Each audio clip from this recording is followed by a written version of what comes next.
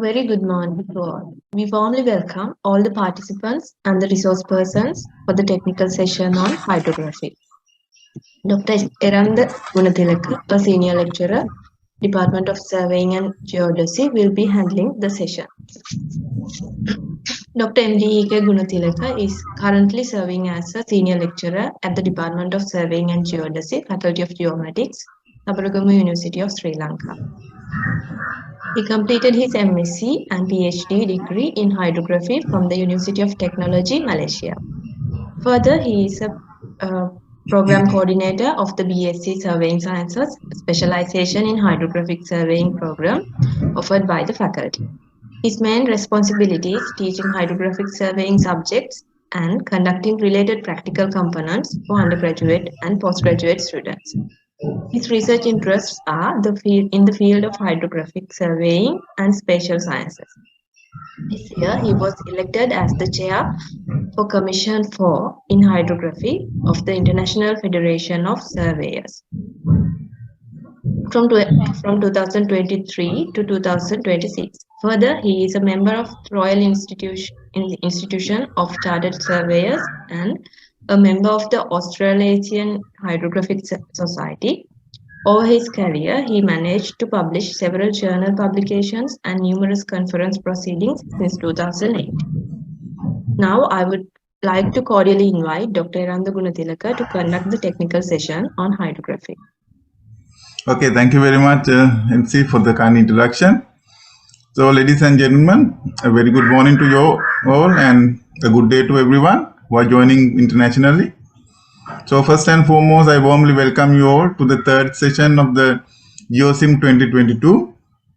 And the theme of this session is hydrography.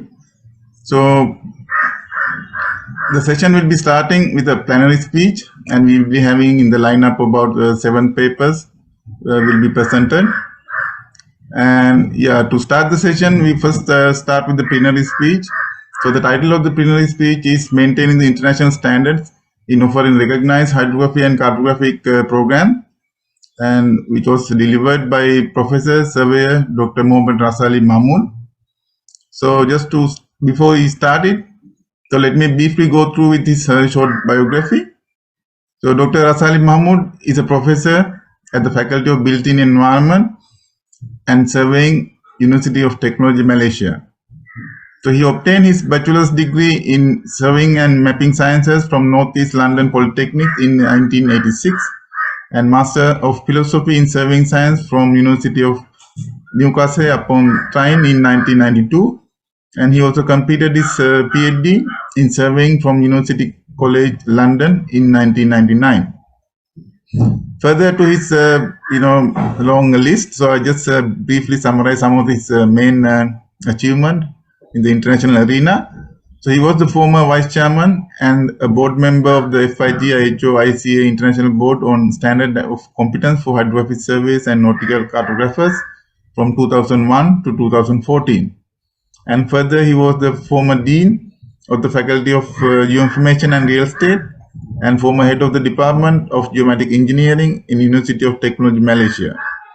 So currently he is the chairman of the FIG Commission 4, which is on hydrography for the term of 2019 to 2022. And further, he was a registered land survey with Land Surveys Board, Malaysia. So, sir, it's over to you, and we'll be playing his recorded video. And audience, please listen to his recorded video, and maybe at the end we can go for the question and answer session.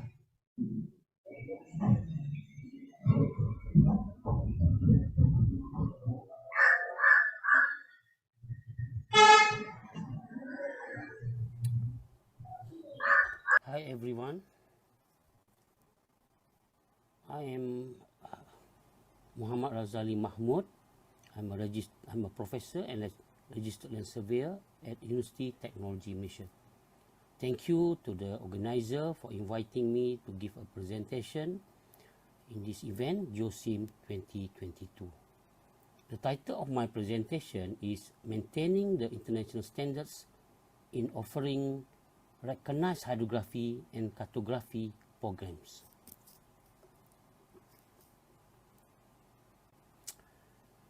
Let me first share with you the documents to be submitted to the International Board on Standards of Competence, in short IBSC, for program recognition.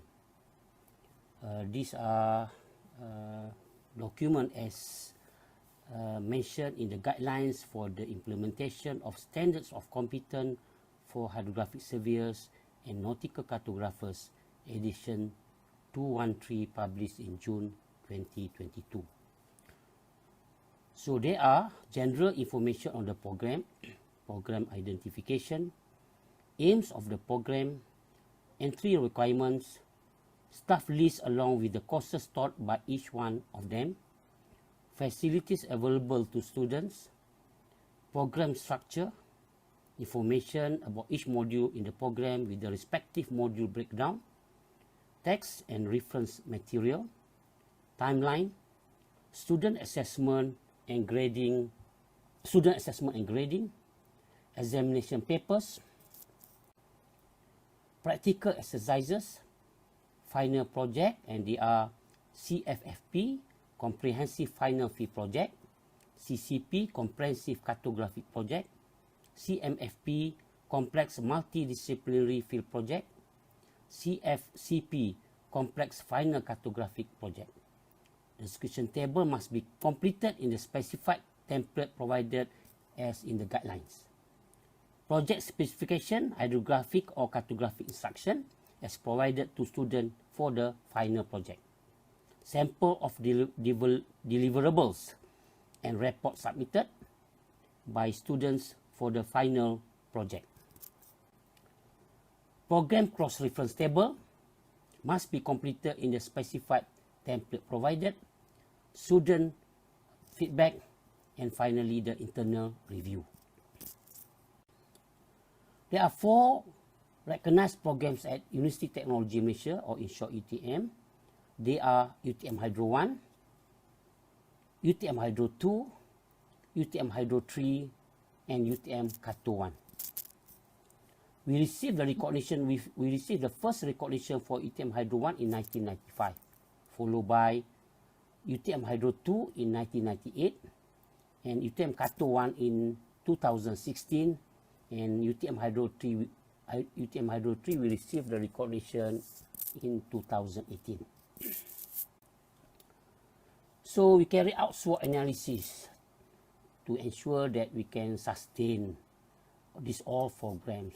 So we look at the strength, weaknesses, opportunities, and threat.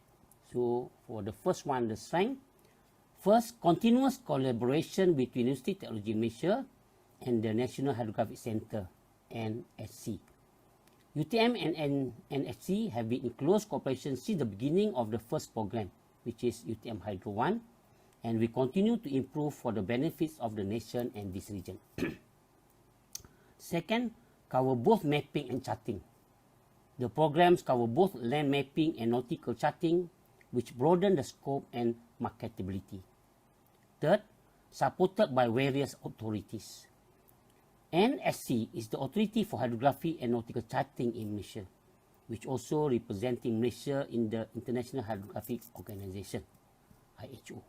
Furthermore, the Malaysia Hydrographic Committee comprises of various government agencies, including port authorities and oil and gas industry, which also support this program. Fourth, competent and experienced instructors. The program involves senior lecturers from UTM, experienced cartographers from NSC, and related industrial players. Fifth, the capability of providing good software, equipment, and facilities for conducting the program. The program provides students with the latest and necessary software, equipment, and facilities. For example, carries Hydrographic Production Database, HPD, for the Comprehensive Cartographic Project, CCP assessment. For the weaknesses, first, the low participation from private sectors. The participation in the program for long period is not preferable by the private industries because it would affect their business productivity. For this reason, a market study will be carried out to determine the suitability of the program's duration or the programs to be offered in modular basis. Second, lack of publicity. The UTM Cat1 is not well known among the non-cartographic hydrographic community. For this reason, extra effort will be carried out to promote this program through seminars, conferences, and digital platforms. Third, not compulsory requirement by the government or private sector. Unlike the hydrography programs, the UTM Cat1 is not a requirement by the government agencies and private sectors to practice cartographic GIS. However, this program could be an advantage for the government agencies and private sectors by having employees who are internationally recognized with cartographic skills. Fourth, not mature program. The UTM Cat1 is the first in the Southeast Asia region and has only been implemented for 6 years. However, more experience will gradually help the instructors and organizers to be well versed with the ever-changing environment. Fifth, possibility of staff retirement. High turnover rate of experienced instructors from UTM and NSC due to retirement will affect the delivery of the program. However, initiative has been made to ensure continuous availability of competent instructors from UTM and NSC by recruiting individuals with hydrographic or cartographic expertise. In addition, retired instructors will be offered to continue their service in these programs. For the opportunities, first, potential participation from international candidates. Currently, there is a demand for participation from Pakistan, Oman, Saudi Arabia, Indonesia, and East Asia Hydrographic Commission. Second, recognized by the international organization. All 4 programs are recognized by FIG, IHO, and ICA, which are International Federation of Surveyors, International Hydrographic Organization, and International Cartographic Association. Third, attract a broader target of candidates with lower academic qualifications. The implementation of new entry requirements for UTM Cat1 based on 3 years of working experience, as approved by IBSC, provide the opportunity for more candidates to participate in this program. Based on previous batch, which is 2020-2021, the best student is an experienced staff of NSC without a diploma, although the class was attended by 2 diploma holders. Fourth, affordable program fees. The program are conducted in Malaysia which has affordable living costs. Fifth, any latest technologies provide benefit in the betterment of work quality. For example, the introduction of source-based handling of data have removed working in silo and helps better understanding for students. Next, threats. Increasing operational costs. The software licensing and subscription price are increasing yearly due to currency exchange value. Second, lack of demand from the private sector. No compulsory requirement to have UTM Cat1 for government agencies and private sectors to practice cartographic and GIS works. Third, the entry process for international students take considerable time between 2 to 3 months for documentation verification process. However, UTM through the UTM International Office can expedite the entry process to 1 month by forwarding the application directly to the headquarters of the Immigration Department at Putrajaya, Malaysia. So next, let's look at the 4 programs. The first is UTM Hydro 1, or in full is Hydrographic Surveying 1 program, which is FIG IHO SA Category B. So this is intake 2019. So I will share you the intake before the pandemic and during the pandemic and after the pandemic of COVID-19. So for intake 2019, from 19 March 2019 to 12 September 2019, all our 4 programs organized by UTM in collaboration with National Hydrographic Center Malaysia. So you can see here the students with some of the lecturers for the UTM Hydro 1. The white uniform is from the National Hydrographic Center of the Royal Malaysian Navy. So their graduation day is on 12 September 2019, as can be seen in the slide.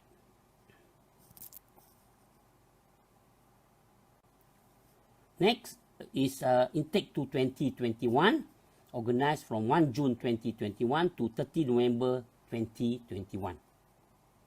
Yeah? So this is, as you can see, during the pandemic. So the slide shows the students.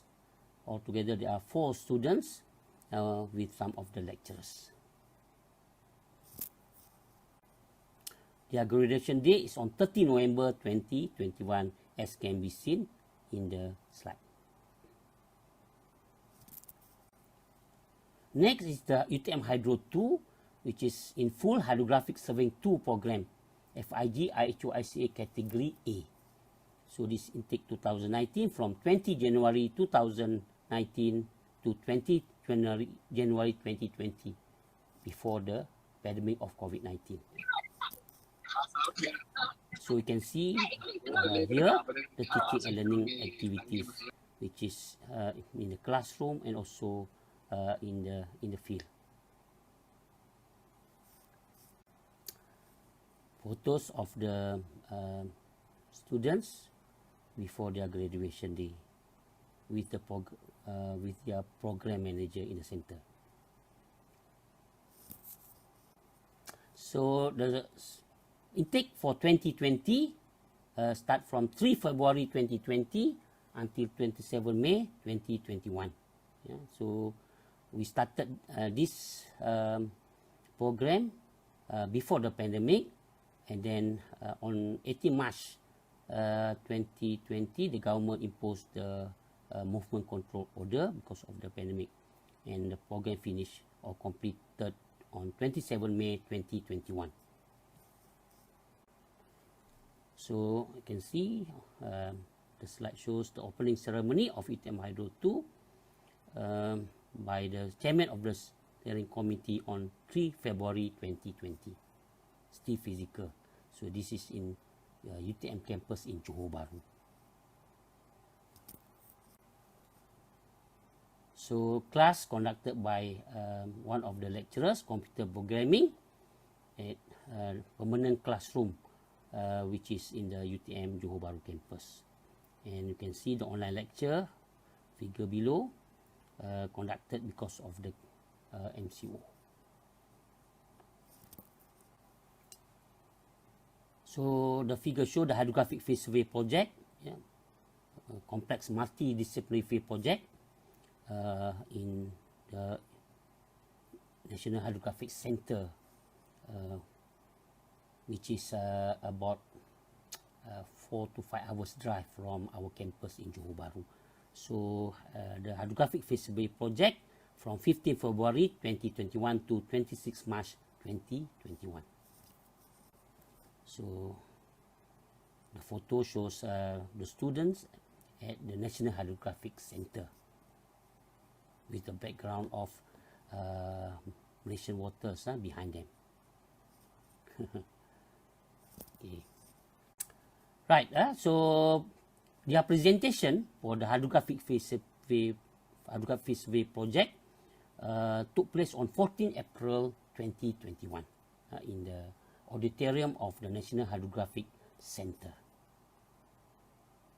So all students are required to give the presentation, and then they need to submit the project report,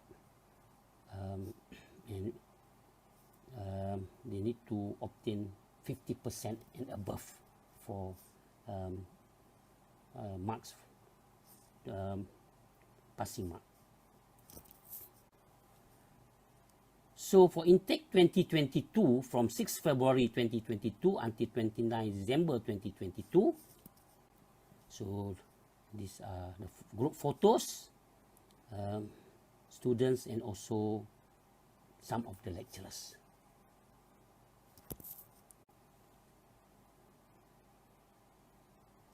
And then for intake 2023, for the upcoming program for UTM Hydro 2, scheduled from 5 February 2023 until 4 January 2024.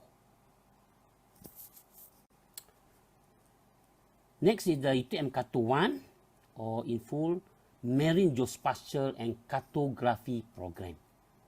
So we have conducted 3 batches. This is the first batch, intake 2017, from 10 July 2017 until 21 December 2017. So this is the photo, the group photo, students with the instructors.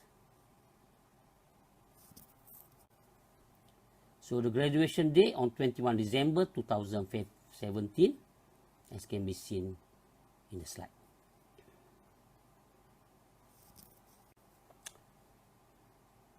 Second batch for UTM Kato 1, 2 March 2020 to 8 April 2021.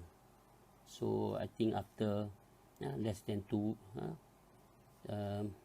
after 2 weeks, physical, the class handled by physical, then the student they have to return back to their hometown because of the pandemic, and the class run online.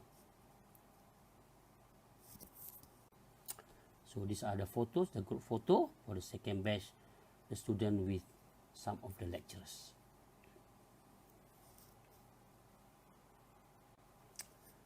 The graduation day took place on 8 April 2021.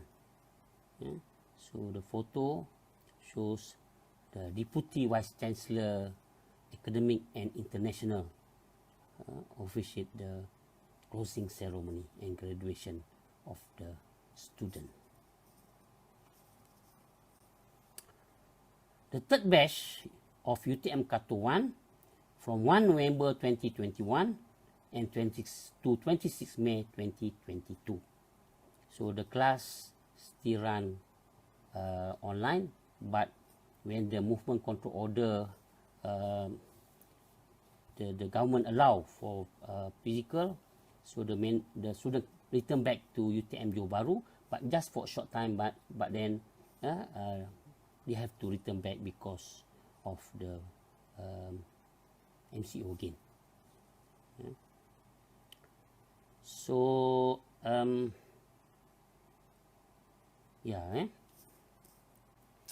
so this is the photo taken between the students and some of the instructors.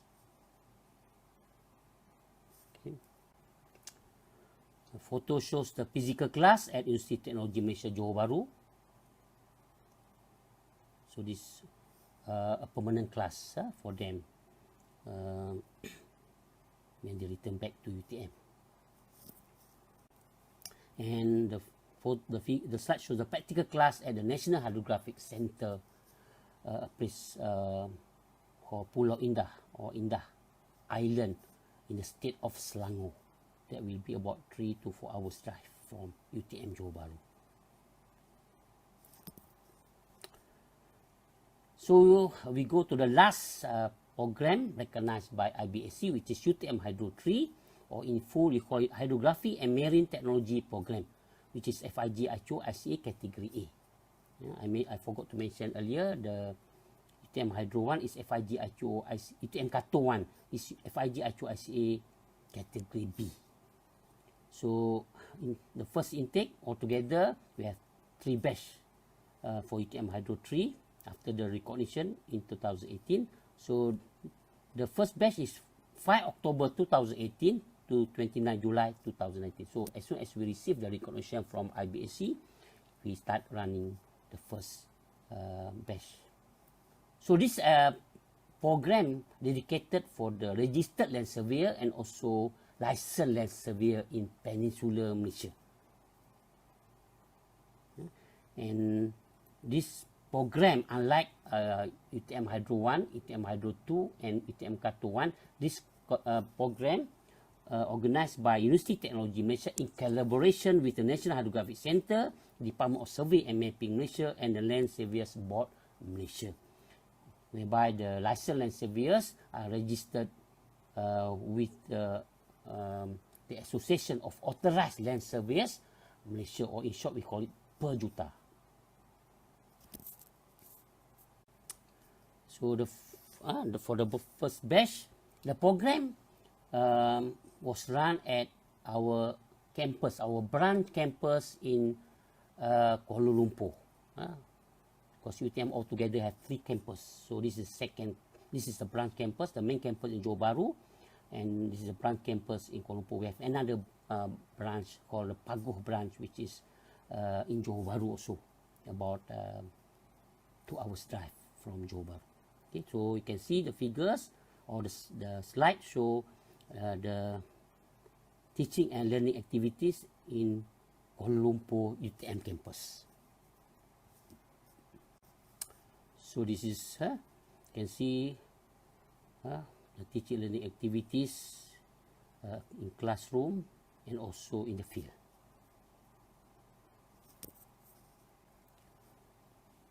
So the students for batch 1 of UTM Hydro 3, they gave a presentation at the National Hydrographic Centre. All of them gave the presentation, and they submitted their project report for evaluation. Passing mark is, as mentioned above, must be 50 or above. So the figure here show the opening ceremony of batch 1 in Kuala Lumpur. And here is the slide during their graduation day that took place on 18 November 2019. A grand graduation day for them. They deserve it. They have been working very hard. The second batch of UTM Hydro 3 took place in 2019, from 19 December 2019 until 11 May 2021. Also, I think you can see we started physically, and then after the MCO enforced by the Malaysian government on 18 March, so we apply all the other programs same also. We apply with the IBSC for permission to run the program online. Once IBSC approve our application, then only we start running the program online. All the other program, not only UTM Hydro 3. So you can see the classroom, a permanent classroom in UTM campus in Kuala Lumpur.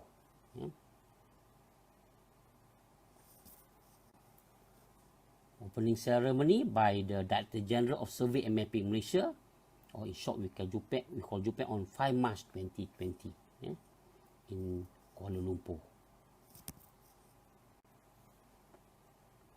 So this is lectures on computer programming, physics, and mathematics and statistics in Kuala Lumpur before the online class. So we managed, or the program managed to run 3 lectures or 3 courses before return to online. Okay, so the slide show the second batch during their practical exercise in the campus, in the UTM campus in Kuala Lumpur. So you can see the figure there show the online lecture during the MCO and also CMCO period.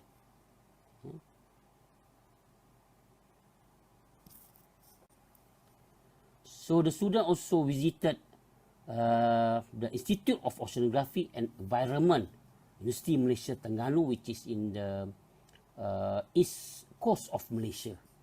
east coast of Malaysia facing the South China Sea. So you can see there they are on board the research vessel belonging to the Institute of Oceanography and Environment, University Malaysia, Terengganu.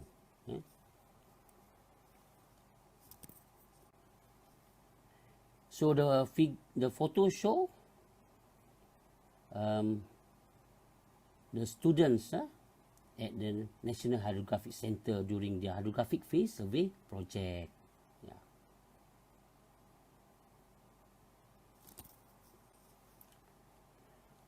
The slide show the presentation of the hydrographic phase survey project by the students at the National Hydrographic Center on 15 April 2021. Their presentation will be evaluated by panel of experts. So this group photo shows the opening ceremony by the Director General of Survey and Mapping Malaysia in Kuala Lumpur. And here their graduation day at a hotel in Kuala Lumpur on 16 November 2021. You can see the student, the graduates hold their convocation album, which in the album contain the certificate and also their group photo. So the ongoing program for the UTM Hydro 3 is running now. Similar also the UTM Hydro 2. Forgot to mention just now. So it's towards the end of their program. UTM Hydro 2 also in December, and for UTM Hydro 3 also ended earlier to December. So start the UTM Hydro 3 for this batch, the third batch, started 3 October 2021 and they will complete their program on 2 December 2022. So this show the program briefing of UTM Hydro 3 by the program manager of UTM Hydro 3. We back online platform on 3 October 2021. UTM is using the registered WeBack online, subscribed by UTM for online teaching, meeting and so on. Okay, online opening ceremony by the Deputy Director General 1 of Survey of the Department of Survey and Mapping Malaysia on 14 November 2021.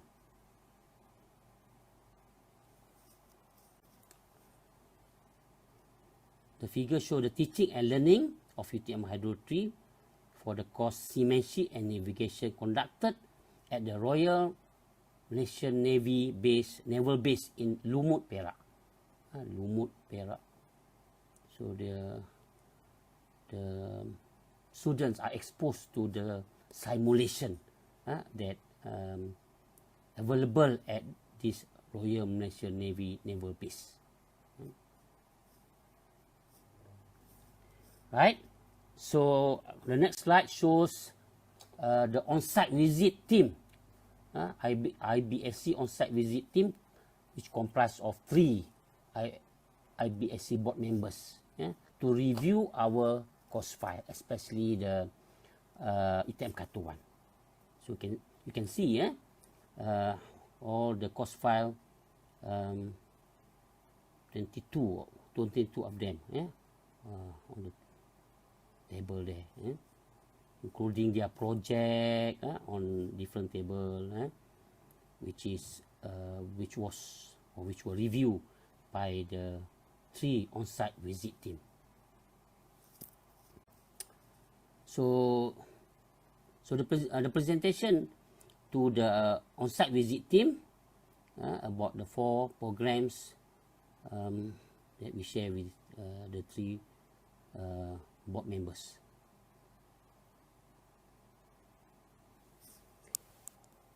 Okay.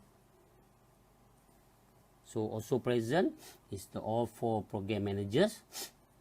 Okay. UTM Hydro 1, UTM Hydro 2, UTM Hydro 3, and UTM Kato 1. Okay.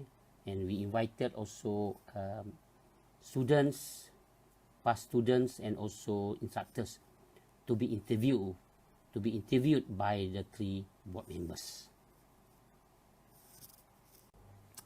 So you can see there, Professor Lisandros, one of the head of the IBSC on-site visit team, looking at the course file.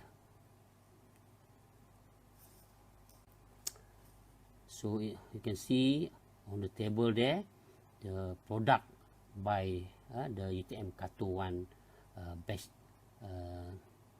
2 students. Sorry, batch 3 student.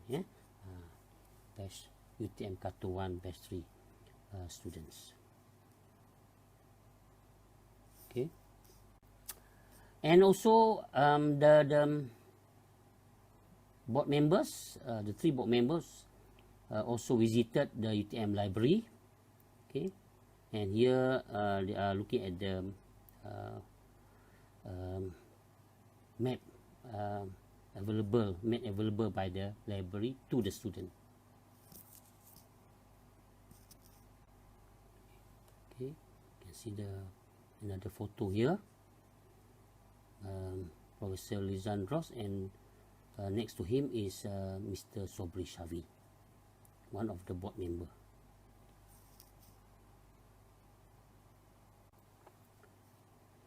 So here you can see the meeting, or where the 3 visit team give their preliminary comments. And our Dean of Faculty of Built Environment and Surveying, Professor Kironita, also present during this meeting. And also our head of department, Professor Dr. Tajul, also present during this meeting. So the on-site visit team ends the visit by a group photograph with the Dean, the head of department of Geoinformation, and the program managers and some of the lecturers. So this the slide shows the student course evaluation. Just to show you the course evaluation feedback from the student, which are anonymous, and they come up with this statistic. This will be part of the submission in the annual report for all programs. Okay. And this is the student program evaluation. Student program evaluation, what they think about the whole program. The previous one, student course evaluation, specific course. But they will give their feedback for all the courses. So this is just part of the program evaluation by the students. Also, feedback from the instructor for the program evaluation. So the instructors also give the feedback to UTM. So we take seriously all the feedback, either from the student and from the instructors, to improve the program. So other than that, we need to carry out internal review report for each program. So all 4 programs. So internal review report comprise of lecturers from the faculty, which are well versed with the undergraduate and postgraduate auditing. So they will give the comments and that need to be submitted to IBSC in the annual report. And then, so altogether, the annual report for each program, so we have altogether 4 programs that we need to submit to IBSC by 31st January each year. 31st January each year. Yeah? And apart from that, the student report, whether the hydrographic field survey project, yeah, for UTM Hydro 1, UTM Hydro 2, and UTM Hydro 3, or the comprehensive cartographic project, which is UTM Carto 1, which is FIG-IHO category B level. We don't have FIG-IHO category A level for cartography.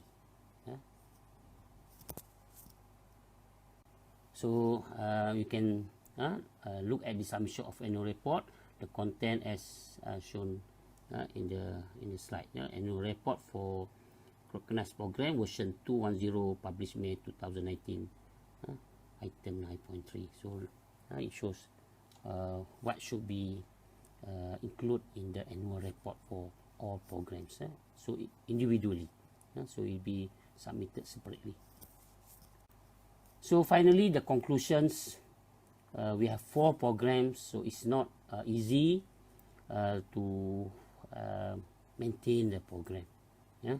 So after the recognition, we have to ensure all the program, the recognized program, must be in line with the standards, the international standard S5A, S5B, S8A, S8B, as prepared by the IBSC. Yeah? IBSC. So we have also what we know as operational guideline for UTM hydrography program, because we need to maintain the quality of all 4 recognized program. So we need to make sure that all 4 recognized program maintain the same quality and standard. So we establish what is known as operational guidelines for UTM hydrography programs. For instance, how many students should be in one group. If there is 7 students, so the group will be for hydrography program, for example, 3, 4. So 7 students, so 3 in one group, another 4 in one group. So the detail is all in our operational guidelines for UTM hydrography program. We cannot have 7 students in one group. That's too many. So finally, the continuous support by the National Hydrographic Centre, Department of Survey and Mapping Malaysia, Land Surveyors Board Malaysia, and the Association of Authorized Land Surveyors Malaysia are acknowledged and very much appreciated by us.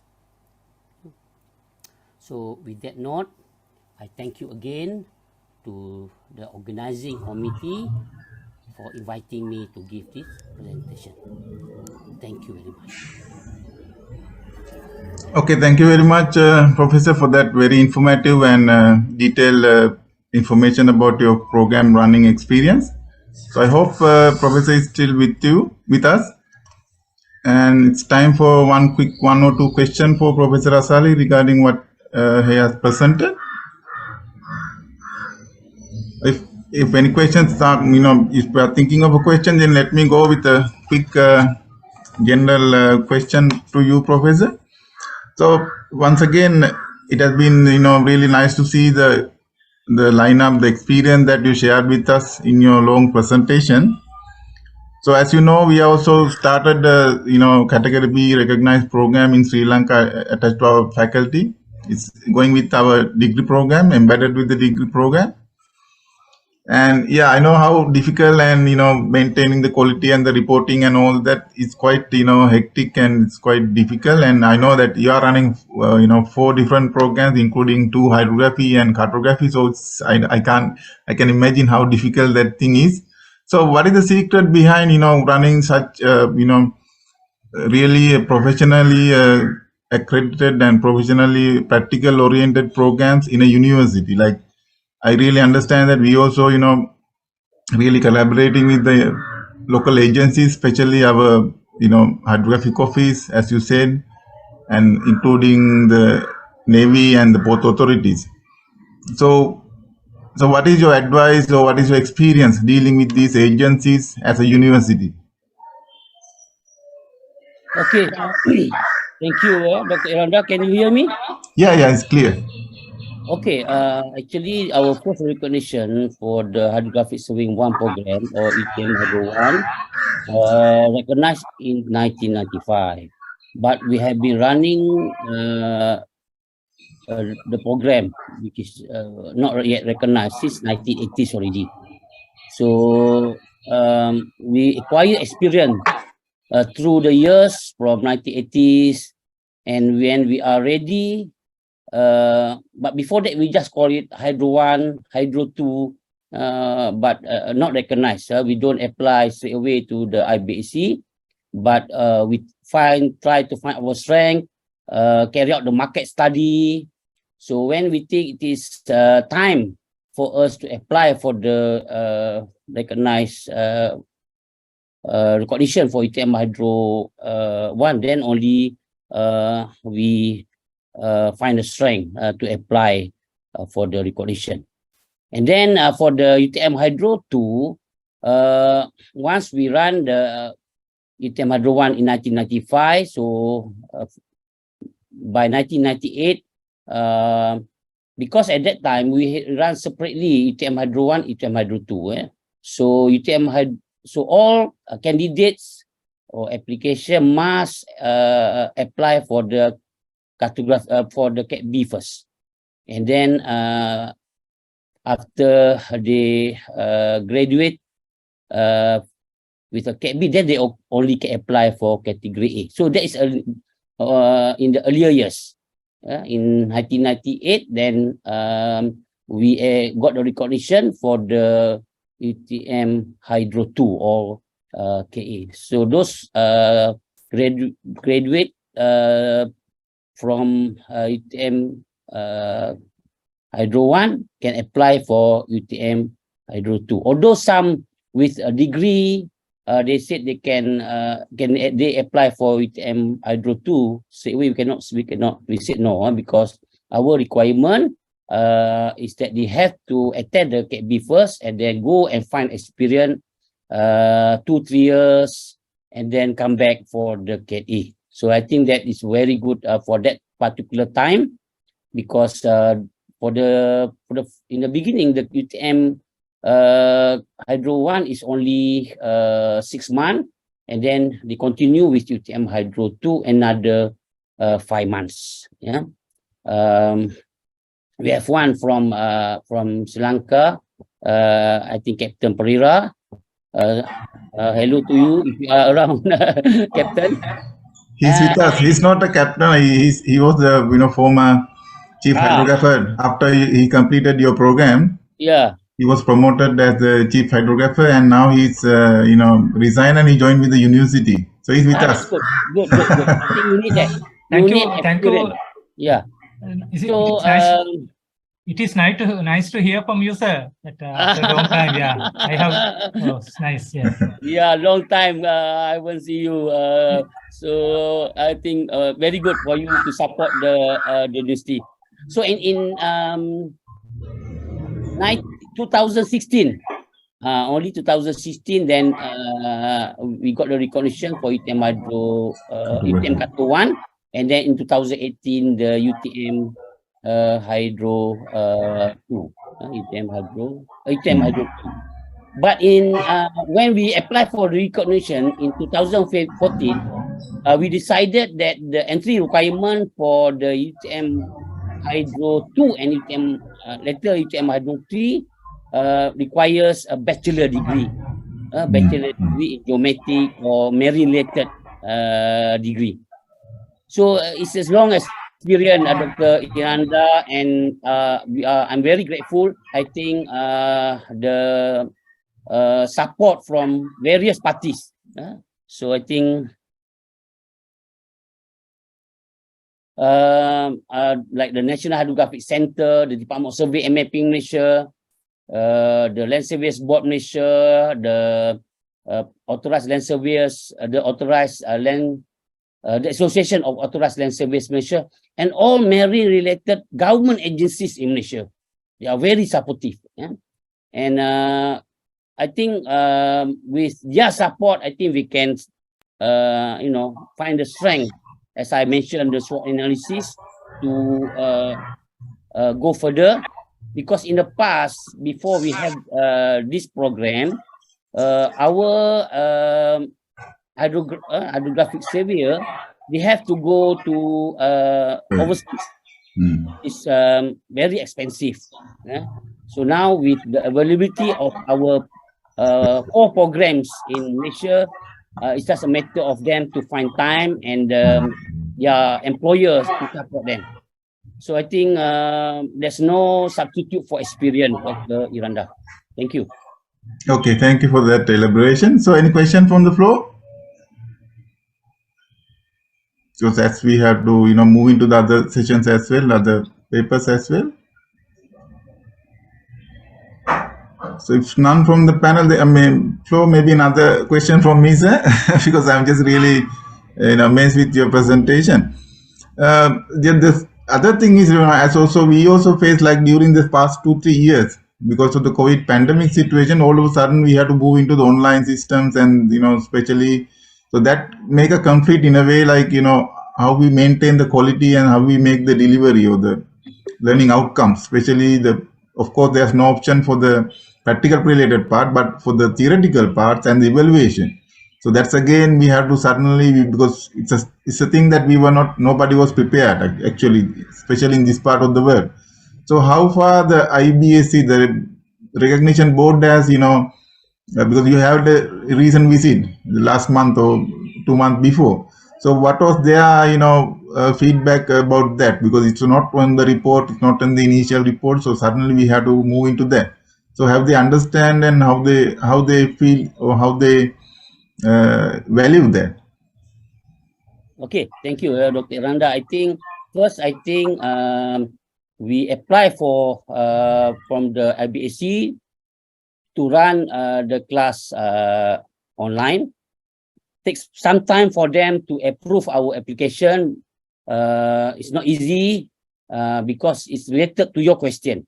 Yeah, how to monitor and maintain the standard through online classes. But all those related with the field campus, laboratory classes, laboratory exercise cancers, including the hydrographic field survey project, there's no substitute that we have to run physically. So we still maintain, as in our documents for recognition, that classes involving practical laboratory exercise, field practical laboratory exercises, and hydrographic field survey project that cannot be substituted with online. They have to run it by physical. And for the online, like in UTM, we have certain restriction that because the online class, as you can see, actually from the date whereby the student completed the program, actually more than what we approved by the IBSC. Because for online class, it took longer period. You can see that more than 1 year for the CAT A, also with CAT B, also whether CAT2 or hydro. So because we need to make sure the student understand, and when we run the class online. So during the pandemic, all our classes took longer period because we don't have that restriction, Dr. Iranda, like the academic, the undergraduate, postgraduate. We can finish when we think the students have already gone through properly. So in earlier we state the starting, the beginning of the program, and the end of the program, so and so. But actually, during the pandemic, all program actually ended very extended. Extended, because that's the reason, because we have to make sure that we can make sure the student understand that's most important, and then also especially during the assessment, when we run the quiz test and also the final examination. So that but some of the examination, when the MCO whereby the government allow for the physical, we try our best to run it physically with some restriction, as you see the distance and so on, wearing the mask and so on. So that because our we follow whatever the directive from the university and also from the Ministry of Higher Education. They allow it, we do it, but if they don't allow it, then we go online. Yeah. Okay, thank you very much, Professor. And yeah, let me conclude your presentation with conclusion remarks for you, sir, with showing our gratitude. So we are grateful to you for your time and being with us. I mean, sending the video as well as being all the way throughout the session. I mean, your presentation, and you are kind enough to answer the questions as well. So thank you very much once again to joining with us and sending your videos and sharing with your experience. So with that, we are moving into the next part of the session.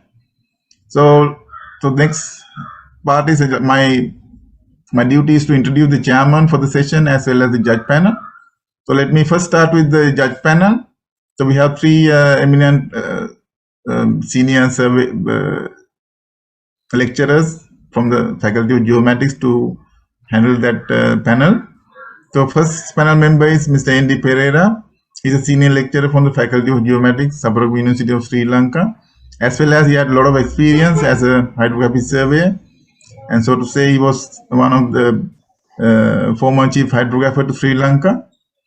And next is Dr. H.M. Prasanna, another senior lecturer from the Faculty of Geomatics, as well as Mr. P.G.V. Aberatna, another senior lecturer from representing the faculty.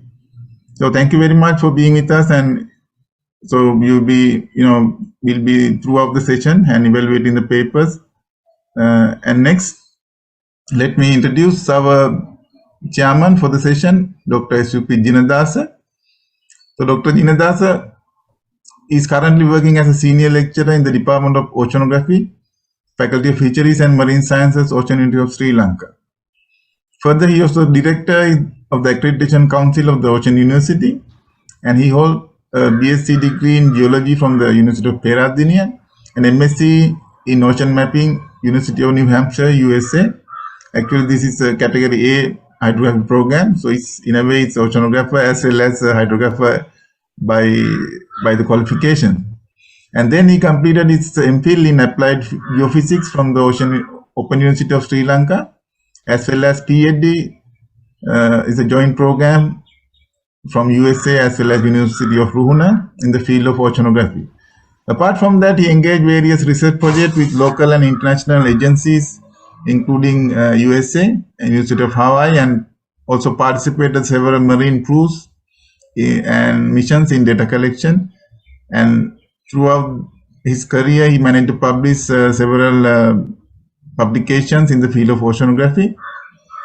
And also, despite that, before joining the Ocean University, he worked as an ocean scientist at NARA, which is a focal point of marine research and development in Sri Lanka for several years. So mainly his expertise are in the field of oceanography and especially focused on ocean dynamics. And of course, not to mention, he's one of the visiting lecturer to our faculty from many years back, and he's still continuing as visiting lecturer for some subjects related to this oceanography and all that. So with that short note, I will hand over the session to Dr. Priyantha Jinadasa to continue the rest of the session. Thank you for being with us. Thank you very much, Dr. Aranda, for your informative introduction. For this session, I welcome all the participants for the hydrography session before I start the session. And as mentioned, Dr. Aranda is the rapporteur of this session, as well as the three-member judge panel for the session. So before start the session, authors are requested to finish their presentation within 10 minutes, and they have a 3 minutes question and answering session. However, as we are behind the schedule, first we will do the presentations, and at the end of the presentation, we will go for the question and answer session. So I kindly request for all the authors and authors to stay with us for the question and answer session. So now we will go for the first presentation. First presentation is the imagery-derived bathymetry facilitation imaging post-COVID demands in coastal bathymetric mapping. The presenter is Kelvin Tang Kang Wee, Surveyor, Department of Survey and Mapping, Malaysia. Now, floor is open for your presentation.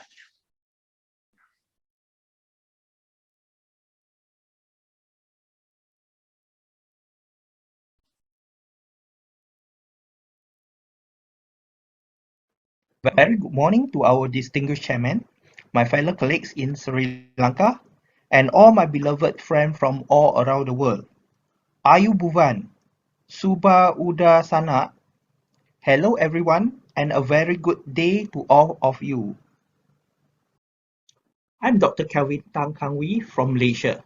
Apparently, I'm the district surveyor in Southern Pahang District Survey Office, Department of Survey and Mapping Malaysia, JUPM. Before this, I was granted a 3-year study leave to pursue my PhD in hydrography in the Faculty of Built Environment and Surveying, University Technology Malaysia. Today, it is my pleasure and honor to join this GEOSYM2022 here and to present a research work done by me and my colleague from UTM and JUPM. The title of my presentation today is Imagery-Derived Bathymetry, Facilitating Emerging Post-COVID-19 Demands in Coastal Bathymetric Mapping. Generally, my presentation for today will be divided into these 5 main components. As we know, around 70% of our Earth's surface is covered by water body. Today, approximately 3.2 billion people are living at the densely populated vulnerable coastal zone. Out of the 1.16 million coastline, only 15% are remain untouched, preserved at their natural state. At present, maritime transport is essential to the world economy, as the 90% of the global trade is transported through seaways.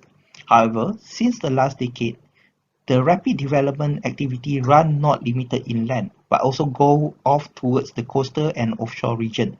Therefore, comprehensive bathymetric surveying is a vital task to acquire accurate seafloor information in updating the nautical charts as well as for the urban development.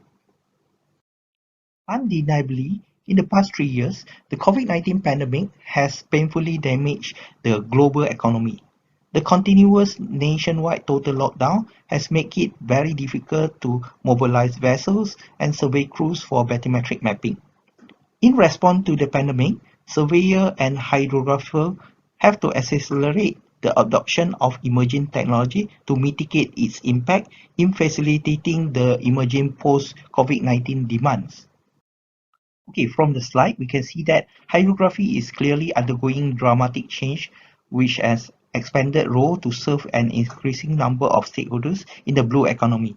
In order to seek the maximum benefit from the adoption of fourth industrial revolution paradigm, utilization of high technology sensors such as radar, LiDAR, multispectral, and even hyperspectral sensors, and various unmanned autonomous craft for bathymetric data acquisition has been widely applied.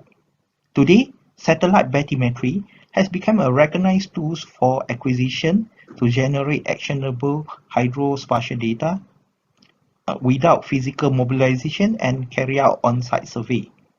This GIS and remote sensing technique has made it possible to obtain bathymetric depths in a less costly and labor-intensive manner. Next, this presentation today is going to share the capability of imagery-derived bathymetric approach in extracting reliable bathymetric depths along the shallow coastal region in Tanjung Kupang, Johor Bahru, Malaysia. Typically, this swampy region is fronted by lavish mangrove and muddy slope with turbid suspended sediments.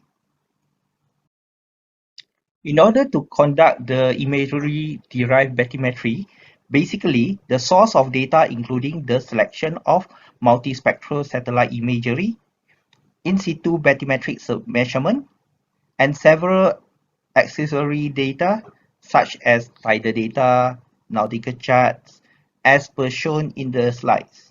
In this case, freely downloadable Sentinel-2 data between 2017 to 2022 and a set of in situ single beam echo sounder data surveyed in October 2017 were utilized in this study.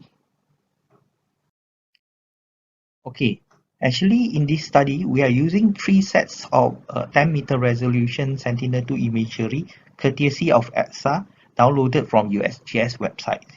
This study is going to show you the pre and post event after the massive land reclamation work carried out in between 2017 to 2022 in Tanjung Kupang.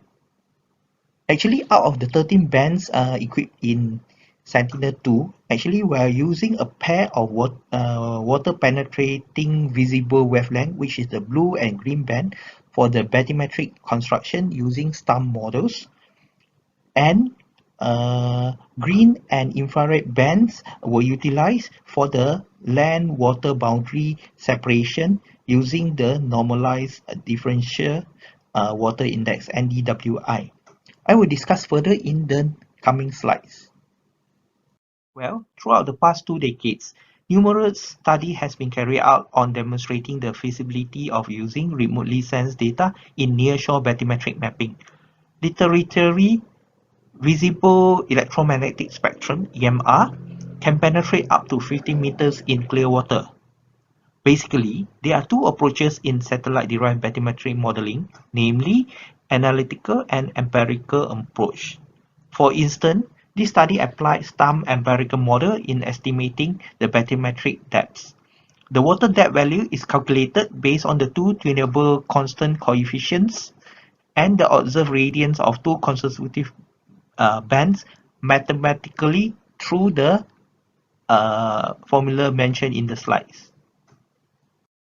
Okay, before the bathymetric construction, actually we need to do the shoreline delineation. In this case, we are using normalized difference water index NDWI to do the land and sea separation. As for this case, we are actually using band 8 of the Sentinel-2 satellite imagery, which is the near infrared band, which is specifically sensitive to the vegetation biomass, and the absorption is greater than the visible band, for example, greater than the green band. So in this case, we are actually applying the 2 above mentioned bands into the NDWI formula to do the sea land classification. Hypothetically, if the calculated NDWI value is positive, it represents the water mass. Conversely, if the NDWI value is smaller than 0, then it is considered as the non-water region. Okay, next, we are going to show the result and analysis. Without a doubt, this imagery-derived bathymetric techniques is able to estimate the seabed topographic depths, underwater DEM, change detection from multi-temporal imagery. As the result, the 3 figures here show the bathymetric model produced in the study.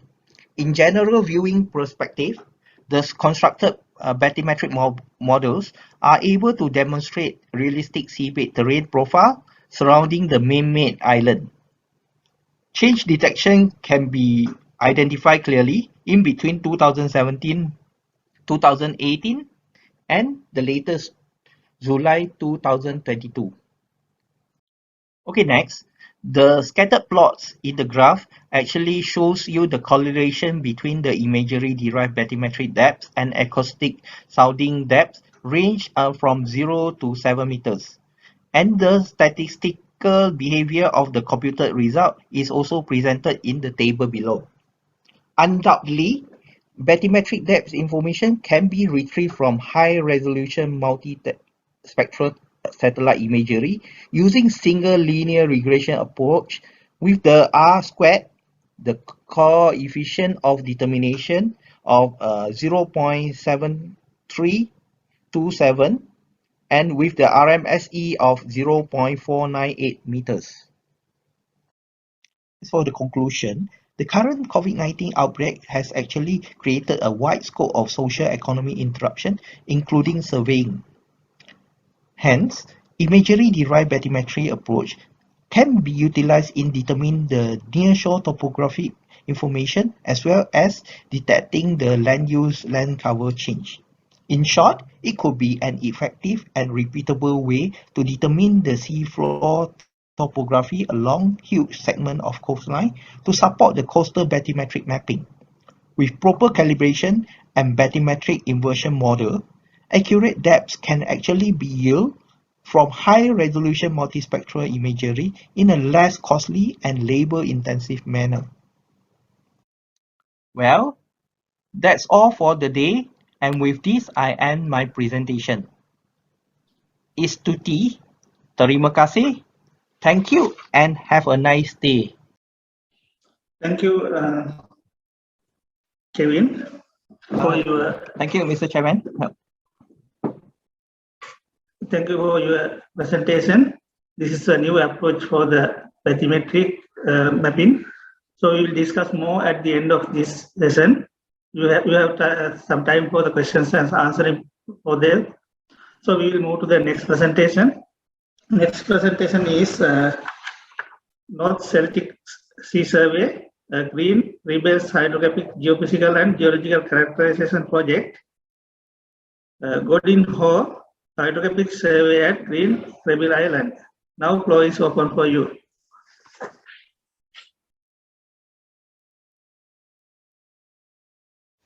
Hello everyone, my name is João Godinho and I'm a hydrographic surveyor at Green Rebel. I'm here today to present you the North Celtic Sea Survey project. First of all, I'd like to introduce the company that I'm working on, Green Rebel, and the company that is responsible for developing this project. It was founded in 2020 and is specialized in providing survey and geodata services for offshore wind energy developers. This project it's inserted in the Climate Action Plan 2021, where the Republic of Ireland has a target of developing 5 gigawatts of capacity of installed offshore infrastructure. The project started in March and ended in November, with the acquisition period, which is the one that I'm focusing on, happening between April and May of this year.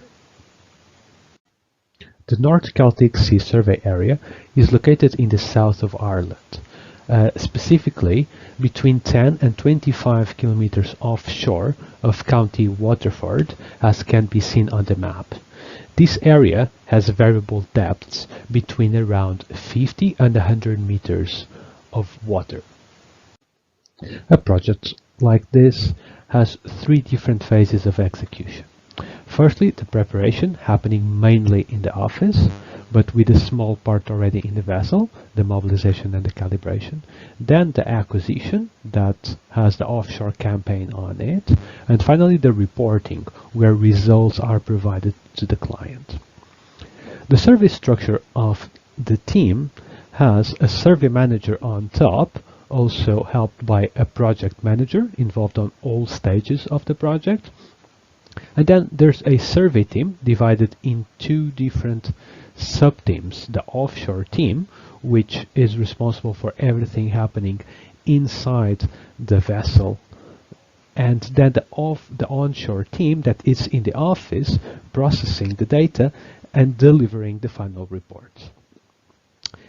About the offshore team, which is the crew on board, the survey crew on board, we have a party chief on top, responsible for organizing and managing the operations, and then we have 2 online surveyors, 2 survey engineers, and 1 geophysicist. The vessel used in this project is the MV Roman Rebel, which was purposely built for survey. It's a double-hull vessel, so it has one hull in here and the other one on the other side, which is not very common in terms of vessels around the world. It has a length of 27 meters, capacity for 16 people on board, and has already 8 years of duty, only performing survey works. By looking at this image, I can already start to identify in here some interesting key features of it. So we have an A-frame that is responsible for towing equipment on the back, and we also have in here the GPSs used for survey purposes. The vessel has 2 multi-beam systems installed, one on each hull. And in here we can see the starboard multi-beam and the sub-bottom hull-mounted profiler that we have, the Inomar. These multi-beams also have motion sensors, 1 to each of them, and then we also have a USBL mounted on the port side hull. In order to accomplish a full characterization of the seabed, there are 2 sets of equipments being towed behind the vessel. The first one is the side scan sonar that will be deep into the sea at around 7 meters over the seabed, and then this one will also piggyback a magnetometer that will be around 3 or 4 meters over the seabed. Then on the other side we have a sparker and a streamer that are towed at the surface, and they will also create a sub-bottom profile of the seabed.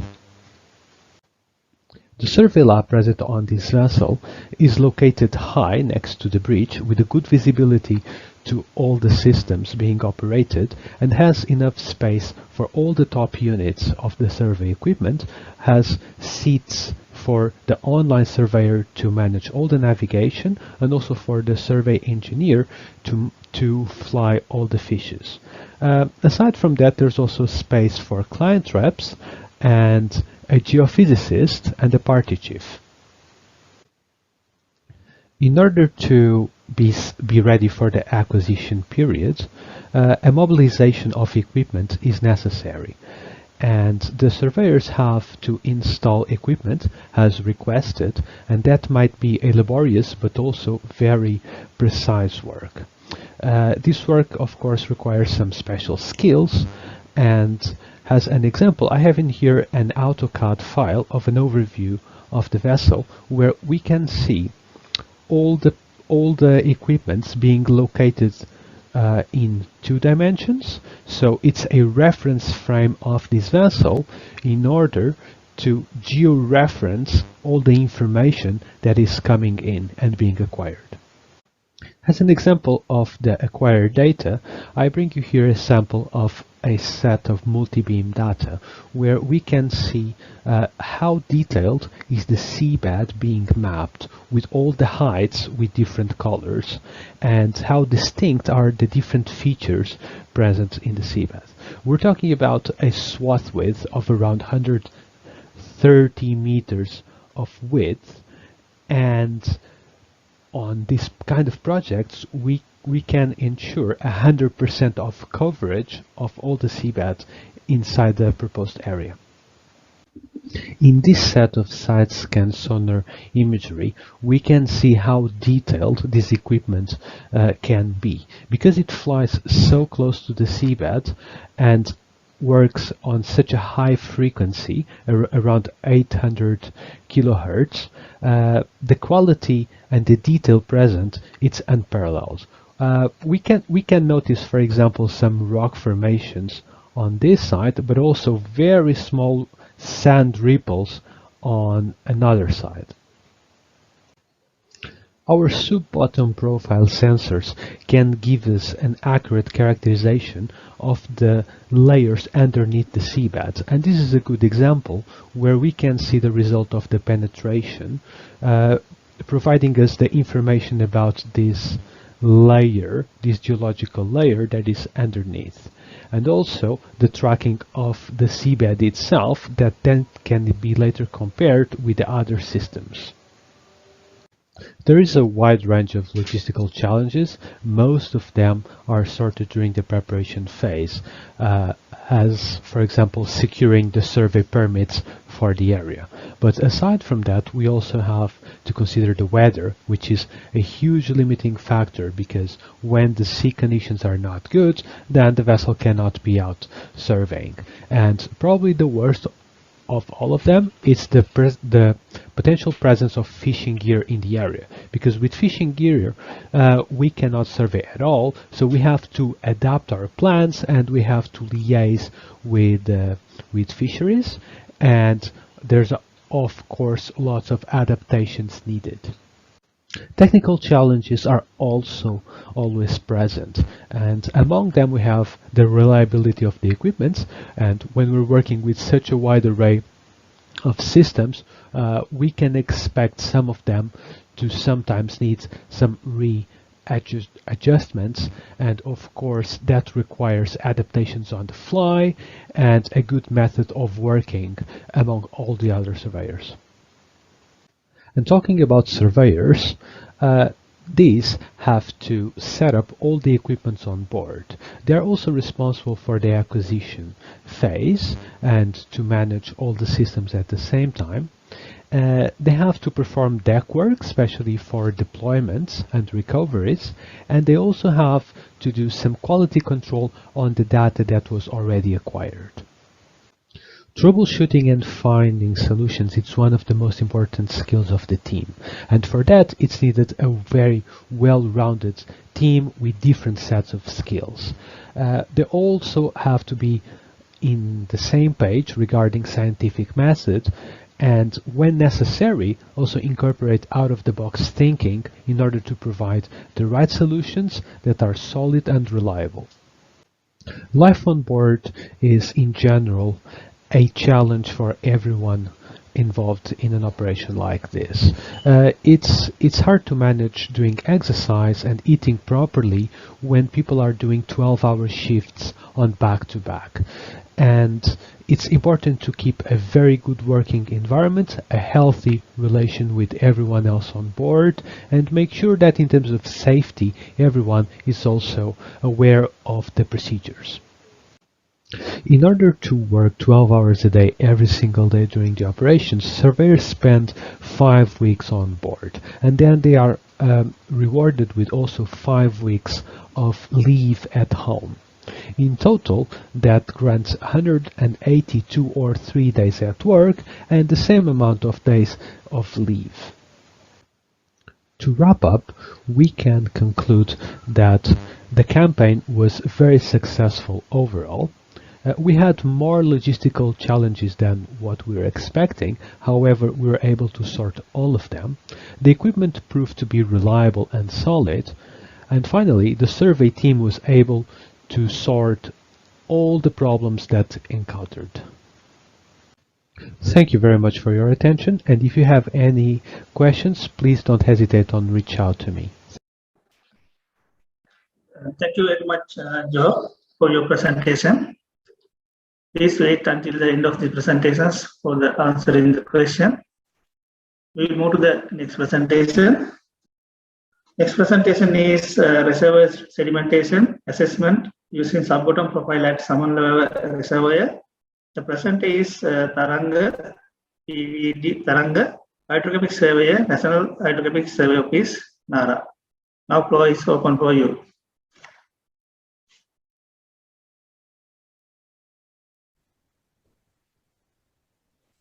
First, I would like to wish a nice day for all. I am PVD Tharanga and my research topic is reservoir sedimentation assessment using sub-bottom profiler at Samanalwave Reservoir. Then I move to my introduction.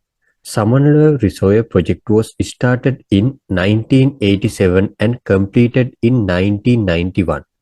Its main purpose is generating 120 megawatts of hydroelectricity to the national grid. But after 1 year of commencement, a heavy water leakage was begun from the right bank of the Samanala Dam, as you can see in the left-hand side image on the slide. Remedial work was done from 1997 to 1999 to minimize this leakage using the wet blanketing method. A large amount of soil was dispatched to the particular area on the right bank where it was believed the leakage is from.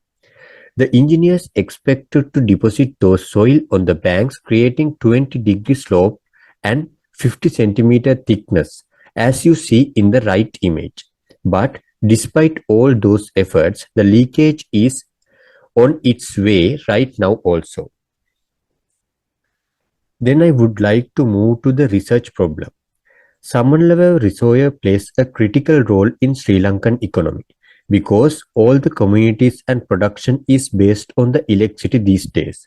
But unfortunately, a large amount of water lost from this leakage in every second, and there wasn't any evaluation after the wet blanketing at the right bank of the Samanala Reservoir.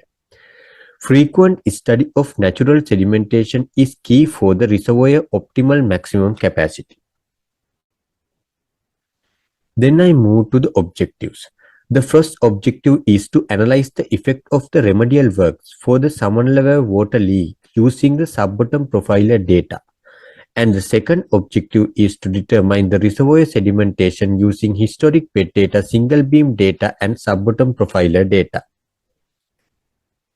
As you all know, my study area is Samanala Reservoir, which is situated in Sabaragamu province, 160 kilometers away from the capital Colombo.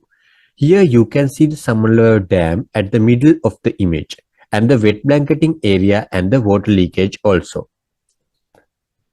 Then I move to my methodology. Data collection was carried out using single beam echo sounder and sub-bottom profiler. Process data, grab samples, and historic map data was used for analyzing and validation purposes. This image shows the cross-section profiles, which used for analyzing purposes. Cross-section 1, 2, and 3 was used to analyze the wet blanketing effect, and others were used to study the natural sedimentation. Those are the some movements of the data collection. You can see the instrument setup and the grab samples in those images. Then I move to the results and discussion. When we considering the cross-section 1 in the wet blanketing area, it clearly shows an average of 10 meter soil deposition at the bottom of the reservoir bed, while there is an average of 5 meter to 10 meter erosion on the banks of either side. The soil deposition angle is 26.5 degree in the right side and 33.6 degree in the left side in the bottom. This is a significant finding because this confirms that the soil impoundment was eroded with the time. Then I move to the cross-section 2. Here, at the bottom of the reservoir bed on the left side, there is a 10 meter to 25 meter soil deposition. But when it goes to upper contours, both sides' initial ground is clearly eroded. Initially, engineers expected to settle the soil to a 20-degree angle. Still, it clearly shows that the soil cast to the upper bank area slipped down to the bottom with the time and settled near the bottom while increasing the expected angle from 20 degrees to 30.9 degrees and 38.6 degrees at the bottom of the right bank and bottom of the left bank respectively. Then I move to the cross-section 3. There are no significant differences between the single beam echo sounding cross-section profile and the initial digitized plan profile. So the soil cast was clearly eroded because of the steep slope with the time, and the original ground level was reached accordingly. This can happen because this area is very near to the dam and open to the dam basin also. This is the middle section of sub-bottom profiler crossing the single beam echo sounding cross section 1, 2 and 3 in the middle. Here there is a 10 meter to 20 meter average 15 meter sedimentation layer and a hard layer of an average of 5 meter. So it clearly shows there is a sedimentation layer in the bottom of the soil impoundment area of the Samanalawa reservoir, where wet blanketing was done. But a sedimentation layer is not recognizable neither side of the banks in the area where single beam echo sounding cross section 1, 2 and 3 situated. Then I move to the cross section 5. Here there is an average of 10 meter sedimentation layer along the bottom, but there is no considerable sedimentation when coming to the banks. From this image, an average of 10 meter sedimentation layer can be recognized. This confirms the reservoir has an average of 10 meter sedimentation in this area. Here, the sedimentation thickness shows an increasing pattern towards the discharge area of the Belihul Oya and Hirikatu Oya. Then I move to the accuracy assessment. Automatic tide gauge was used to acquire tide data, and those data was used in post-processing of bathymetric data. HYPACK software was used for acquisition and processing.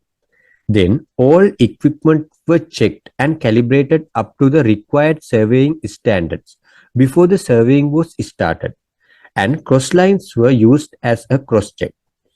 ArcGIS software was used to contour generation, cross-section generation and digitizing purposes of historical maps. Grab samples was used as a validation of the sedimentation nature of the bottom. Then I move to the conclusions. Engineers expected a 50 centimeter thickness of soil deposition layer from the bottom to the bank's top, but there is maximum 1 meter soil deposition in some part of the banks only in section 3. Other than that, it clearly shows mostly the soil was slipped to the bottom due to the steepness of the banks or eroded with the water level variation of the reservoir with the time. And only an average of 10 meter soil sedimentation layer can be identified at the bottom in the right bank of the Samanalawa Dam. So, the soil impoundment done as a solution to the leakage at the right bank of the Samanalawa has not happened as expected, and the soil has slipped from the banks to the bottom with the time. The minimum operational level of the Samanalawa reservoir is 424 meters in mean sea level, and still there are no significant sedimentation deposition according to the analysis in the reservoir to affect this MOL. There was an average of 10 meter sedimentation layer near to the dam area, an average of 20 meter sedimentation layer around the area where Hirikatu Oya and Belihul Oya discharge to the Samanalawa reservoir. This is normal because lots of sedimentation were carried out by those two rivers along the steep valleys of the mountain range upwards. So an increasing pattern of sedimentation is shown from the dam to the discharge area of those two rivers. These are some references of my research. And thank you very much. Thank you, Tarang. It's a good presentation. And we'll move to the next presentation. If you have any questions, you can add to the chat line and we will discuss during the Q&A session. Next presentation is geophysical surveys undertaken from Talamli Ridge project, but it is not going to present during this session. So we will move to the next presentation.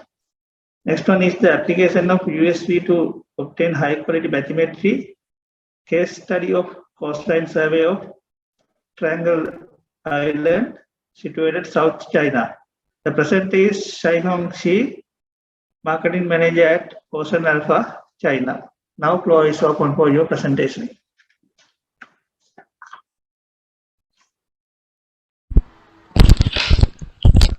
Hi everyone, and this is Rian Zhang from Ocean Alpha, and I appreciate your time to be here and I'm gonna have a brief introduction for the application of USV to obtain high-quality bathymetric data with the coast survey of Triangle Island in south of China.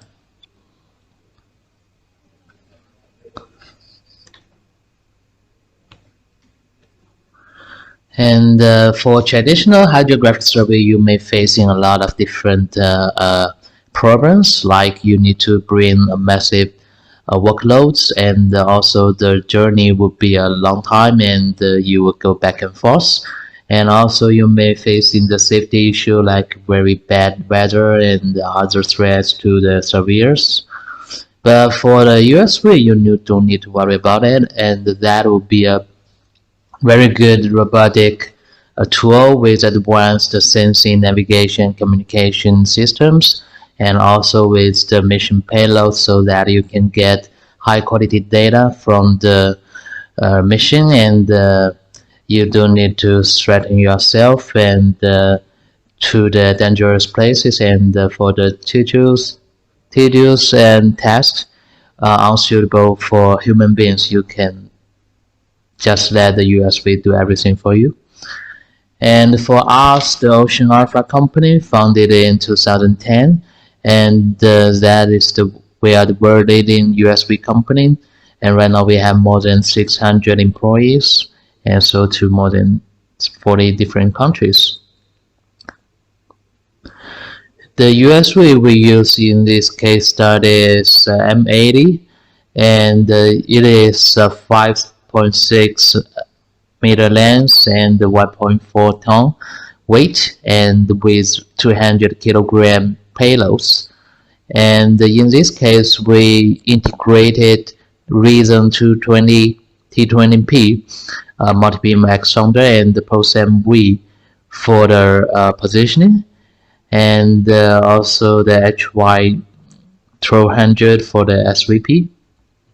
And this is the picture of Triangle Island, which located in the south of China. And our client is the National Oceanic Administration. The target is to survey the topographic and the bathymetry along the coastlines of the island by using the unmanned boat and the multi-beam echo sounder. And there are dry reefs and clear reefs on the south coast, and the multi-beam survey area shall cover the water area 200 meters of the coastlines, except for any extremely shallow area less than 2 meter depth, so which is too shallow for applying the multi-beam X sounder. And for survey process, we have 5 steps here. The first one is to navigate into the survey area. And this USV have the speed of 12 knots, so it takes about 2 hours from the mainland to arrive at the Triangle Island. After arrival, it would take the sound velocity data with the SVP. And the second step is to clarify the boundary.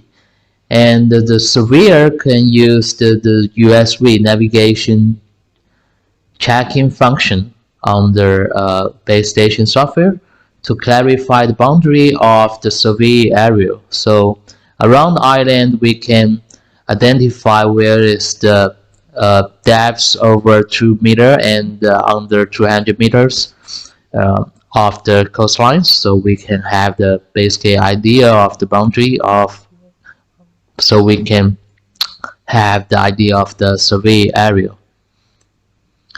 And the third step is the setting up the survey lines based on the actual water depths. The multi-beam X sounder spreads wide it is would be the 4 times the water depth, and the full coverage standard will requiring 10% scanning overlap. And the surveyors will set up a group of parallel survey lines and checking lines. So on the left is the picture of the survey lines which recorded ourselves. And the fourth step is the autonomous surveying. And For the western sea area of the island, we use about 2 hours. We spend 1 hour on confining the 2-meter contour lines and another hour on autonomous surveying. We draw like 10 parallel survey lines. Each one is 500 meter long and making up an efficient survey range of 5 kilometers. For southern sea area of the island, we spend 5 hours, and we spend 1.5 hour on finding the 2-meter contour line boundary and 3.5 hours spending on the autonomous surveying. And in this part, we have 17 parallel survey lines of 1,000 meters long for each one, and 10 parallel survey lines for 300 meters long, and 3 checking lines of 400 meters long.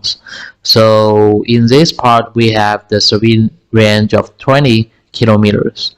For the southern and eastern sea area of this island, the total survey range is 41 kilometers. So those are the main tasks we have for this island. So after receiving the mission command, the M80 USV will begin to navigate and recording the data from the multi-beam extender. And the last one is recording the data and the retaining. The USV will collecting the bathymetric data, and we have the PDS 2000 to do data acquisition, and we can upload the XTF file, which were also generated and saved for post-processing. On the left picture shows you the water depth rendering map of the Triangle Island after post-processing. So the collected data was processed by the PDS 2000 software, and in a multi-beam angle of 135 degrees, and the beams are spliced seamlessly, and overall trending is complete. The data is very high quality, and our survey lines were evaluated, and the result shows it meets the IHO 44 premium standard. This is it will be a good evidence for USV surveying. And after that, the conclusion is the project solid proves the USV is an efficient and developed platform for off-island bathymetric and topographic surveys.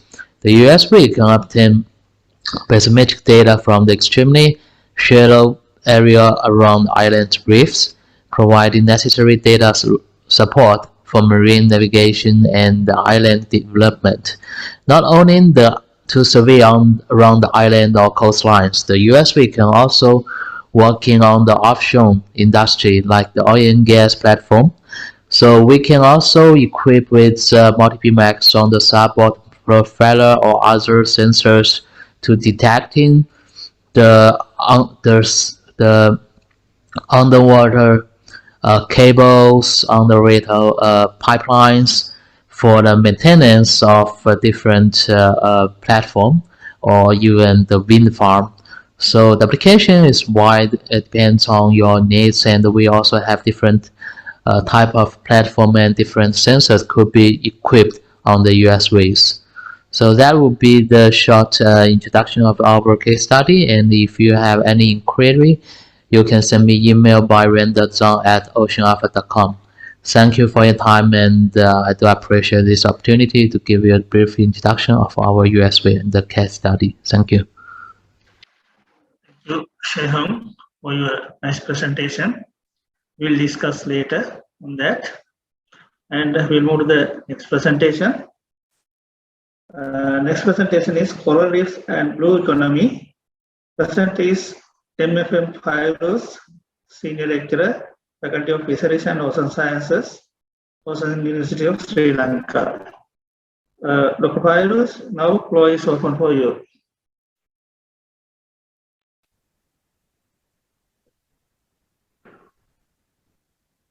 Good day to everybody. So I'm going to talk today on Coral Reefs and Blue Economy based on my recent book chapter to the technical session on hydrography today. So I am from the Ocean University of Sri Lanka, representing Faculty of Fisheries and Ocean Sciences.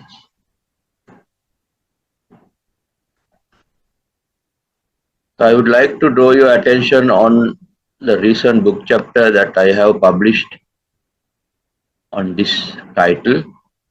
It's available online, downloadable. Please refer for more details.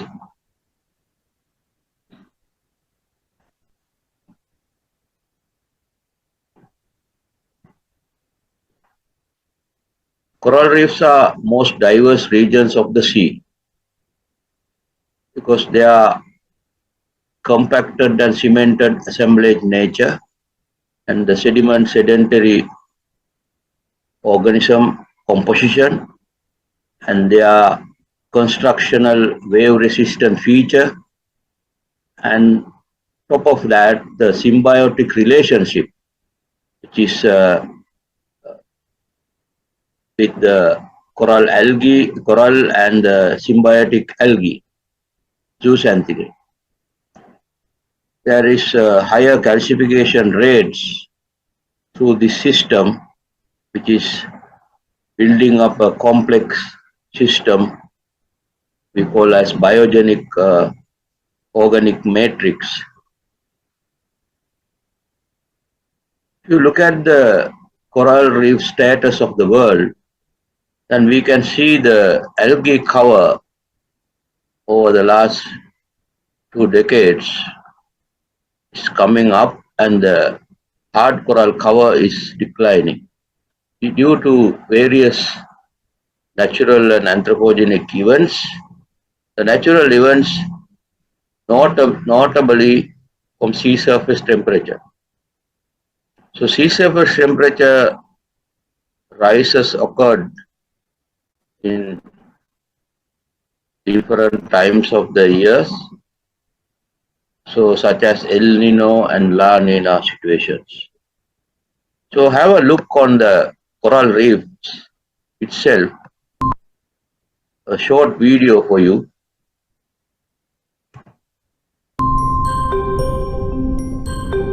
To bring your attention on how the system functions and how it appeared in nature.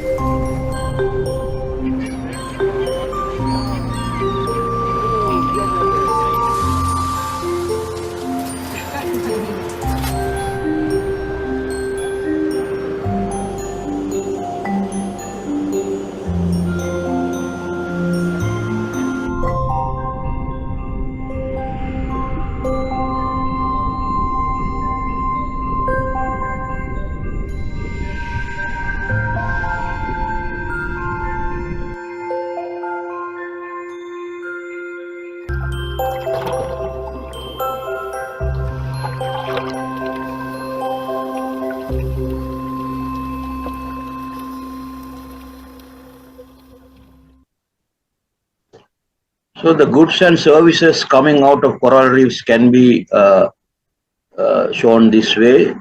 So the biodiversity is very important because of the symbiotic system producing a lot of primary production and supporting the food web. And addition to that, the coastal protection, fisheries, tourism, reefs and bioactive compounds, bioprospecting are under the goods and services. So in importance of coral reefs can be categorized geological, biological, economic importance. So economic importance can be extracted with these two sectors from geological and biological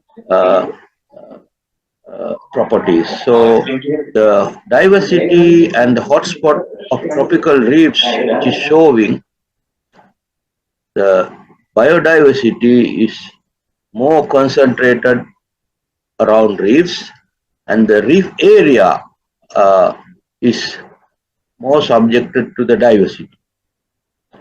Unfortunately, the human impacts are very much giving pressure to coastal and marine ecosystems, including coral reefs, as per this data. So therefore, we have to focus on attention on the conservation of these resources prior to blue economic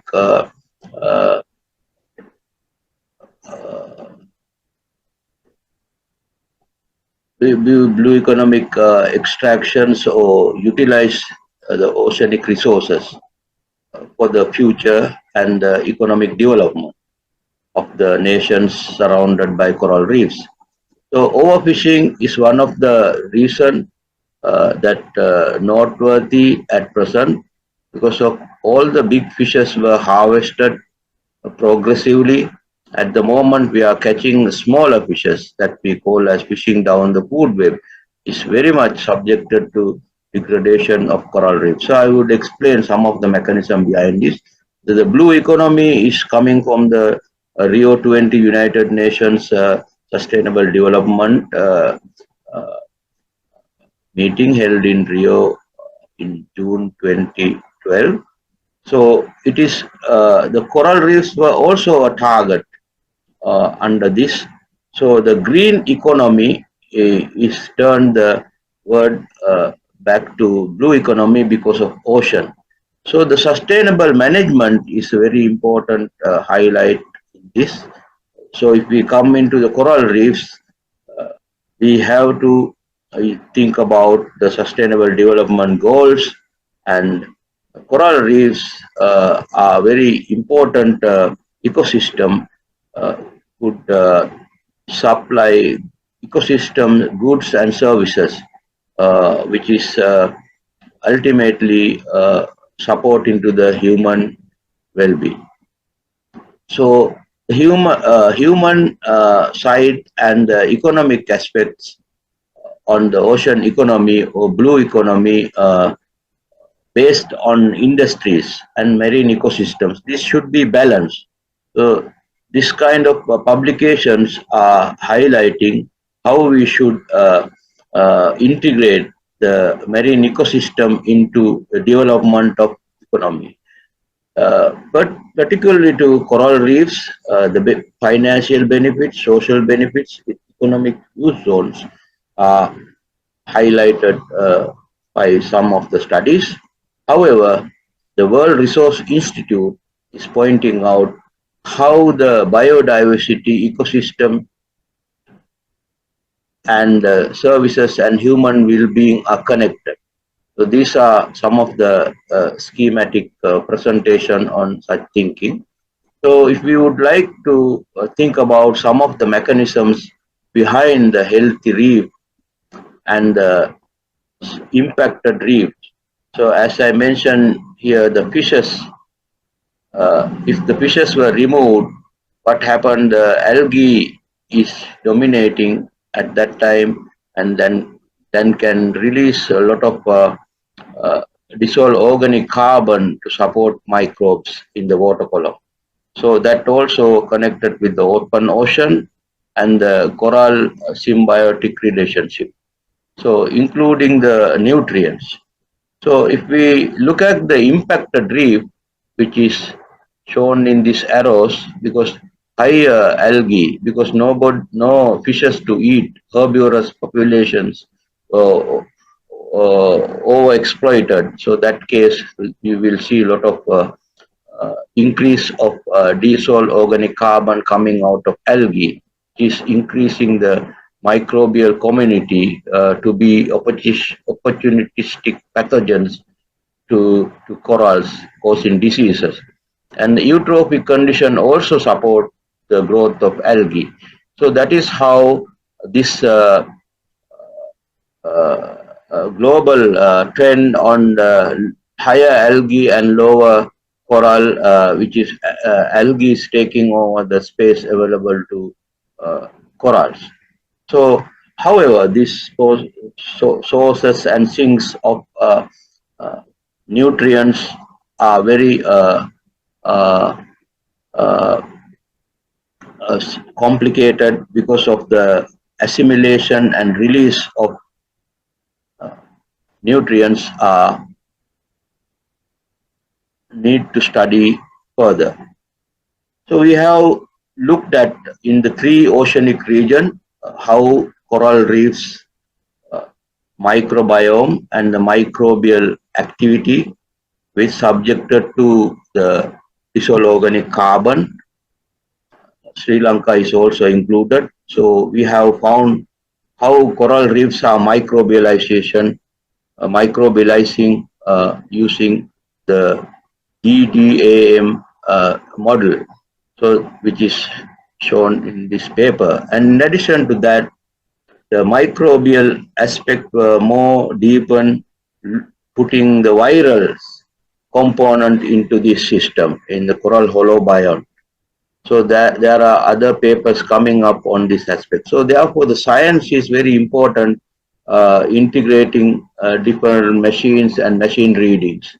So the application of biotechnology and the monitoring activity need to be continued to comprehensive understanding of this valuable ecosystem. So to get the blue economic development. Therefore, it is timely to think about this aspect, and this is very important for developing countries. Thank you very much. Thank you, Dr. Virus, for your presentation. Please be here for the answer for the questions at the end of the session. Now we will move to the next presentation. Next presentation is benefits of the crowdsourced bathymetry in the hydrospatial domain and the emerging sustainable blue economy. Presenter is Ratnayaka MCK, Sri Lanka Navy Hydrographic Office Survey.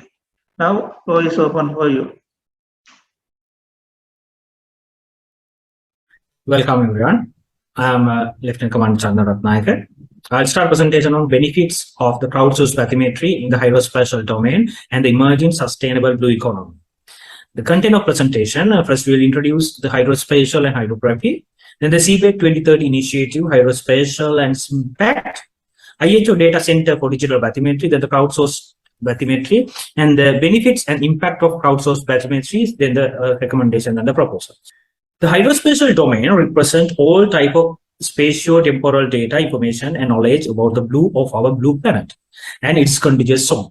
Hydrospatial is synonyms for the blue geospatial, contributing to the sustainable blue economy, the blue geospatial. Hydrography is branch of applied science which deal with the measurement and description of the physical features of the ocean, seas, coastal areas, lakes, and rivers. It's a vital component of emerging sustainable blue economy. The development of national maritime policy requires well-developed capability to conduct all activities which will allow the obtaining of basic knowledge of geographical, geological, and geophysical features of seabed and coast, as well as the current tide and certain physical properties of seawater. All of this data must then be properly processed so that the nature of the sea bottom, its geographical relationship with the land, and the characteristic and dynamic of the ocean can be accurately depicted as possible in all zones of national shipping. In addition to supporting maritime trade, hydrography underpins almost every other activities associated with the hydrospatial domain with sea. Sri Lanka ratified International Convention for Safety of Life at Sea, ZOLAS, and entered into force from 25th May 1980. According to the ZOLAS Convention, Chapter 5, Regulation 9, contracting governments to ensure that hydrographic surveying is carried out, adequate to the requirement of safe navigation, and to prepare and issue nautical charts, sailing direction, list of light, tide table, and other nautical publications. Moreover, Regulation 4, ZOLAS Chapter 5, set an obligation on contracting government to ensure that appropriate navigation warning are issued. There is very little bathymetric coverage around our country, and it will take years to fully map the vast area of seafloor with systematic bathymetric survey.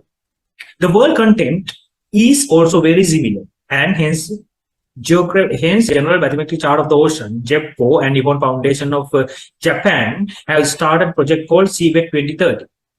JAPCO is joint program of the International Hydrographic Organization and the Intergovernmental Oceanographic Commission, IOC. It aims to bring together all available bathymetric data to produce the map of world ocean floor by year 2030 and make it available to the all. The project was launched at United Nations Ocean Conference in June 2017.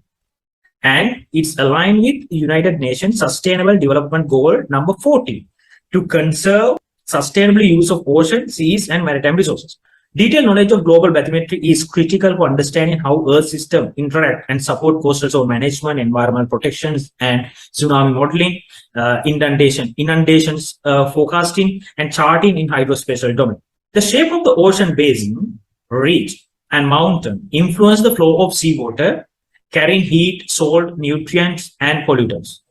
These features also influence the propagation of energy from undersea seismic events. They result in potential disasters such as tsunami. Hence, bathymetry is a prerequisite to understanding how global Earth systems interact. In this fast-moving world, sharing location data and data of landmass become an important aspect of the economy. Google Map has been revolutionized in many ways how the business is conducted on landmass. Similarly, the open bathymetric data made available by and to the public will propel the growth of sustainable blue economy in hydrospatial domain. Coming into the IHO Data Center for Digital Bathymetry. IHO DZDB was established in 1990 to store the worldwide collection of bathymetric data. The center archives and share freely and without restriction the data contributed by mariners with different level of data quality and the uncertainty. The IHO DZDB is hosted by US National Oceanographic and Atmospheric Administration, NOAA, on behalf of IHO member states. The DZDB contains oceanic sounding acquired by hydrographic, oceanographic, and other vessels during the surveys or while on passage. Although there are many elements in bathymetric measurements, they have three main components: vertical, that is depth, and horizontal, geographical positioning, and the time of the survey. In order to assist in navigation and to continuously monitor the safety and efficiency state of the vessel, many vessels or platforms already possess with minimum equipment, echo sounder and positioning system respectively.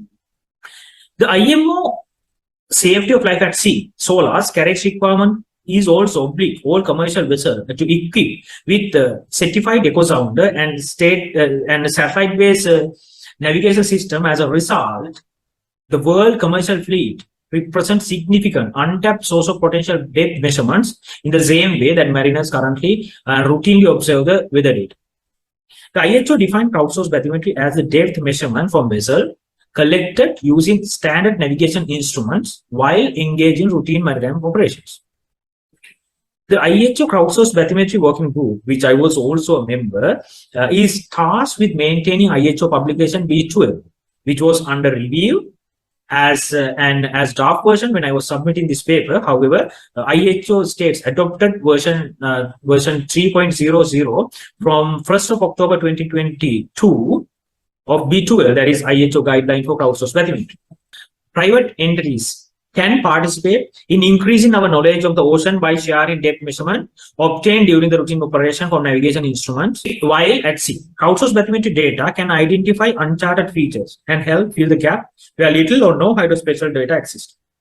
Industries including commercial and luxury shipping, cruise lines, commercial and pleasure shipping, and oil and gas operate across the world's ocean, sometimes in area where data is sparse, not existence, or poor in quality. By collecting, sharing some of their data, the interested and committed crowd can help to fill the vast knowledge gap, contribute to the scientific research, and improve navigation and navigation safety and efficiency.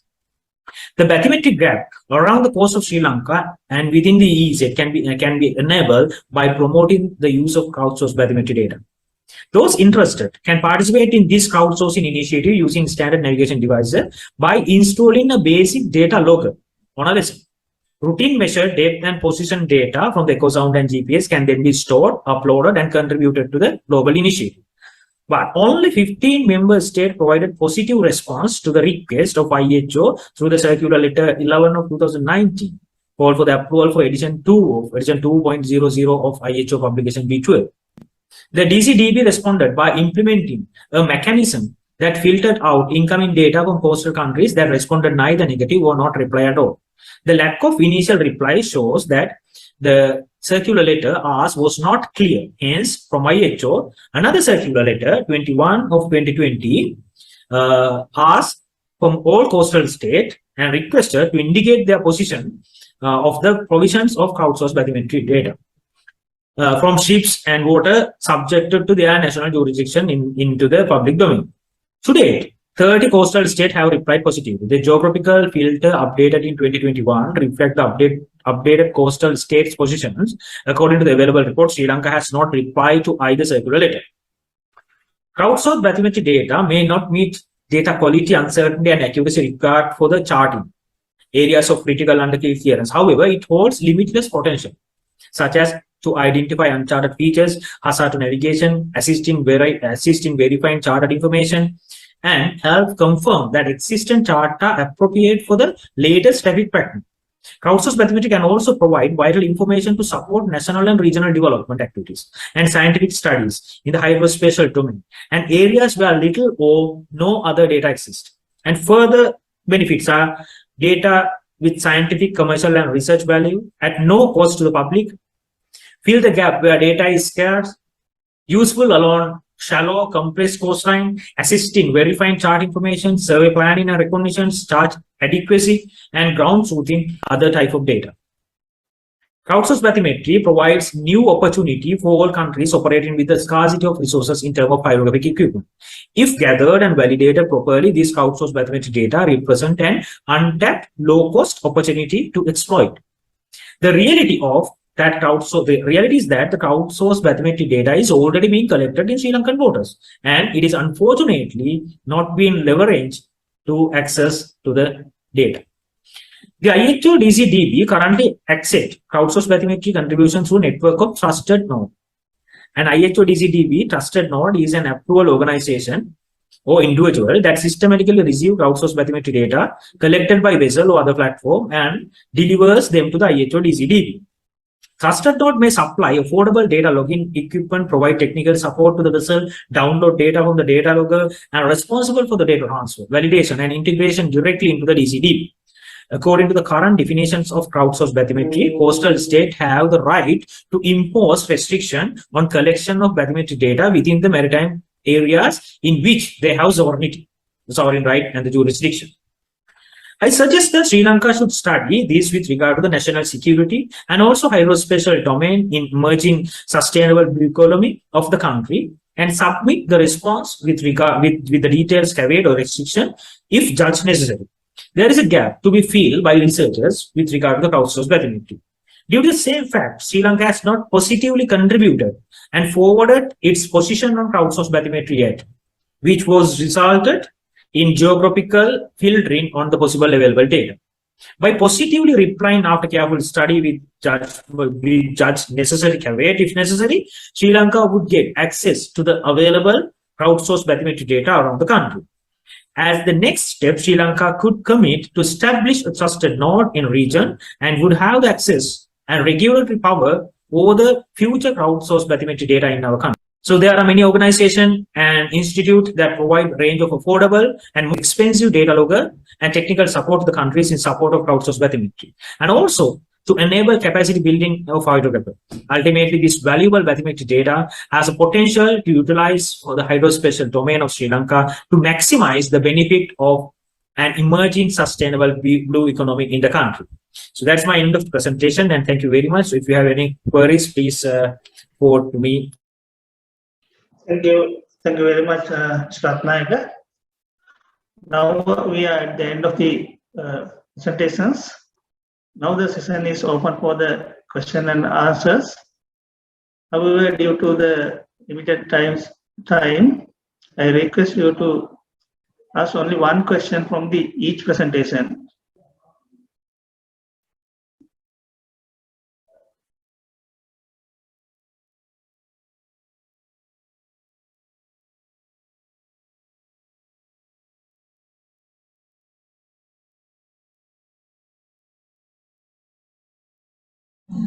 So, meantime, shall we go with the questions already posted in the chat room? So while the others are, thinking of a question, so let me handle that. The questions on the chat room. So there's one question regarding the presentation of the Samanlava sedimentation study. So there it asks about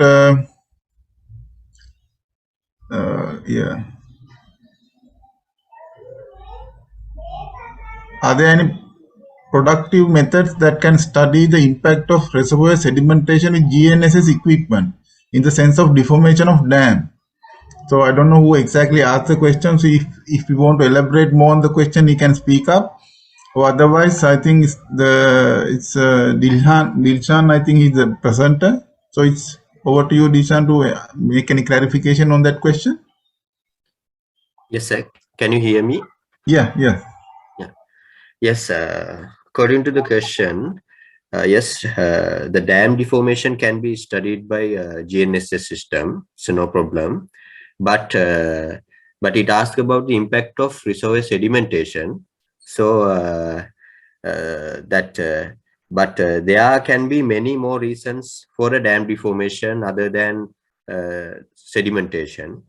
It can be water level changes of the reservoir. The dam can be moved a little to both sides, and sometimes it can be deformation of the area where the dam is situated. So we can verify that by observing the ground control points of the both sides of the dam if there are any deformation of the land, and then it also can be a structural failure of the dam also. And apart from that, it also can be a sedimentation pressure to the dam also. So an sedimentation survey, sedimentation analysis should be done to confirm the sedimentation level of the dam if there are any sedimentation causes the dam deformation. Yeah, that's my clarification for this answer, this question. Yeah. Thank you. Thank you for your answer. This is Jenen. Actually, we have been studying the deformation of the dam using the pixometer reading and some of the sensors that have been fit in the Samanlava dam. So that's what I wanted to know, whether it is possible to interconnect those readings, like the measurements with respect to the like dam deformation and the reservoir movement. So that's what I wanted to clarify that one. Yeah, thank you for the clarification. Yeah, it's no problem. Actually, up to now, there is no sedimentation pressure to the Samanlava dam according to my study also, because the sedimentation level is not up to the that pressure the dam is still to pressure the dam according to my analysis. So there is no effect of sedimentation to the Samanlava dam up to now.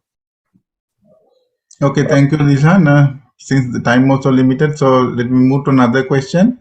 So there was another question regarding the crowdsourced bathymetric presentation. I think it's Lieutenant Commander Chandana. So he already answered in the chat room, but if you want to elaborate anything, Captain, Lieutenant Commander, you can still go ahead by explaining further while the others are reading for the another question. So the question was it's a general question. How the data quality, how you maintain the data quality QA, QC when it comes to the crowdsourced bathymetry? If you want to elaborate more, you can add up. Yes, Doctor. Thank you very much. I think everyone can hear me.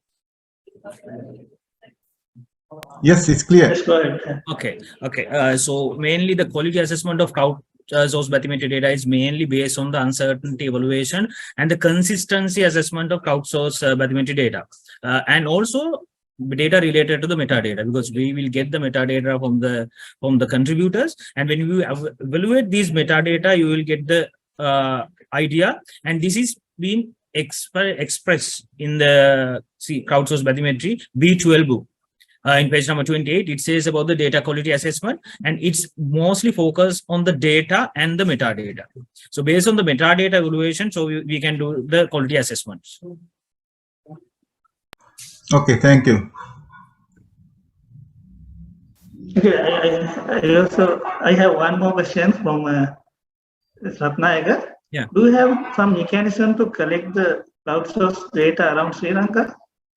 Already Well, established method? yeah, we have a method. So I don't know whether we have the time, or if not, I can just share in the chat box the image, because some of the crowdsourced bathymetry data already being collected within the Sri Lankan waters. But due to the same reason that we have not given our positive position about crowdsourced bathymetry data to the IHO, they has not disclosed this data. That data has already collected and it is in the DGDB, but we can't download it, and anyone cannot download it. It is there. So if we just contribute our positive stance, or if we say that yes, we agree to collect crowdsourced bathymetry data in our water, then what the first thing we'll be doing, that crowdsourced bathymetry data collected within our water will be available for us to download. Okay, thank you. Okay, just another quick question to Joe. I think Joe is around. Yeah, so regarding your presentation, I'm also curious to know that in Sri Lanka also there are a lot of pro signs that for the renewable energy resources like wind energy and floating solar structures in the ocean in the coming years. So there will be a lot of activities in our waters as well. So with your experience, Joe, I mean, especially regarding your project, so how much of what is the depth level that you are, your involvement in that particular project, and how far you analyze the data of the sub-bottom data? What are the depth, that you analyze? What is the actual job requirement actually?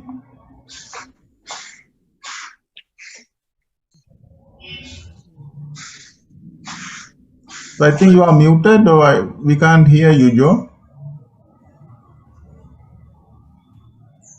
Yeah, can you hear me? Yes, that's okay. good. Yes. Yeah. So regarding the project itself, the plan is to install floating wind farms, floating wind turbines, which are relatively new technology, and that's due to the depth of this area. So this depth, sometimes this area can go to around 100 meters of water depth.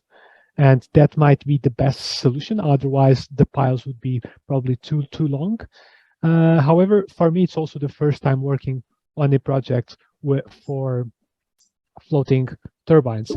And about the penetration, we aimed for a penetration of around 50 meters. However, we were using two different sources of sub-bottom profiling. We were towing a sparker that gives us that penetration, but then we have better resolution for the top layers with the hull mounted Inomar. So with those two data sets, we can incorporate both a huge penetration and also a very high quality on the top layers. About top of that, you have the Maggie and the other sensors as well to detect any substances, right? Yes. They, like the Maggie, will also verify what's going on with the sub-bottom profiler, especially if we find any sort of dangerous features that can also be an issue in this area of the world. Yeah. Okay, thank you very much, Joe. Yeah, So I have a question, Dr. Randa. Yes, go ahead. Yes, go ahead. To the Captain Commander Ratnayaka about the crowdsourced bathymetry. I wonder that do you have any mechanism to disseminate the crowdsourced bathymetry to the world? I mean, the open to all the communities. And the second question is, as a defense officer, do you agree to open the bathymetry around the country to the world? How is the idea of the defense security wise? I mean the security, defense security. As a defense officer, how he agreed to that level? So I want to know that. Well, thank you very much. Thank you very much for the question. And if I can share my screen, do you allow me to share my screen? Yeah, just try it. That may not be correct, no? Okay. I think so. These are the crowdsourced bathymetry data, if anyone can see. Yes, what happened here? this particular ship has come over this line and it has continued his voyage, and up to this point they have allowed the data to the public. But what happened this particular stretch has been cut out from the DCDB, but the data is still with them. See, this is the red data which they have, which has not been published. So this data already being collected. The data around Sri Lanka already being collected. It is with the DCDB, which is not allowed to use by public because we have not given them the authority as Sri Lanka. So why now? What happened now? What is the ship? So this is the data, and this is the particular ship which they have collected the data. So the way they have collected this, and now the question about the security. So I'll come back to the security issues. Now, if you just see the letter which has sent by the IHO, circular letter 20, it has given the clear instruction you to answer whether you allow your data to publish or not. It's asked if you allow which data can be published. The only thing we can interfere as a defense, as a nation, we can tell them that, okay, this particular data cannot be published. So then they will accept. Like if they have collected crowdsourced data within our harbor, so we can give them the restriction that you can't publish this one.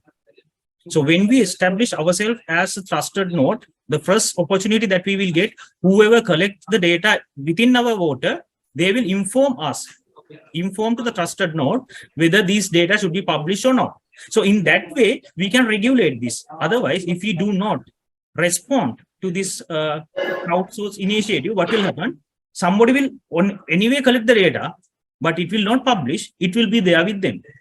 If we positively respond to this one, we can add the caveat. They call it caveat. That is a restriction that any national government can give the caveat to the IHO DCDB, that particular area or whatever the data. If you want to have the restriction, we can just ask them, okay, you have to put the restriction into this particular data. Not only that, as a trusted node, the IHO DCDB, if they get any data in Sri Lankan water from any other source, the first thing they will ask from the trusted node that what we should do to these data. So this time is passing, please. We have limited time. Okay. So there is time. Yeah, the message, I think the answer is clear. So it's, yeah. Yeah, thank you. And yeah, I understand that it's a very interesting topic. And we have another, few questions as well. But unfortunately, I think we have to hand over the session to the chairman to make his conclusion, part. So I'm sorry and bear with us that we have to stop in the, even though we have the enthusiasm and, few questions, but maybe you can directly ask the question to the respective presenters, because soon we will be published the abstract book and with the affiliation and the email, so that you can further contact them. So it's over to you, Chairman. Okay, thank you. Now I'm going to summarize the session and I will conclude the session. During the session, there was 6 informative presentations. There were more details, especially predicted bathymetry, how you can use the predicted bathymetry, geological and geophysical studies in North Celtic Sea, reservoir sedimentation. This is an important presentation because most of the harbors in Sri Lanka, they are undergoing the sedimentation or siltations. This kind of things are happening around Sri Lanka. And high technology development for high resolution bathymetry and coral reef and its impact to the blue economy due to the climate change. And finally, we discussed about the benefits of crowdsourced bathymetry. And we have to limit the answer session because of our limited time frame. So I thank all the presenters and share their knowledge and their expertise with the audience and the expert group here. And also I should thank for the sister rapporteur, Dr. Eranda, as well as our team panel, judge panel, Dr. Prasanna, Mr. Abhiratna, and Mr. Andy Pereira. Thank you very much for you. And also, finally, I will thank for all presenters and the audience for participation in this session. And thank you very much. Now, Dr. Randa, you can conclude the session.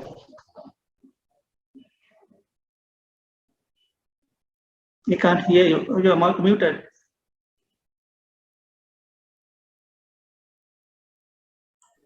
Sorry, yeah. So thank you very much for the wonderful session, and yeah, let me make the final acknowledgement wording by starting from you, Chairman, for accepting our invitation and chairing the session. Thank you very much for your contribution, and then to the Professor Asali for his informative plenary speech.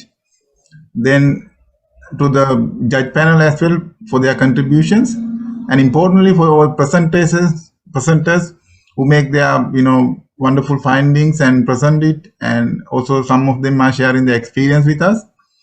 And we really wish you all the best and all the success in your endeavors, as well as finally to all the participants for their active participation as well. And further, I also want to make a note that please, if you have time, please join with our other sessions, which will be starting with the same link in a short time. Maybe today we have another 2 sessions, in the morning session another one, and in an afternoon there will be another session. So if you are interested in the field, in the provision, there will be some interesting papers to come. And lastly, thank you very much and have a nice day to everyone. Thank you so much. Thank you, sir, for your contribution, and we are proudly congratulating all the young scholars who presented their research findings today. And this is the end of the technical session on hydrography. The next session will be starting at 11:15, which will be addressing integrated spatial science applications. And those who are interested are warmly welcome to join with the session. With that, let's wind up the technical session on hydrography. See you on the next technical session by 11:15. Thank you and have a nice day. Good morning all. We warmly welcome all the participants and the resource persons for the technical session on integrated spatial science applications. Ms. Kalani Ileperuma, Senior Lecturer of the Department of Remote Sensing and GIS, will be handling the session. Before handing over the session, let me tribute her with a small introduction. She completed her MSc in Remote Sensing and Geographical Information Systems from the School of Engineering and Technology, Asian Institute of Technology, Thailand in 2008. She obtained her postgraduate diploma in GIS, Remote Sensing and Photogrammetry from Wuhan Technical University of Surveying and Mapping, China in 1999, and completed her BSc in Surveying Sciences from the Institute of Surveying and Mapping, Sri Lanka in 1997. Her research interests are in the field of remote sensing and GIS applications and digital elevation modeling. Now, I would like to kindly invite Ms. Kalani Ileperuma to conduct the technical session on integrated spatial science application. Madam, it's over to you. Okay, thank you, Rashmi. Good morning to you all, and welcome to the 4th session of the 2nd International Symposium on Geoinformatics conducted by the Faculty of Geomatics, Sabaragamu University of Sri Lanka.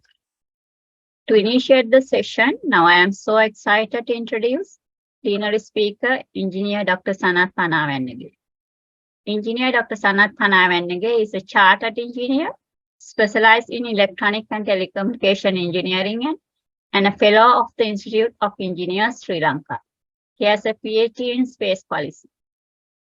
His multidisciplinary academic and professional background span across electronic and telecommunication engineering, industrial mathematics, business administration, and space policy, with his postgraduate and advanced professional qualification also including.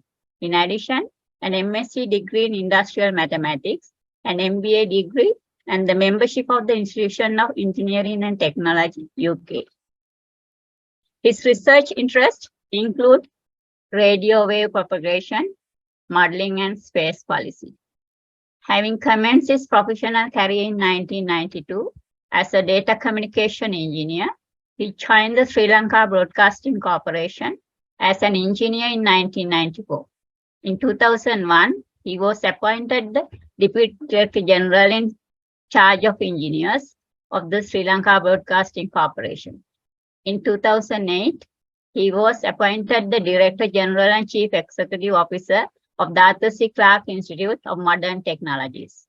The position has been functioning since then. Engineer Dr. Pannage is credited with the pioneer role he has been playing in acquisition and development of Sri Lanka's national capacity in space technologies, conceptualization and launching the strategic roadmap for the same. And with the first ever satellite to be built by Sri Lanka, the nano satellite Ravana-1 and the advanced nano satellite Kitsun, which was launched in March 2022 as a 5-part international technology collaboration project, were undertaken. He led the Sri Lankan team of engineers involved in both of those nano satellite development projects as the principal investigator of the Sri Lankan site. He has also played an active role in the domain of space cooperation in the Asia-Pacific region. He was elected and has functioned as a chairman of the Intergovernmental Consultative Committee on the Regional Space Application Program of the United Nations Economic and Social Commission for Asia and Pacific for 5 sessions and its vice chairman for another 4 sessions, and has been functioning as a governing board member of the UN-affiliated Center for Space Science and Technology Education in Asia and the Pacific since 2008. The topic of his speech is Leveraging Space Application for Sustainable Development, the Global and Regional Initiative. Dear sir, this is over to you to deliver the plenary speech.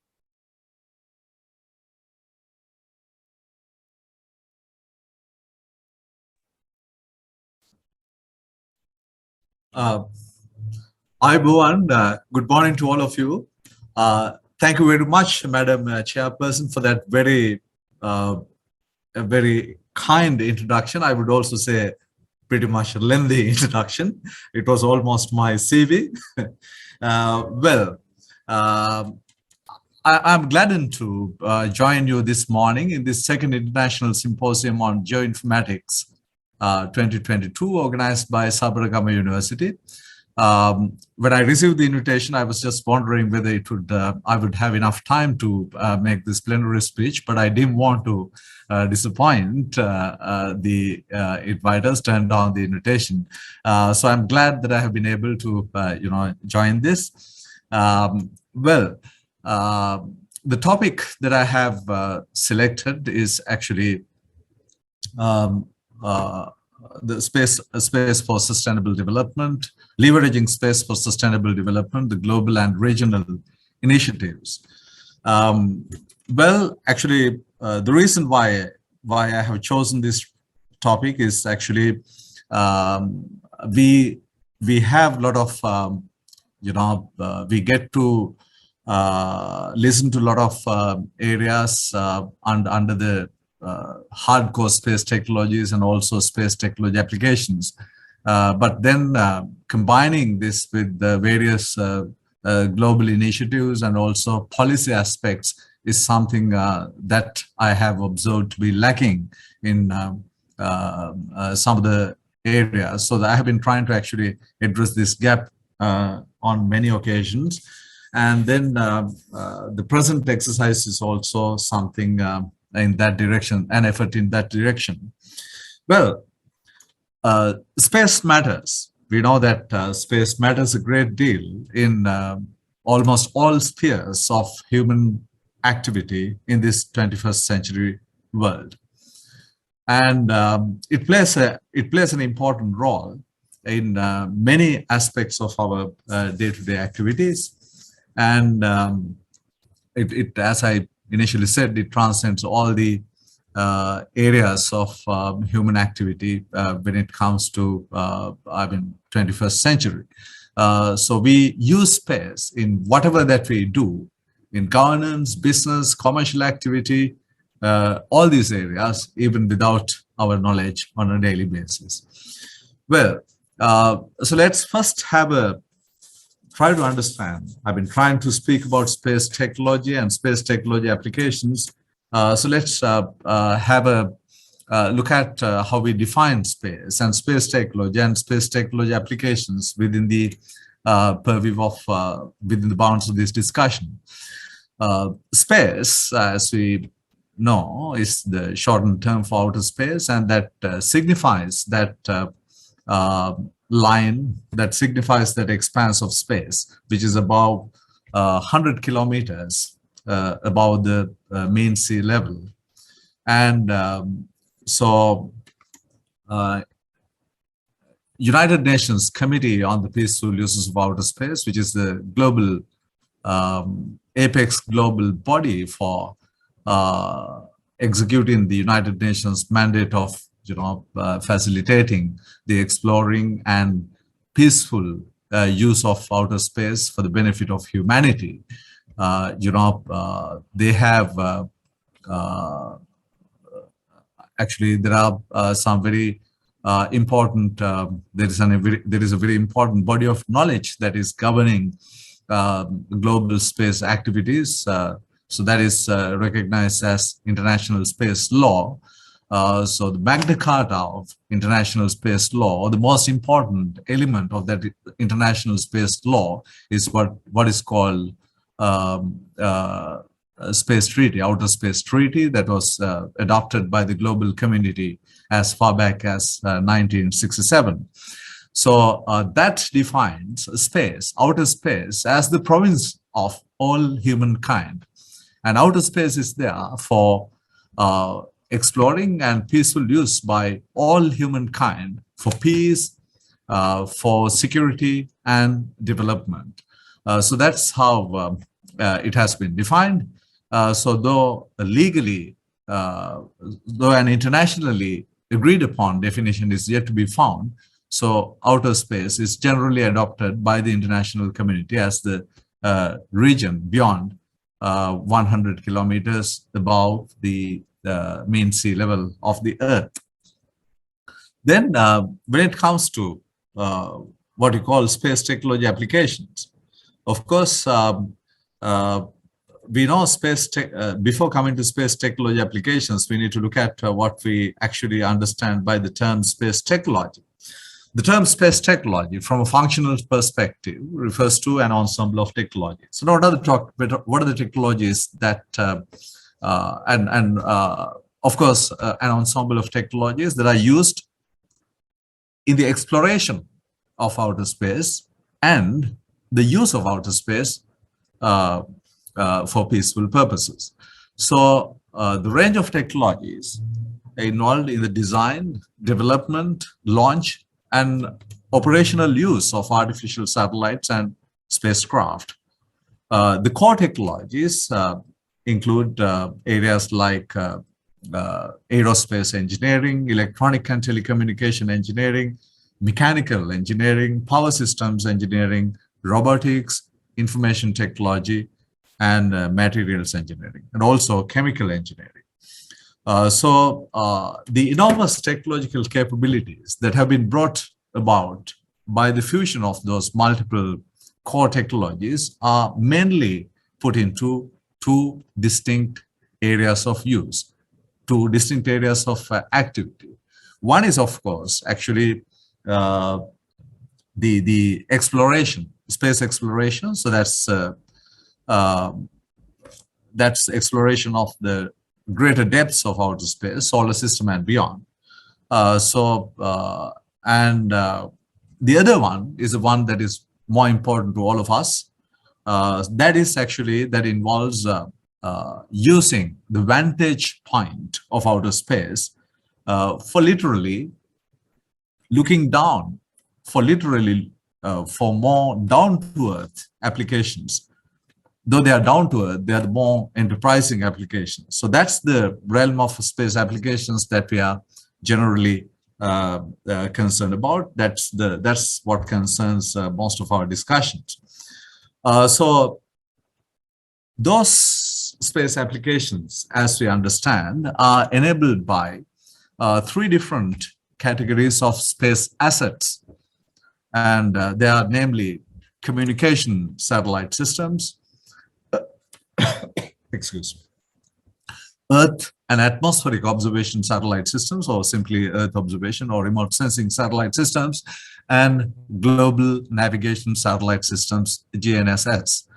And the corresponding three broad categories of space applications enabled by them, as you know, are satellite-based communications, in other words, SATCOM applications, satellite-based remote sensing of the Earth and atmosphere, and of course, it involves the use of space-derived data with geographic information systems, and so therefore that category of applications can be clearly identified as remote sensing and GIS. It's grouped together in that form. And then the third broad area is about the use of satellites in positioning, navigation, and timing applications. So that's the use of the global navigation satellite system applications. So historically, actually space technology and its applications have remained the heritage of a few technologically advanced nations. And that was the case for most parts of its evolution during the past 7 decades.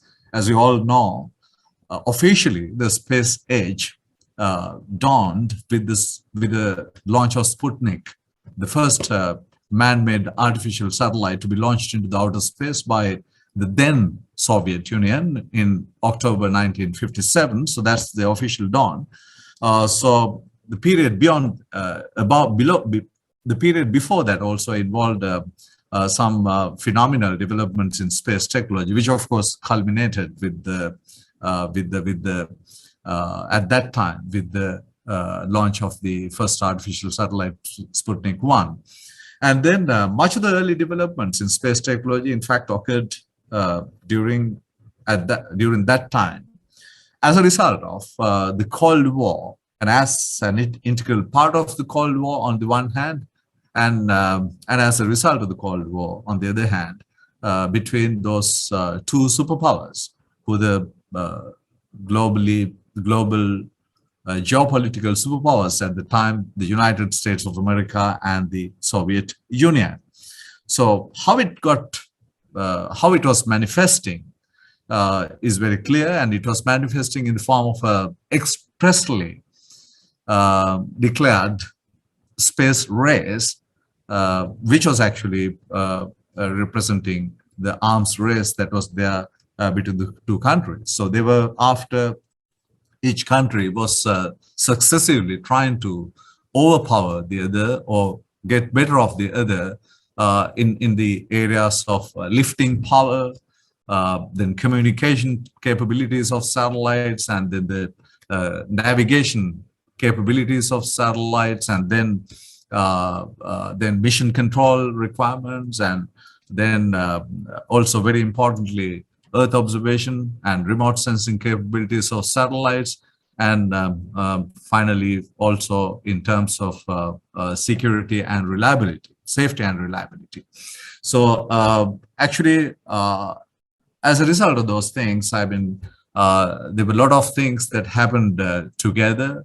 In 1957, October, as I already said, the Soviet Union launched the first satellite, and a couple of months later, the US also launched their first satellite. So another first that by the Soviet Union at that time was, sending off their first cosmonaut, the first man in outer space, Yuri Gagarin, into outer space in 1961 on board Soviet launch vehicle Vostok 1. And that was very soon followed by US also. And also that prompted the famous statement by the United States President at that time, John F. Kennedy. He made a famous address to the Congress in 1961, saying that Americans, we will land a man on the moon and bring him back to the earth safely before the end of the decade. And that they did actually. This was in 1961, and they managed to do that in 1969. Like this, this race existed officially until the collapse of the Soviet Union in 1991. though it actually it was weaker in later 80s.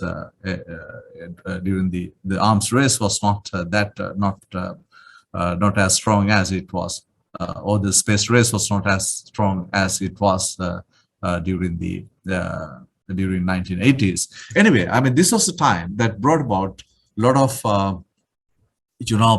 technology developments that enabled the space applications that we talk about.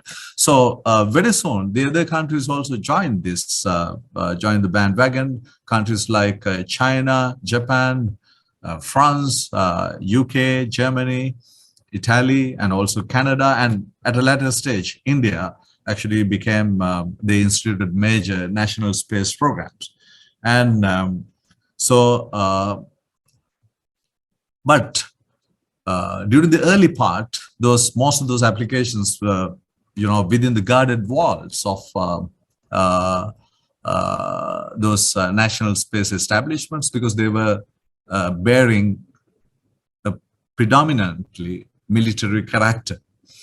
So then, as a result, it took a couple of decades before those applications could significantly diffuse across to the civilian domain. Actually, once that began, then space technologies actually began to diffuse across other nations as well. And there are a lot of factors that have actually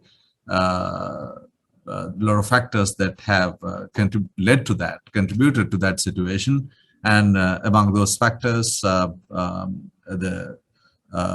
one of the most important things is that commercial space industry also kept developing. So as of now, commercial space industry is stands at something like 400 billion US dollars. So a lot of private companies have come into the space arena, and as a result of technology enhancements and the fundamental relationship between technology enhancements and the competition, the costs have been coming down, so that it has become feasible for some of the developing countries and some of the other countries outside those major space technology powers to have access to space and have access to space technologies, develop their national infrastructure on space, so forth and so on. So at the moment, space technologies have found ubiquitous applications everywhere, spanning across many conceivable fields, in whether we talk about socio-economic developmental activity or government activity, governance activity, or commercial activity. So space applications are there in a big way. So some of the applications exemplified, some of the applications that actually stand as good examples for them include in the fields of weather forecasting, climate change mitigation, protection of natural environmental ecosystems like soil, water, air, glaciers, and forests, and so on and so forth, and then natural resources management and surveying, urban development, inland transportation, then navigation, whether it is maritime navigation or air navigation, telecommunications, and precision agriculture, then surveillance and reconnaissance when it comes to national security and defense, and very importantly, disaster risk reduction and resilience. So it has certainly become an indispensable tool in the effective delivery of public services. In addition to those applications, and part of them could be actually part of those applications, and then also in ensuring national security. So in fact, we are going to talk about, actually our focus is about use of space technologies for sustainable development, space technology applications for sustainable development.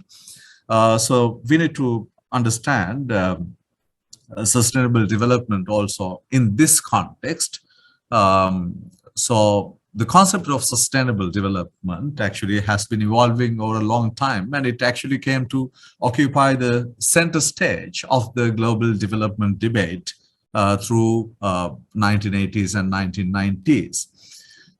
So as it was happening, space technologies and applications also gradually evolved to occupy an important enabling tool in enabling that sustainable development. So when you look at the historical evolution, of course, sustainable development, the way we understand this concept actually came to be known in the first time.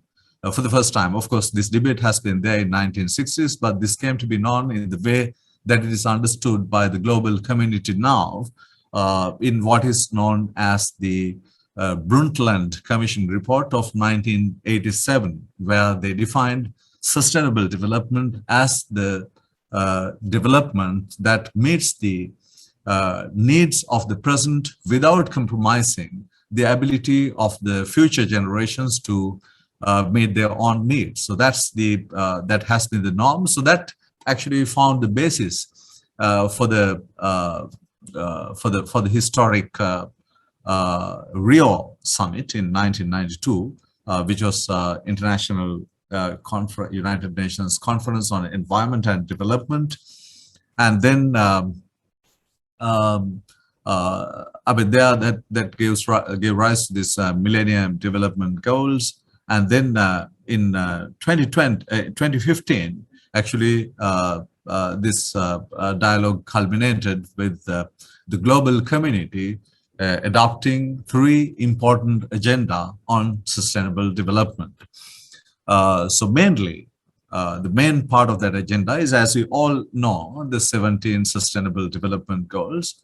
The Sustainable Development Goals, the 17 goals that the global community has agreed upon to strive to achieve by 2030, between the period 2015 to 2030, quite complementary to that, or part of the as another major two other major components of this global agenda on sustainable development. There were 2 other agenda that were adopted in 2015. One was the Sendai Framework for Disaster Risk Reduction, and the other one was the Paris Climate Agreement that was adopted at COP21. So as this development dialogue advanced, as the use of technology, as the use of science and technology became more and more accentuated, and so that parallel to that, space technology applications also have found their way into those as a way into the toolbox, the repertoire of toolbox for achieving those sustainable development goals, as and other agenda on sustainable development, as the concepts on sustainable development have actually matured. So so if we look at the global, how the global consensus on use of space applications for sustainable development have been historically evolving. In fact, it goes as far back as 1959, when the United Nations adopted the first resolution to institute this global apex body called the United Nations Committee on the Peaceful Uses of Outer Space. When the United Nations General Assembly brought about that resolution, in fact, the idea was to, so this was for the purpose of governing exploration and use of space for the benefit of all humanity, for peace and security, and for development. So some of the concepts of sustainable development, of course, which would evolve a couple of decades later, when we look at it from that perspective, from 2015, so from 1959, of course, some of those very important concepts are pretty much there in this resolution.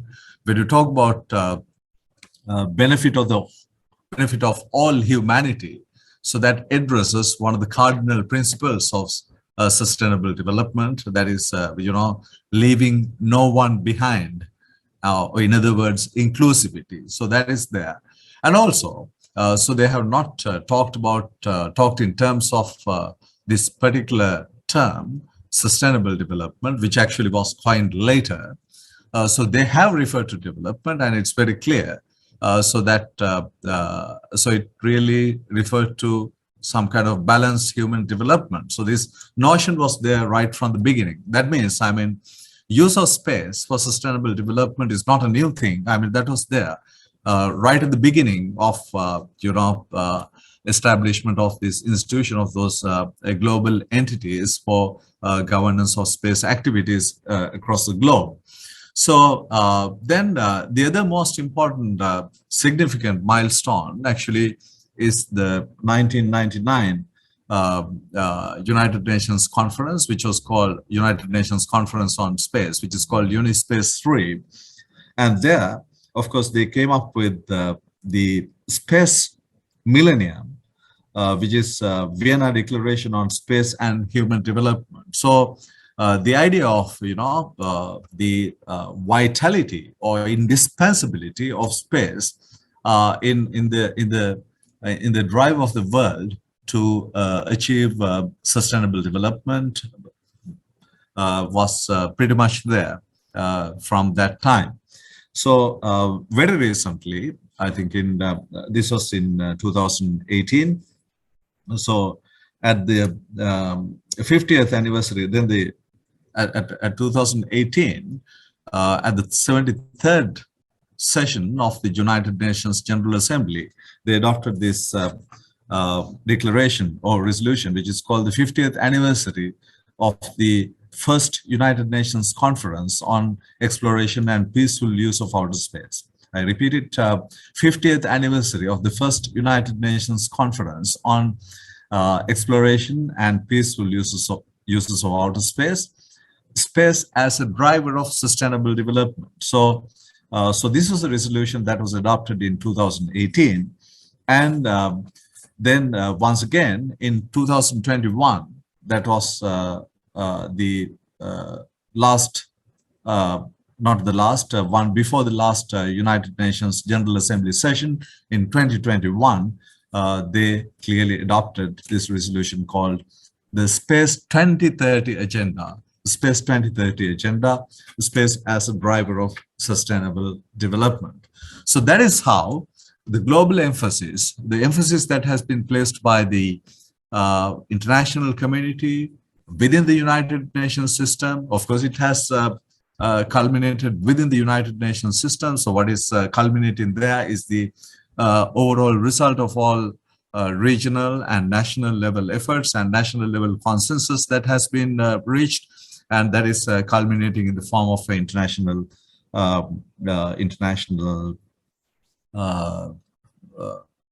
United Nations resolution. Therefore, for the very same reason, actually, the content of those, and before that, let me say that parallel to that United Nations resolution, there have been other United Nations level and other international platforms and other international initiatives, the international programs that have been developing to facilitate the use of space technology applications for in realizing the country's quests for achieving the sustainable development goals. And in fact, they have derived impetus from this global emphasis, global initiatives, but parallelly, some of those developments have actually been taking place. So one such very important regional platform, which covers 53 countries in the Asia-Pacific region, is what is called the Asia-Pacific Plan of Action on Space Applications for Sustainable Development. So if you look at that one, in fact, we can identify the whole gamut of activities that are designed so that are being adopted by the countries or that have been agreed upon by countries to use in their national settings, and also to contribute to international efforts in enabling countries to harness the potential of space in achieving those globally agreed upon development goals. So this is called the Asia-Pacific Plan of Action on Space Applications for Sustainable Development 2015-2030. The Asia-Pacific Plan of Action on Space Applications for Sustainable Development 2015-2030. So, sorry, 2018-2030, because this was adopted in 2018. So this was parallel to the adoption by the United Nations General Assembly, the General Assembly resolution on space as a driver of sustainable development. So, so let me discuss a little bit about this plan of action, because that cuts across many areas of activity that we talk about in our national settings and international settings, as well as in regional settings in the topic of sustainable development. So it has actually 188 actions, and they are directly addressing 14 out of the 17 sustainable development goals, and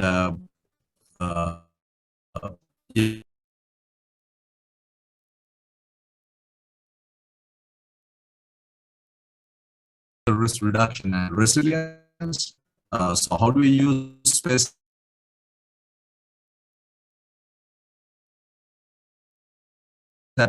technology applications in disaster risk reduction and also? And the second one is natural resources management, and the third one social development, fourth one connectivity, and fifth climate change, and the sixth energy. So those 6 thematic areas actually cut across many sustainable development goals, use of space technology applications in achieving the sustainable development goals and their targets in those thematic areas.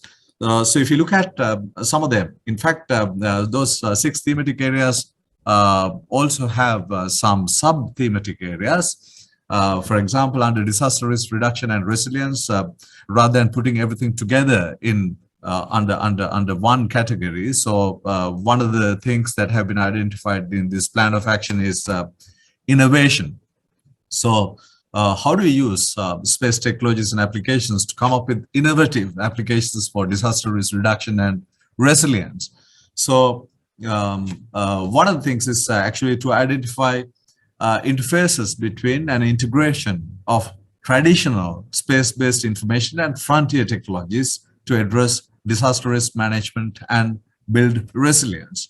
So this involves, actually, when you say traditional space-based information and frontier technologies, actually this could involve, this signifies the use of the conventional use of Earth observation data, the conventional use of geographic information systems with the satellite-derived Earth observation data, and other technologies like PNT, or Global Navigation Satellite System technologies, together with, or even communication satellite technologies, together with other emerging digital innovations. For example, one of the examples could be use of satellite data together with drone-derived data, because some of the satellite data might not have the resolution or the details that might require for certain innovative applications on disaster risk reduction and resilience, which is the reason why that it justifies the use of something like use of complementing that with drone-derived data. So then another area, which once again is an area of pertinent to research and knowledge sharing, is research opportunities for including global navigation satellite systems for infrastructure and utilities mapping relevant to disaster damage assessment and early warning systems. Actually, so one example is actually possible use of GNSS satellite systems, global navigation satellite systems. We know that we can identify those things for even for monitoring and detecting very small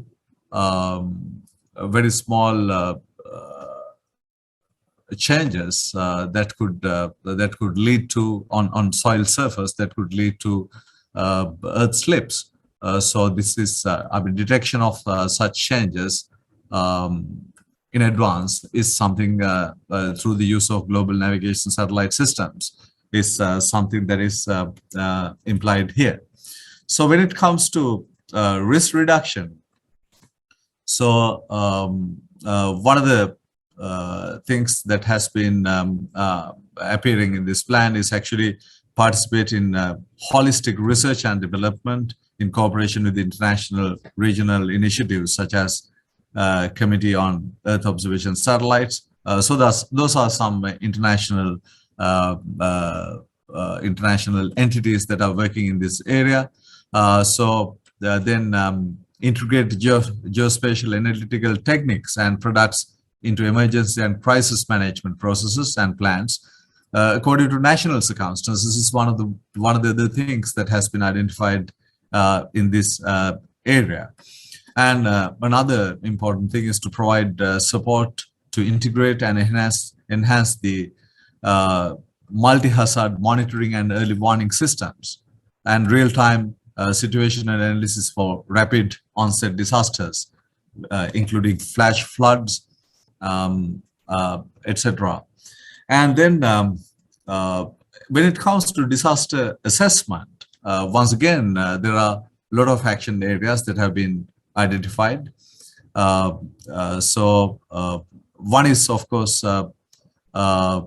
provide support and access to pre-disaster, during disaster, and post-disaster satellite data to vulnerable and affected countries for damage assessment. So this has been happening. Actually, there are some platforms that do that. In fact, most of us may be aware of what is called the International Charter on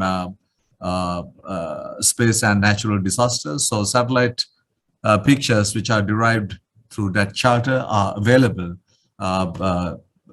mainly during and post-disaster situations. But now, at the moment, I'm glad to say that there is another international platform that is coming up. So that's basically for the purpose of use of building a virtual satellite constellation.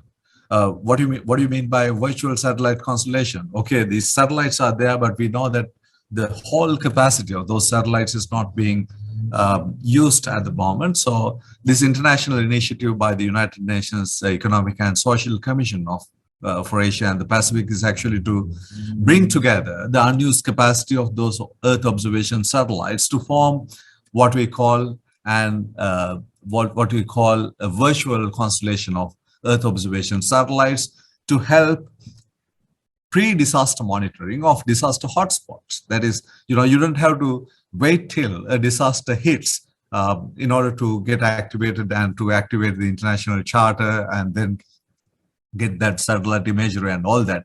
Instead, so we will have the capacity. Even the countries like Sri Lanka, and where most of the countries in the region, they do not have their own satellites equipped for this kind of application. So we need to depend on the satellite data from other satellites. So this constellation will provide the opportunity for us to, for all the countries, for all 53 countries in the region, to monitor disaster hotspots continually using the excess capacity of those Earth observation satellites. In fact, I had the opportunity of functioning as the chair of this international experts group that was set up to formulate the concept of this international Earth observation, this virtual constellation of Earth observation satellites. Then in emergency response and even in food production. Why food production in emergency response is actually very well understood. The use of global navigation satellite systems as well as communication satellite systems in such situations, because the terrestrial communications systems might get affected as a result of disasters. So that is there. So okay, then the other areas like agro ecosystem resilience. So that also contributes to disaster risk reduction, because the more if the agro ecosystems are not resilient to disasters, of course that spells disaster for the communities. And there are many applications of both global navigation satellite systems as well as Earth observation satellite systems in that area. And the same goes for precision agriculture and climate hazards. So as we have to limit this to 45 minutes. So we need to hurry up. So if I go to the other areas, in fact, water quality is another area where space applications can play a big role. So, and water resource management, as we know, like mapping of water bodies, regular mapping of water bodies and monitoring of water bodies, and also estimating water use hotspots, etc. So that way, I mean, all these things depend on depend mainly on Earth observation satellite systems, which are such system applications which are designed, which are custom designed for that kind of applications. Then when it comes to infrastructure, one of the things that is being looked at by this particular plan of action is actually integration of space technologies and frontier technologies, which you discussed in connection with the disaster risk reduction, to support change detection of infrastructure and industries. In fact, the example that we took earlier, that was in relation to earth slips. The same example can be extended to something like detection of small cracks, on a highway or on a big building or something like that. Then waste management is another important area. Then urban planning, once again, is an area that actually lends itself for heavy use of space technologies and frontier technologies. And so this can be used, for example, for monitoring unplanned development of urban settlements over time, urban sprawl and various other things, to monitor the messy urbanization, so to say. And then marine and ocean pollution and marine ecosystems, these are all these are actually marine ecosystems and also coastal ecosystems.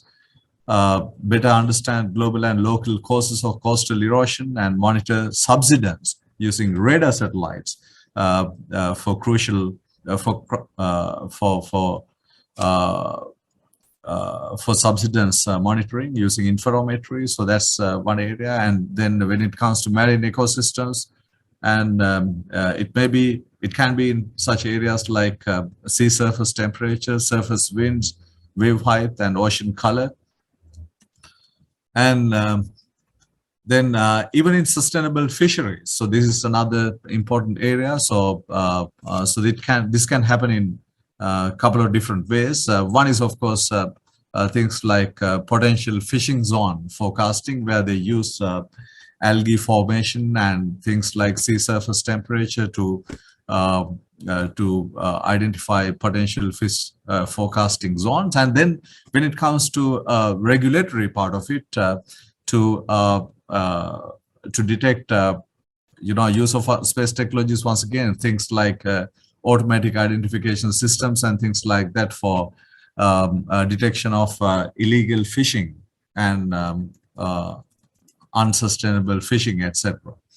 Then forests and biodiversity and endangered species. So space technologies actually provide a very important vantage point for monitoring of such things. So these maps are being prepared by countries over regular intervals. And then land use and land change, land degradation and land desertification are once again two very important areas pertaining to land that once again lend for space technology applications, basically this use of Earth observation satellites for monitoring. Then when it comes to connectivity, in fact, space-based connectivity, if you look at Sri Lankan situation, it's not a major concern for us because we are a country with just 65,000 square kilometers. And when it comes to our international connectivity, we are very well connected through global optical fiber.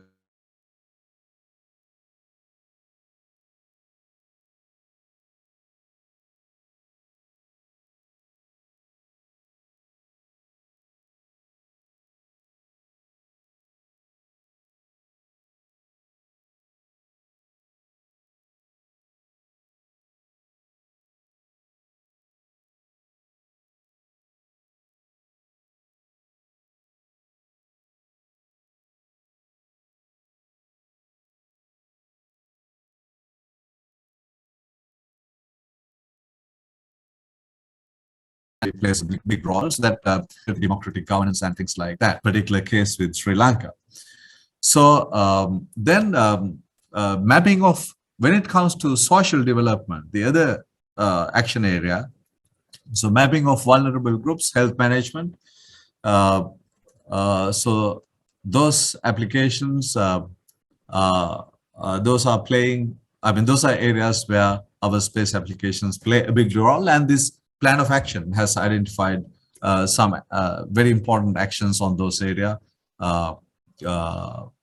to control effects of those things. Then contamination and pollution is once again an area which is best served by, best monitored by Earth observation satellite systems. Identify hazardous chemicals, pollutants, and contaminants using satellite information is an area that is going to be developed under this plan. So there's some of those actions have already been, so most of those actions have been already initiated, and the first 4 years of the implementation of this plan of action has already passed, and very recently there was a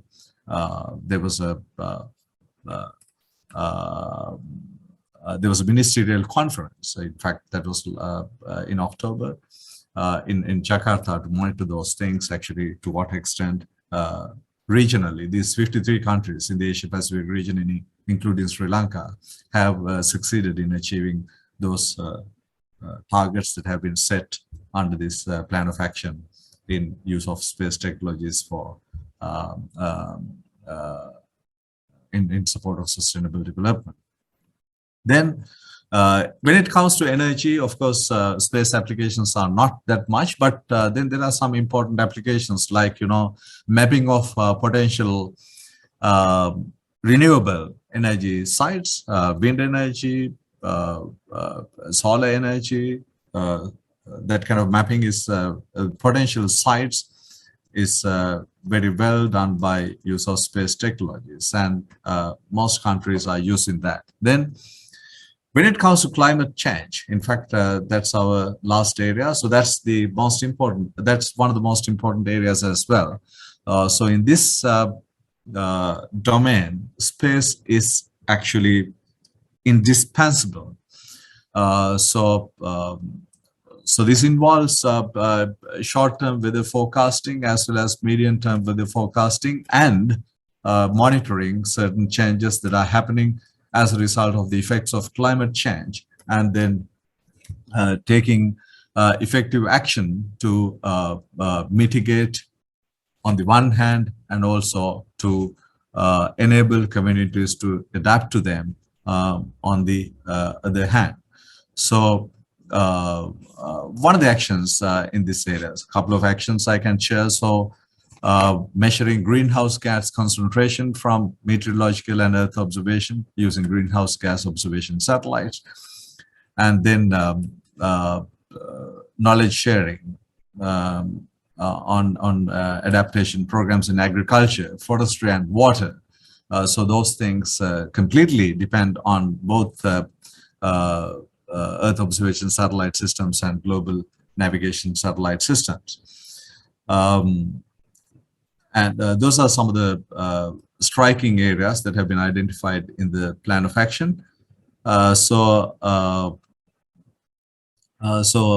When it comes to capacity development, actually develop the capacity of countries for using those space technologies for climate modeling and scenario development, including impact and vulnerability mapping, so some of the actions that have been identified.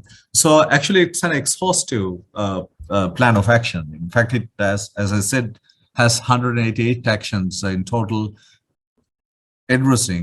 directly addressing 14 out of these 17 sustainable development goals, and in fact indirectly addressing even the balance too.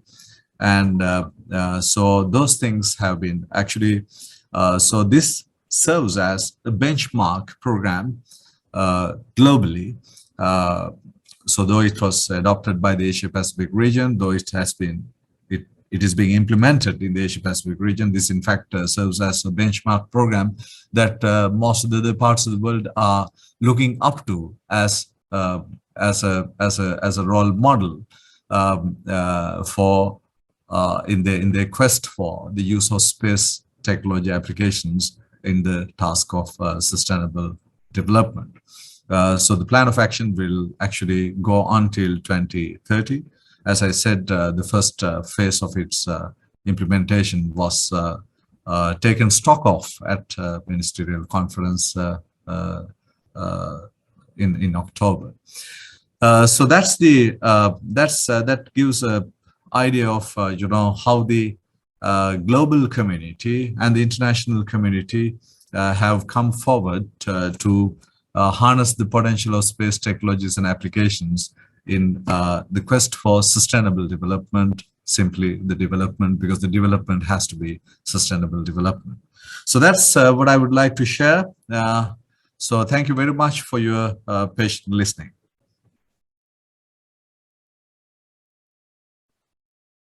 Okay, thank you very much, sir, for a very interesting and valuable speech. Now, if anyone has any question related to the speech, I'm sure he would be pleased to answer them. But due to the time limitation, 1 or 2 questions are welcome.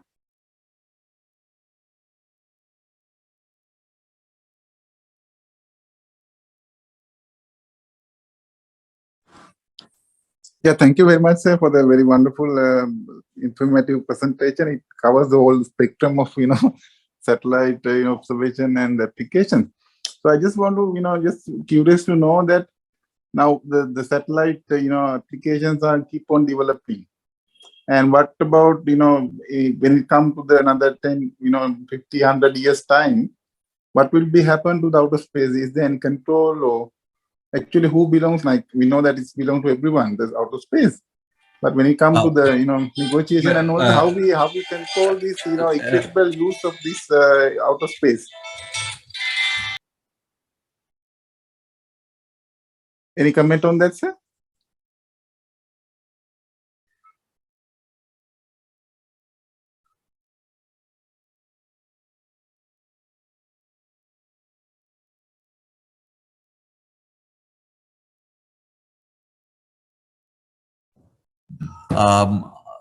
I'm sorry, Dr. Eranda Gunathilaka. Well, actually, well, I'm sorry. Can you?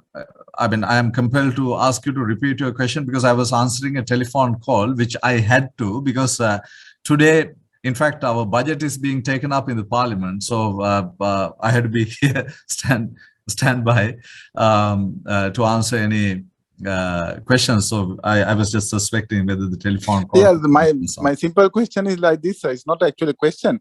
So how we control the use of this equitably, how we control the outer space in the coming years, it will be a big challenge, isn't it? So all the big powerful countries already using the maximum amount of the space. So what will be left for us in the future? I mean, is there any control or is there any discussion going on of, utilizing this outer space for the equitably for the every country, maybe for the region wise at least? In fact, that's a concern that I'm sharing pretty much. In fact, it's a global concern, particularly amongst the countries like us, the countries who are less advantaged when it comes to technology. Yes, some of those things are there on the paper, I would say. I mean, when you look at the international, for example, when you look at the geostationary satellites, the satellites there in the orbit of 36,000 kilometers above the surface of the Earth. We have only one such orbit, and that's the only orbit that would provide us the slots for geostationary satellites. So the countries that have advanced, technologically advanced, and who had the technology to occupy that geostationary orbit have have launched many satellites. So what is the solution? What is the solution on paper that has been brought about by the International Telecommunication Union that controls that that orbit? Because this is basically used for telecommunication satellites. Therefore, that is being governed by the International Telecommunication Union, which is an international body. So what they simply do is they allocate 2 slots for each country. Even Sri Lanka has 2 slots. One in what is called fixed satellite service, and the other one in what is called broadcast satellite service, FSS and BSS. But unfortunately, when we want to launch a satellite, we would find that technically it would be very difficult for us to identify a slot in that orbit which would very effectively cover the region that we want to cover about Sri Lanka. This is because this orbit is crowded. So that's one of the major problems. So in fact, these concerns are being raised at what is called the United Nations Committee on the Peaceful Uses of Outer Space. I myself have raised this concern together with my South African colleague on one occasion in a very strong way. When it comes to the other orbits, the low Earth orbits in particular, where we have our Earth observation satellites, of course, that's crowded. That's crowded, and there are a lot of satellites that are being launched. And there are also other communication satellites that are being launched now by, particularly by SpaceX. This gentleman, Elon Musk, has actually increased the number of satellites that are there in the various orbits by 2 times. Actually, over the past 2 years, the number of satellites have doubled as a result of multiple launches that have been carried out by Mr. Elon Musk's company, SpaceX. So this Starlink constellation, actually, which seeks to provide global telecommunication through low Earth orbiting, a constellation of low Earth orbiting satellites, has actually resulted in that situation. So that's a huge problem. And the other most important problem is actually the space debris, because some of these satellites are ending up in space as junk. There are so many objects, more than 10 centimeters or more than 1 centimeter, which are orbiting in space. Actually, some of these things are, going about the Earth at 7 kilometers per second, 7 kilometers per second. So that's the kind of typical speed. So this is quite enough. I mean, this is like a, this is like a bullet. So this can destroy any satellite. This can destroy any space asset. So that poses a threat. So that's one area. So under those circumstances, actually space sustainability has become a problem for everybody, but it has become a problem in particular for developing countries who have not placed as many space assets as many other countries have placed in outer space. Actually, some of them have not placed anything. So it becomes a problem. So what is now happening is, the international community is trying to adopt some guidelines in the form of, trust and confidence building guidelines and things like that. So at the United Nations Committee on the Peaceful Uses of Outer Space. So those things will certainly have some impact, but not to the extent that they should have. So this is something similar to climate change, so there are so many agreements that are being reached, and actually you must have seen the comment by the Honorable Prime Minister yesterday, which was highlighted in many of the media reports, expressing his disappointment about the progress that has been made by COP27. So it's the same story that is at the space level also. Space level, in fact, only difference is this is not that much highlighted because many people wouldn't look at that. So it's the same kind of mechanisms that are going on. The powers, the space powers, actually they're trying to control a lot of things. I mean, there are groups, the groups of countries in those, those powerful groups of countries, they're trying to, change a lot of things to their advantage. The only forum where we can make, some concern about, raise our concern about that is UN Corpus. And that is happening in a significant way. But the actions that are being taken, I would agree with you, are not sufficient. Okay, thank you very much. I know the time is, we have, time limitation. So otherwise we would like to see more of your discussions. Anyway, I didn't know that it was your, one of your favorite, topics. So anyway, it's happy to know that things are going on and discussions are going on. Yeah, maybe looking forward to meeting you some other time. Thank you very much. Thank you very much for the question. Okay, since we are about 25 minutes behind the time schedule, I will stop the question and answer session to move the next event. Anyway, before we move to the next event, again, I thank Engineer Dr. Sanat Panawanage for your valuable contribution to the session with your very busy time schedule. Thank you very much, sir. You're welcome. It was certainly a pleasure to get involved in this conference. To move the next event, to begin the presentation, first I introduce the judge panel members of the session. Professor H.R.S. Bandara, Senior Lecturer from the Department of Surveying and Geodesy, Faculty of Geomatics, Sabaragama University of Sri Lanka. Dr. Jason Pereira, Senior Lecturer from Department of Remote Sensing and GIS, Faculty of Geomatics, Sabaragama University of Sri Lanka. Dr. P.G.R.N.I. Pusalla, Senior Lecturer, from the Department of Remote Sensing and GIS, Faculty of Geomatics, Sabaragama University of Sri Lanka. To initiate the session, it is my great pleasure and privilege to introduce the chair of the session, Professor Saman Koswatha. Professor Saman Koswatha is currently working as a professor in GIS in the Department of Remote Sensing and GIS, Faculty of Geomatics, Sabaragama University of Sri Lanka. He is also holding an adjunct positions at the School of Surveying and Built Environment, Faculty of Health, Engineering and Science, University of Southern Queensland, Australia. He holds a Bachelor of Science, Surveying Sciences degree obtained at Faculty of Geomatics, Sabaragama University of Sri Lanka, and an MPhil degree in Earth Science obtained at the Postgraduate Institute of Science, University of Peradeniya. He completed his PhD degree at the School of Civil Engineering and Surveying, Faculty of Health, Engineering and Science, University of Southern Queensland, Australia. Professor Koswatha's research interests lie in the areas of crowdsourced geospatial data, geospatial semantics, spatial data infrastructure, and GeoAI. He has published many articles in high-impact journals and has presented his research findings in multiple platforms, including symposia, webinars, and workshops.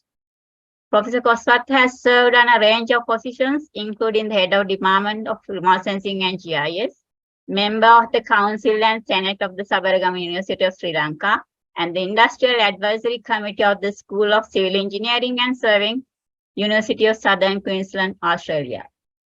Professor Koswat is having more than 15 years of experience in the field of GIS in both teaching and research. Dear Professor Saman Koswat, this is over to you to conduct the session. Thank you very much, Kalni ma'am, for your kind introduction, and a very good afternoon to you all. I must welcome the participants and also the panel members and especially the presenters today. So we have the session today on integrated spatial applications. So this is going to be an interesting and very important area because we need a lot of integrated level applications for better solutions. So without wasting time, because we are behind the schedule, let's quickly go to the session. First, I must mention you the ground rules. Basically, we will allocate 15 minutes for a presenter. There we are playing the pre-recorded videos, and after that we will have 5 minutes questioning time. And we have 6 presentations today. The first presentation is on sustainable marine aquaculture development of Sri Lanka, which is done by Kera Jeffrey and MFM Pyros. So I invite the presenters to present their work. Thank you.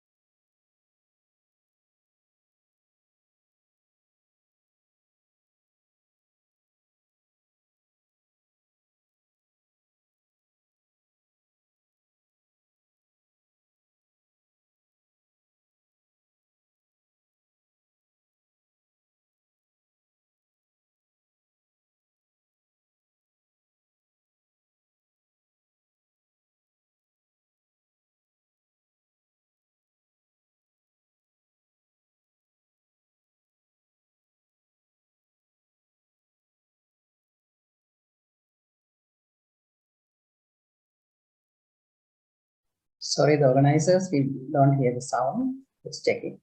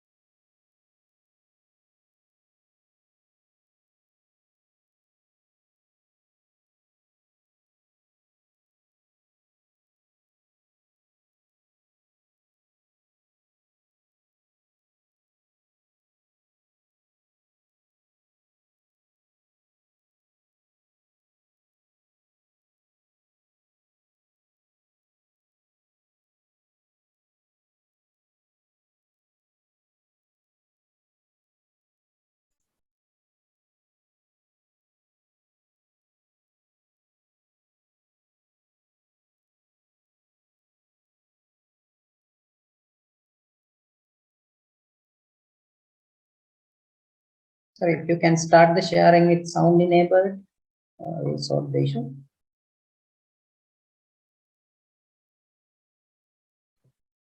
Chairman, is it possible for me to play from this end?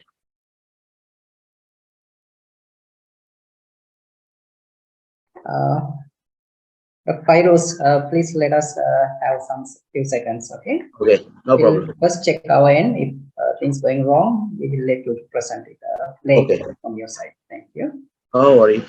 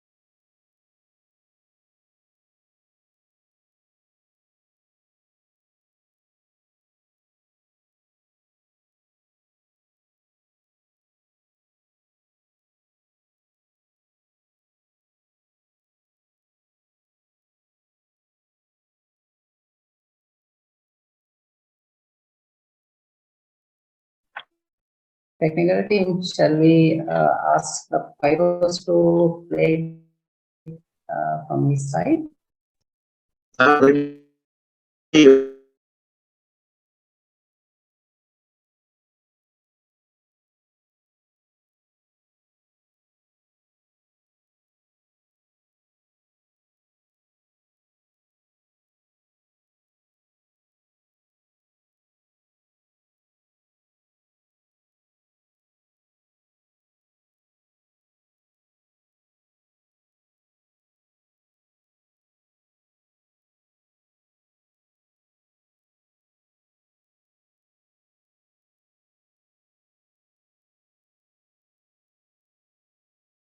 as well as what's already happening in the development space and the production space, so that we can get a full perspective of how things work in Sri Lanka, what is happening in Sri Lanka, and understand basically how we can help, and also go to organizations that can tell us what help they would like from us, basically.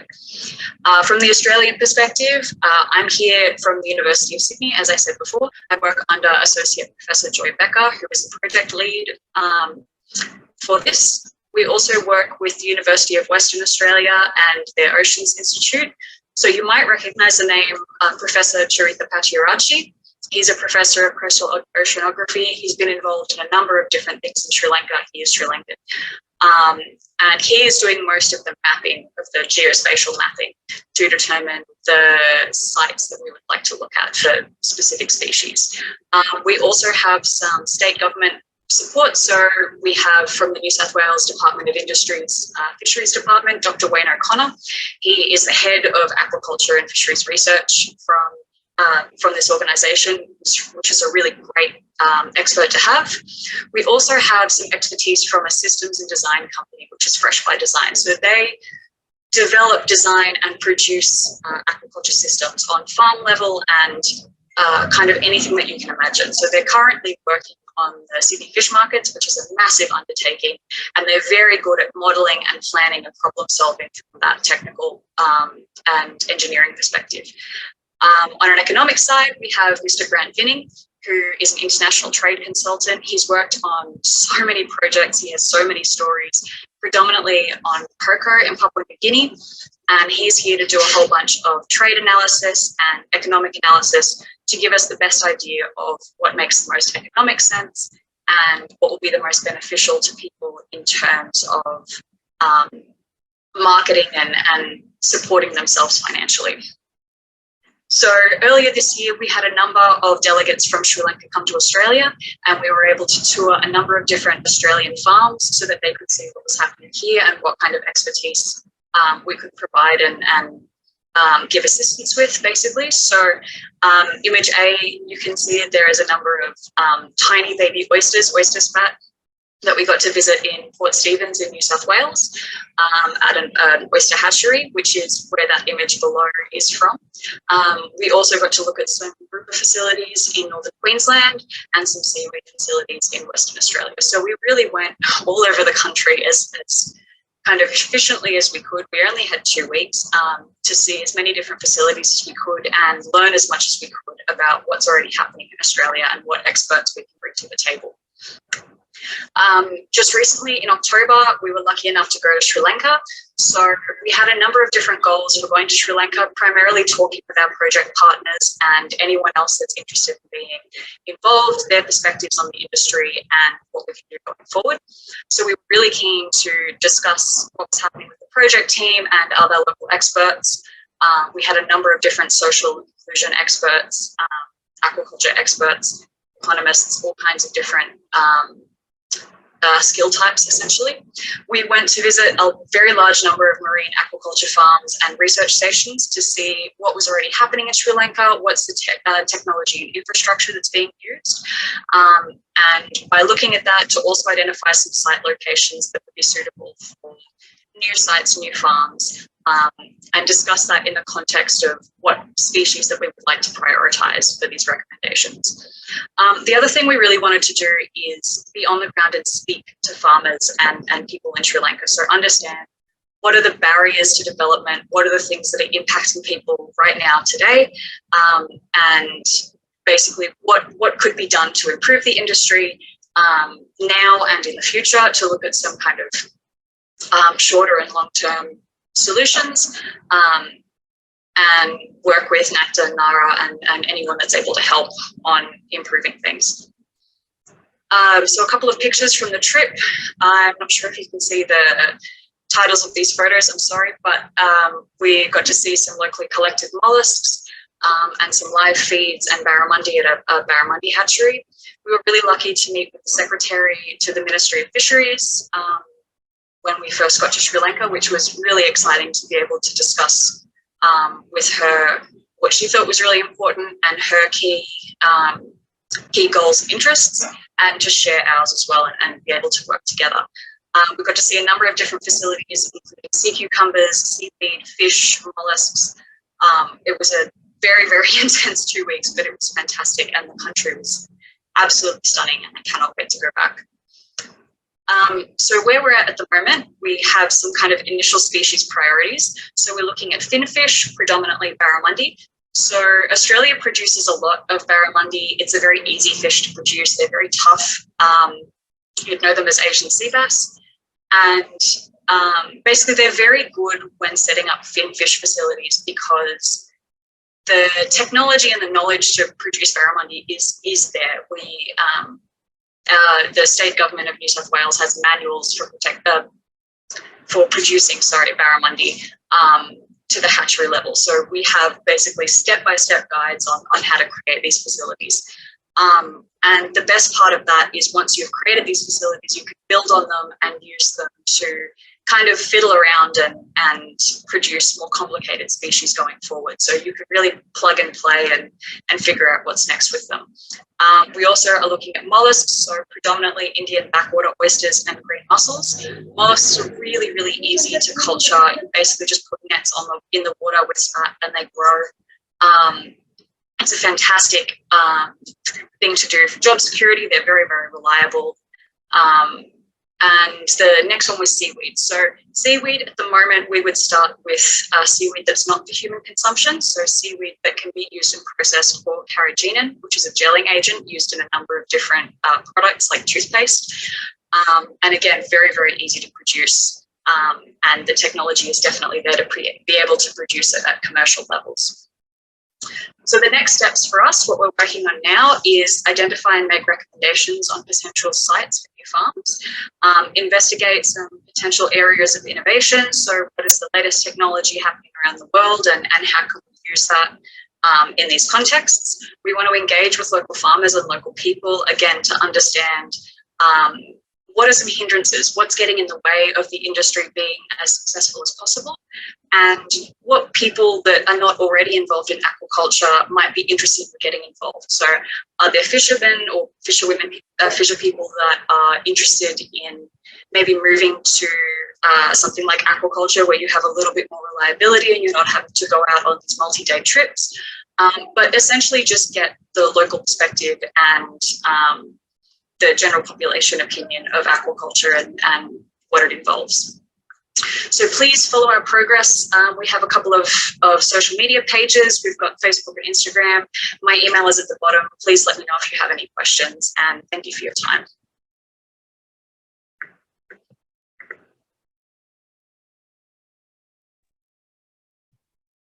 Thanks, Dr. Fairuz and Kera. Sorry about all these technical hassles. We recorded these videos to avoid these sort of things. Anyway, thanks, and I must thank for your interesting work, which is on marine aquaculture, and expecting ultimately to help the poor people and improve their life and bring some foreign income to the country. And I invite the panel members first to ask questions for any clarifications. Sorry. Thank you very much, Professor Kosata. I'm Ranmali, and thank you, Carol, for an interesting presentation. Very interesting and nice. So I just lost a little bit because my connection was down. I just want to ask you, like, how long is this project going to be? Have you completed like the bulk of the work, or are you still in the initial process, initial steps? Because I saw that you're wanting to go forward, like identifying more locations and things. So, yeah, just Yes, this is a part of the scoping study. So the scoping study almost completed. Now we have to document. So, but eventually the second part will be come with the international needs, with the high commissions funding. So I think that is the next step. So we can keep in touch, and our social media page is there. Anybody can comment and post their ideas.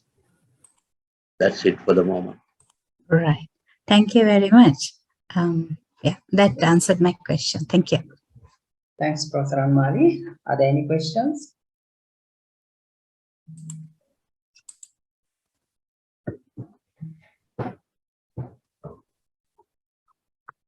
All right, it seems there are no more questions. So I have small questions. So in this kind of activities, normally the initial work and the ongoing work will be fine, but at the end, the sustainability is little questionable. Dr. Pyrus, do you have any sustainable mechanism for making it sustainable in future? Yeah, it's actually I was the first consultant to establish the sea cage farming in Sri Lanka. So that is how I have discussed with the these collaborators to initiate something in Sri Lanka to bring the technology. So first sea cage farming was brought up from Scotland. So now that is happening in Trincomalee. So then after we thought we might expand, get technical expertise from other countries, and also what is the social needs. For example, seaweed farming, molluscan culture, and also sea cucumber. There is a huge market. So we are putting wild pressure on wild species. So we need to have some captivity and breeding technology to get it cultured. So that is how we try to drive the sustainability.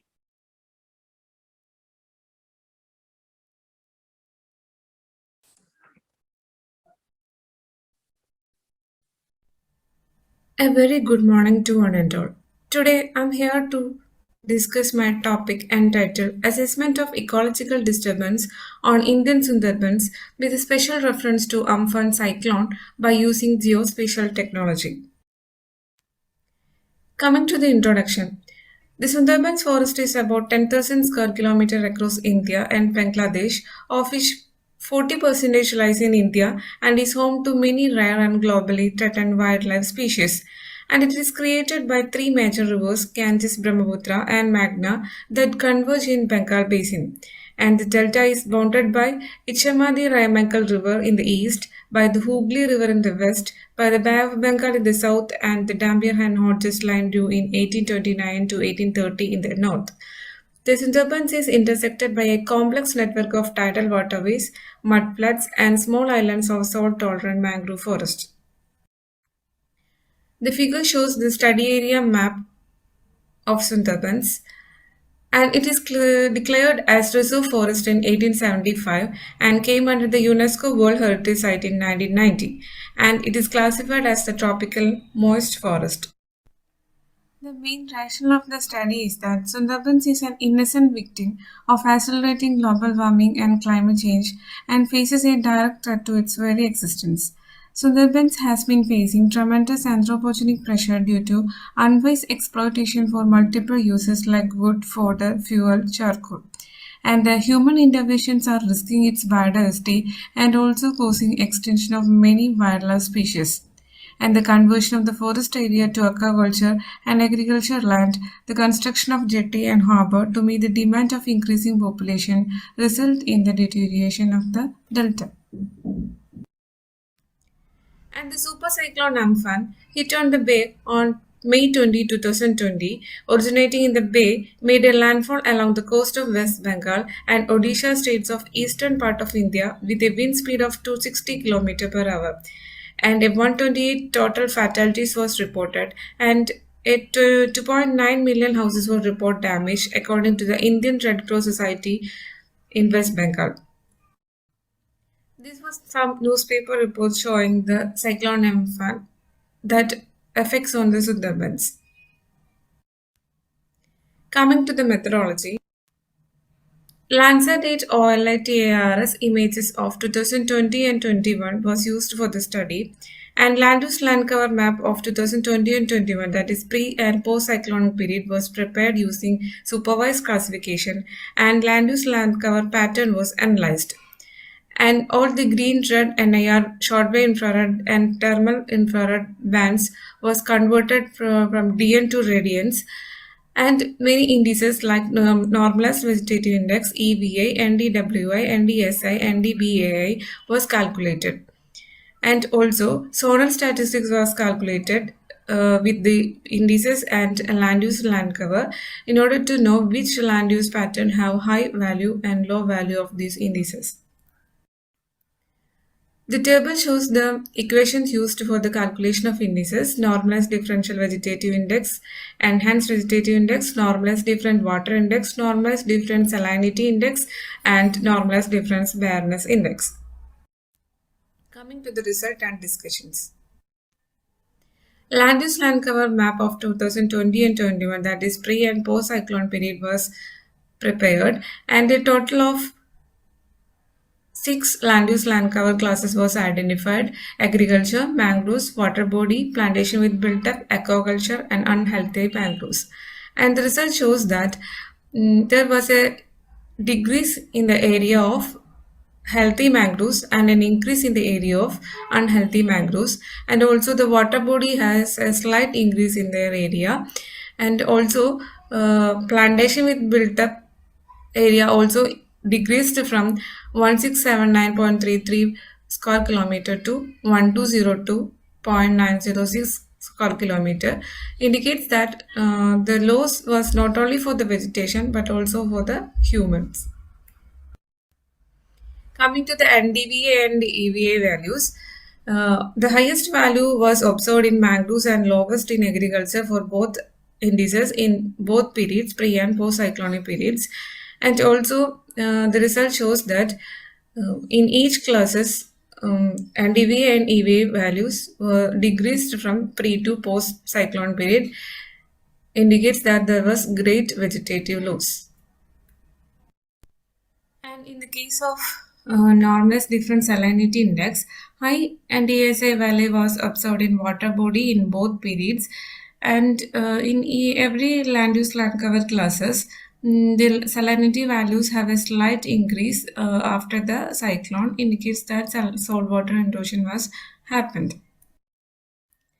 The figure shows the normalized different bareness index and normalized different water index map, and both indices have a values ranges from -1 to +1.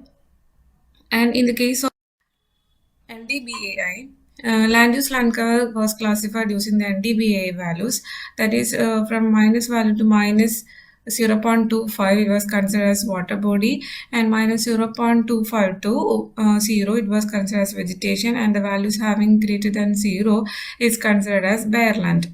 And the result shows that there was a slight increase in the area of bare land after the cyclone, and that is from 908.13 square kilometer area was observed in 2020 during the pre-cyclone, and it has increased by 1,365.57 square kilometer in 2021, that is after the cyclone.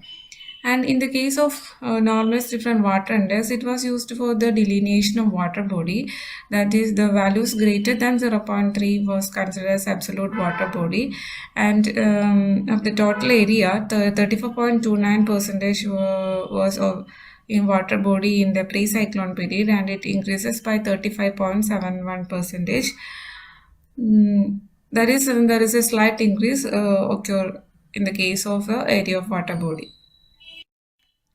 So coming to the conclusion, it can be concluded that the cyclone Amphan caused a devastating impact on the landscape in Sundarban mangrove ecosystem. The NDVI and EVI indicated massive fragmentation and degradation of mangrove plants, changing the land cover from dense to spare. Barren land extracted from NDVI index shows that area of barren land increased from 10.09% to 15.18% after the cyclone, and salinity indices show a rapid increase, which indicates supercyclone result in saltwater intrusion. Thank you.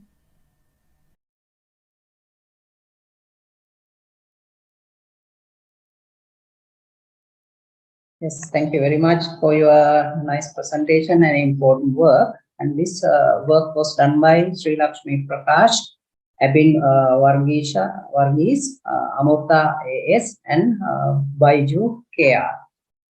And I invite panel members to ask questions if you have any.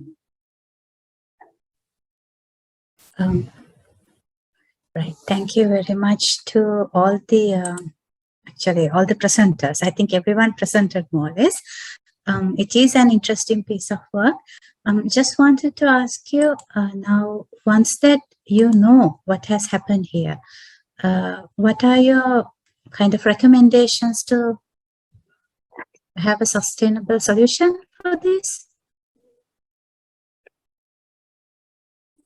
Yeah, thank you, ma'am, for your query. Am I audible, ma'am? Yes, yeah, very audible. Okay, the research shows that there is a massive fragmentation in the area of forest. So not only due to this cyclone, there was because of the land use land cover changes, massive fragmentation occurred in the case of the Sundarban forest area. So measures should be taken in order to preserve that areas. And the frequent cyclones occur maybe the result of the climate change issues. So proper the forestation measures will help to reduce the degradation of the forest area. Thus can conserve the area from such disasters. Right. Thank you very much, Sri Lakshmi. Yeah, over to you, Professor. Yep. Thank you very much, Professor Anmali. Are there any questions from other panel members or maybe participants? If you have any clues, you can raise your questions.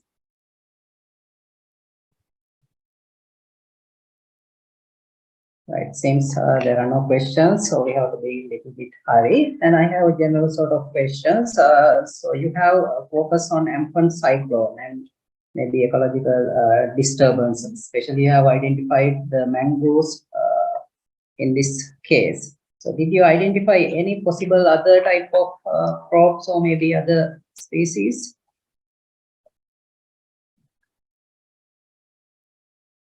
No, sir. I have done only vegetative type of disturbance. I'm not focusing on the these species, specialized not in the species. Okay, yeah, no problem. Yeah, fair enough. And thank you very much for your work. Thank you.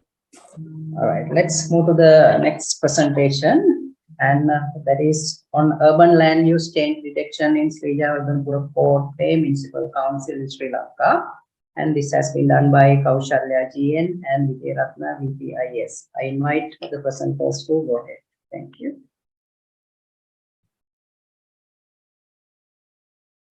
Good morning everyone, I am Nupini Kaushalya from Postgraduate Institute of Humanities and Social Sciences, University of Peradeniya. Today I am going to present one of my research work, and the research topic is Urban Land Use Change Detection in Sri Jayawardenepura Kotte Municipal Council in Sri Lanka.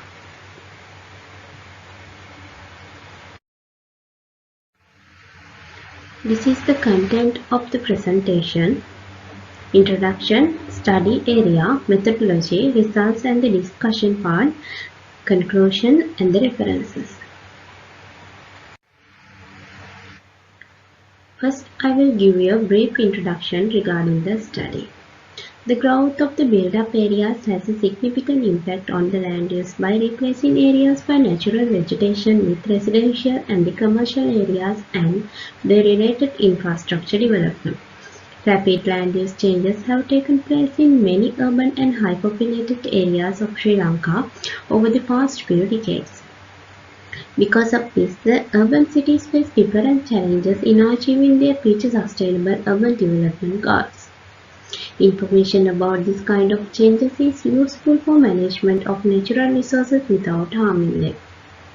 Land use change matrix is one of the main methods to quantify the land use conversion from one type to another type in selected time period. Therefore, as a main objective of the research, detecting the land use and land cover changes in Sri Jayawardenepura Municipal Council area with a special focus onto the built-up area growth in this study area.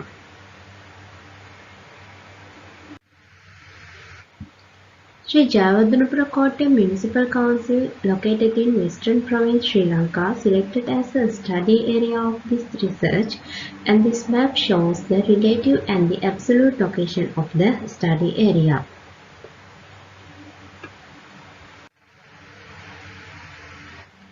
Let's move to the methodology of the research.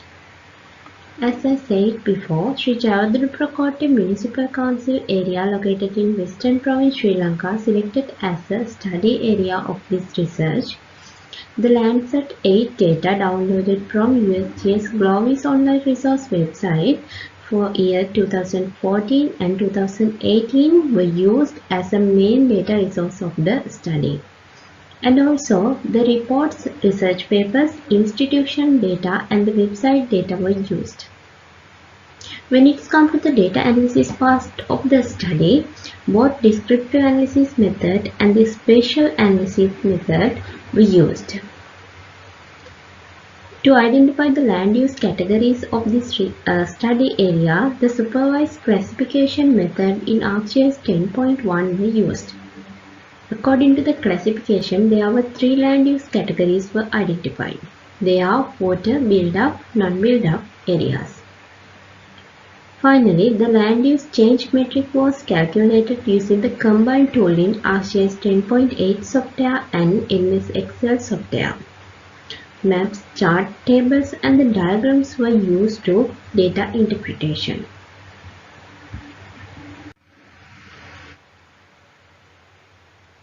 Let's move to the results and the discussion part of the study.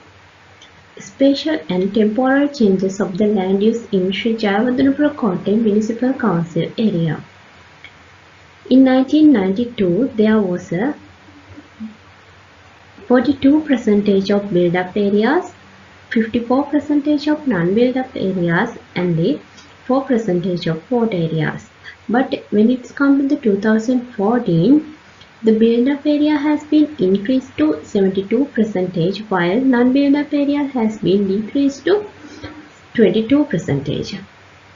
Moreover, during this period, water areas had increased to 6%. This map shows the spatial and temporal changes of the land use in Sri Jayawardenepura Municipal Council, and in red color you can see the build-up area expansion.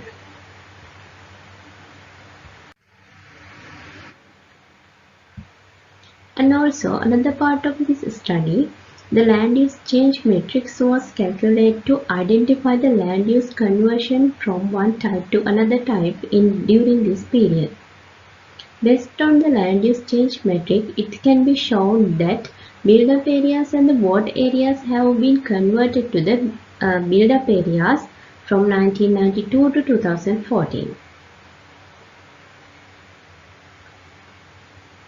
This map shows the land use conversion in Sri Jayawardenepura Municipal Council area. And you can also see the land use change matrix was calculated for the 1992 to 2014 period.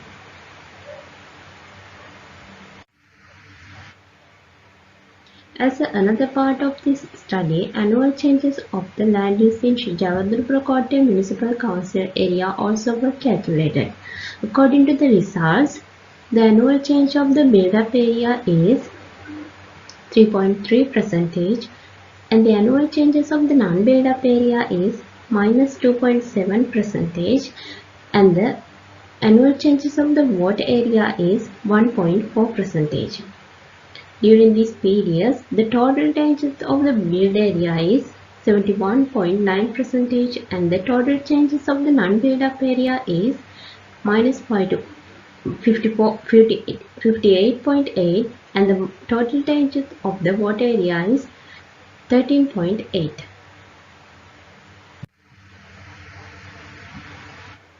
Let's move to the conclusion of the study. The annual changes of the build-up area in Sri Javadruprakote Municipal Council area is 3.3% during the study period. Sri Javadruprakote Municipal Council area can be identified as a highly vulnerable area for the land use changes due to its high population growth, urbanization, and the infrastructure development. With this, most of the natural environmental areas, non-built-up areas, has already been converted into artificial environment in past few decades in Sri Javadruprakote Municipal Council area. Therefore, it is essential to monitor the land use and land cover changes to minimize the damage to the natural environment located in this kind of urban areas. These are the references of the study. Thank you.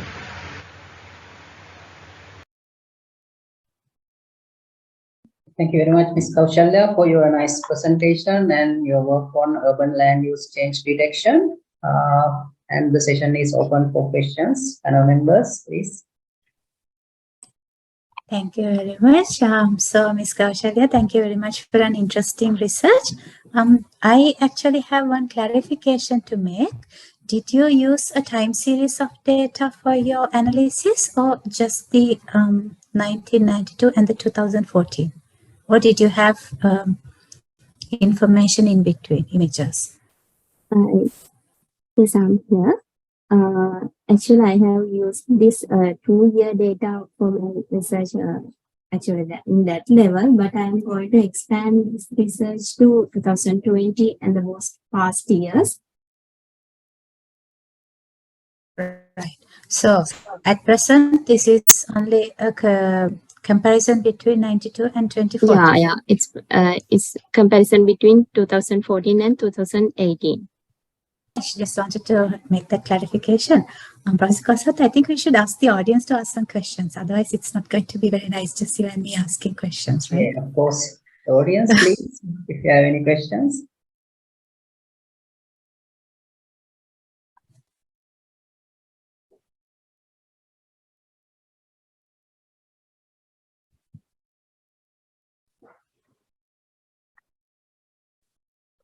From NDVI images, how did you extract the water features and built-up area?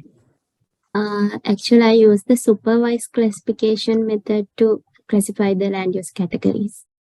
A supervised classification. Then for the classification, how did you select the training sample for 2014 and 18? So first I combined the land set bands. Yeah. And after that, I have using the select the training sample with comparison with the Google Earth image of the same year. Okay. I just classification, you extract the features. Yeah. After that, I have done the accuracy assessment with the Google Earth images. Okay. You didn't use any indices to calculate the area? No, just put the random sample points and check it. Yes.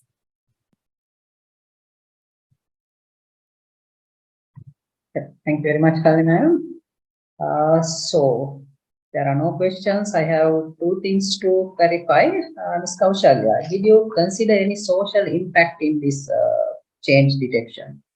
So social, sometimes the general people, they do a lot of activities. Actually, still not, sir.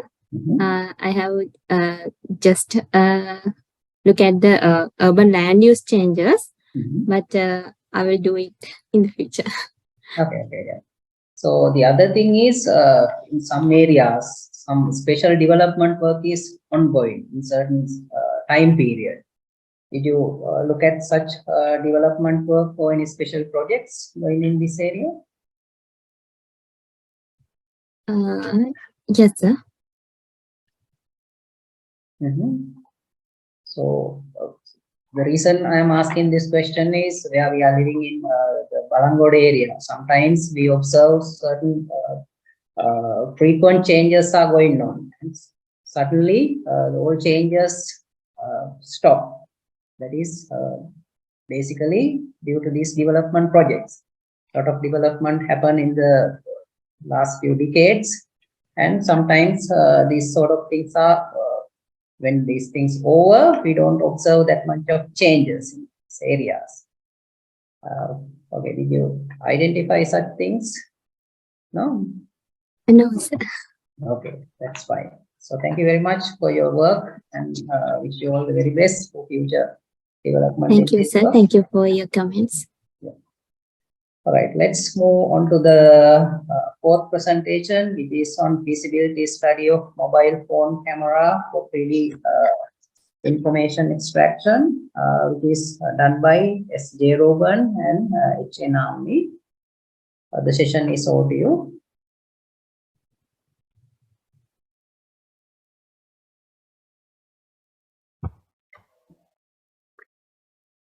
Good morning to you all. Today I am going to present about the research. The topic of the research is to feasibility analysis of mobile phones camera images for 3D information.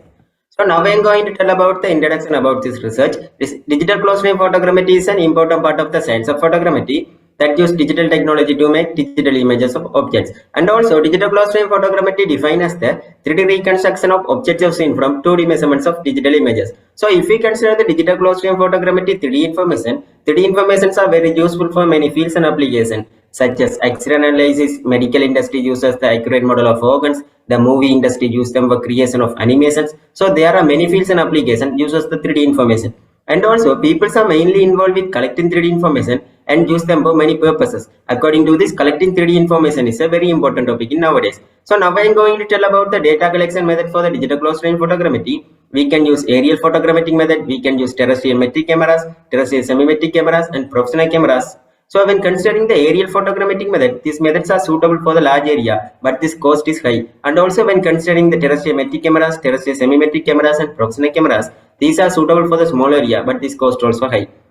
So if there is any low-cost method for the data collection in digital close-frame photogrammetry, that is the best way, and everyone can use that method also. According to this, we want to consider the nowadays mobile phones cameras. So nowadays mobile phones cameras have very advanced technologies and very development. So if we consider the advanced technologies of the mobile phones cameras such as low light functionality, super fast autofocus, white balance option, ISO option, zoom in, zoom out function. So there are many advanced technologies in the mobile phones cameras. And also in the consequence of the development, the cost of the mobile phones cameras also reduced. And also this communication devices nearly always with us allow us to take photos of anything anywhere. So if we can use the mobile phones for the data collection, we can obtain many advantages. We can reduce the cost of the project. They will not important to use high expensive professional cameras, and also mobile phones cameras such as time saving, easy accessibility, costless. So these are the advantages if we can use the mobile phones for the data collection. And also when consider the mobile phones cameras, even though the quality of the mobile phones cameras improved, for the photogrammetric purpose, the geometric accuracy of the camera is very important. Hence the feasibility check of the mobile phones camera is very important topic. So now I am going to tell about the research problem. So as I told earlier in the introduction section, nowadays mobile phones cameras have very advanced technologies and very development. So the advanced technologies of the mobile phones cameras raises the questions about whether it is feasible to use mobile phones cameras in digital close-frame photogrammetry for collecting 3D information. And also when we consider the previous researches related to this topic, those studies did not change anything about parameters. So if we can change the parameters, we can check whether the accuracy changes or not. Parameters such as distance from object to the camera, size and shape of the object, overlap percentage between photographs. So and also when considering the previous researches, the mobile phones cameras used for those studies that had certain limitations when compared to the nowadays mobile phones camera. So when this research was done, these limitations were easily solved. Now I am going to tell about the objective of this research. The major objective of the research was to evaluate the possibility of using mobile phones cameras in digital close-range photogrammetry for collecting 3D information. And also the minor objective of the research was to check the changes in accuracy by altering parameters. So this means when this research was done, we checked if the accuracy changes or not while changing the parameters. Parameters such as distance from object to the cameras, size and shape of the object, overlap percentage between photographs. So now I am going to tell about the methodology part. The methodology part followed for this study. So when considering this methodology, the methodology consisting of 5 main steps: data preparation, data collection, data process, output, and final step was the accuracy analysis step. So when considering the data preparation step, selection of the study areas, selection of the mobile phones cameras and professional camera, target point establishment, and camera calibration were the sub-steps of the data preparation step. So according to the popularity and availability, here we choose the 6 mobile phones cameras, and professional camera is the Sony Alpha camera. And also when considering the study areas, here the study area 1 was the faculty motor room, study area 2 was the tin roof building with small hill, and also study area 3 was the faculty block hall building. So this is all about the data preparation step. The next step was the data collection step. So when considering the data collection step, there are 2 main steps for the data collection. One is image data collection and another one is spatial data collection. So when considering about the image data collection, a total of 63 data sets were obtained using each camera in 3 cases for 3 study areas. And also when considering the spatial data collection, 3D coordinates of targets were obtained using the total station. So this is all about the data collection step. The next step was the data process step. So when considering about this data process step, here the data process done by using the Agisoft software, and also at the end of the data process step, according to the objective of this research, a total of 63 georeference 3D models were generated. So this is all about the data process step. The next and final step was the accuracy analysis step. So when considering about this accuracy analysis step, we got the RMSE deviations between the reference data and the data obtained by the 3D model. So this means, as I told in the data collection step, we got the target point coordinates from the total station, and also after the data process step, we got the target point 3D coordinates from the georeference 3D model. So when compared with these values, we got the RMSE deviation. So according to the objective of this research, we can compare these RMSE values between cameras. So this is all about the methodology part. So now I am going to tell about the results analysis. So as I told you in the accuracy assessment step, we got the RMSE deviations between the reference data and the data measured by the 3D model. So when considering these deviations, we got the X deviations, Y deviations, and Z deviations, and overall deviation for each point. So if we consider the one case, it is important to know whether these deviations are within a limited range or not, because here we use the 20 checkpoints for the check the overall accuracy of the cameras. So if these deviations of all points are within a limited range, is good for the overall accuracy. Hence, point-wise accuracy analysis is important. So let's look at that. So when considering this graph shows the point-wise deviations for the all 3 study areas for the case of 4 meter and 80% obtained by the Sony DSLR camera. So when we look at this graph, point-wise deviations are within a limited range for all cases. This means planimetric and height error deviations for all cases are within a limited range. So now I am going to tell about the point-wise accuracy analysis of 6 mobile phones cameras used for this research. So here we check the point-wise deviations for the case of 4 meter and 80%. So when considering these graphs, most of the cases planimetric and height error deviations are within a limited range. But in few cases, they show some different behaviors. So we discuss about this in the discussion section. So this is all about the point-wise accuracy analysis. So when considering the point-wise analysis, most of the points deviations are within a limited range. This means X deviations, Y deviations, and Z deviations, and overall deviations are within a limited range. So based on that, we can come with the decision. So when these point-wise deviations are within a limited range for all cases, so cameras can be compared with their overall RMSE value. So let's look at the comparisons according to our objectives. So now I am going to tell about the comparison of 3 cases for the study area 1, study area 2, and study area 3. So when considering these 3 cases for the study area 1 and study area 2, the first case was the 4 meter and 60%, second case was the 4 meter and 80%, and third case was the 6 meter and 80%. And also when considering the study area 3, here the first case was the 3 meter and 60%, second case was the 3 meter and 80%, and also third case was the 4 meter and 80%. So now we look at this graph. So when considering the first graph, this picture shows the comparison of 3 cases for the study area 1. And also when considering these graphs, we can note some interesting point. Let's look at that. when considering these old cameras, the Sony DSLR had the low RMS in all types of cases. And also when considering the mobile phones cameras, the iPhone XX Max had the low RMS in all types of cases. And also in used mobile phones cameras, Samsung A03 had the high RMS in all types of cases.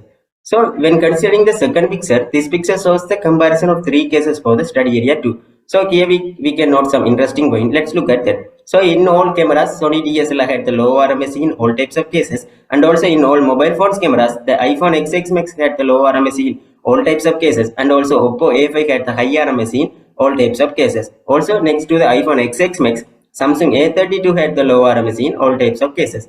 So when considering this third picture, this picture shows the comparison of 3 cases for the study area 3. So here the Sony DSLR had the low RMS in all types of cases. Also in the mobile phones cameras, iPhone XX Max had the low RMS in all types of cases. And also next to the iPhone XX Max, Samsung A32 had the low RMS in all types of cases. So this is all about the comparison of 3 cases for the study areas. So now I am going to tell about the comparison between study areas.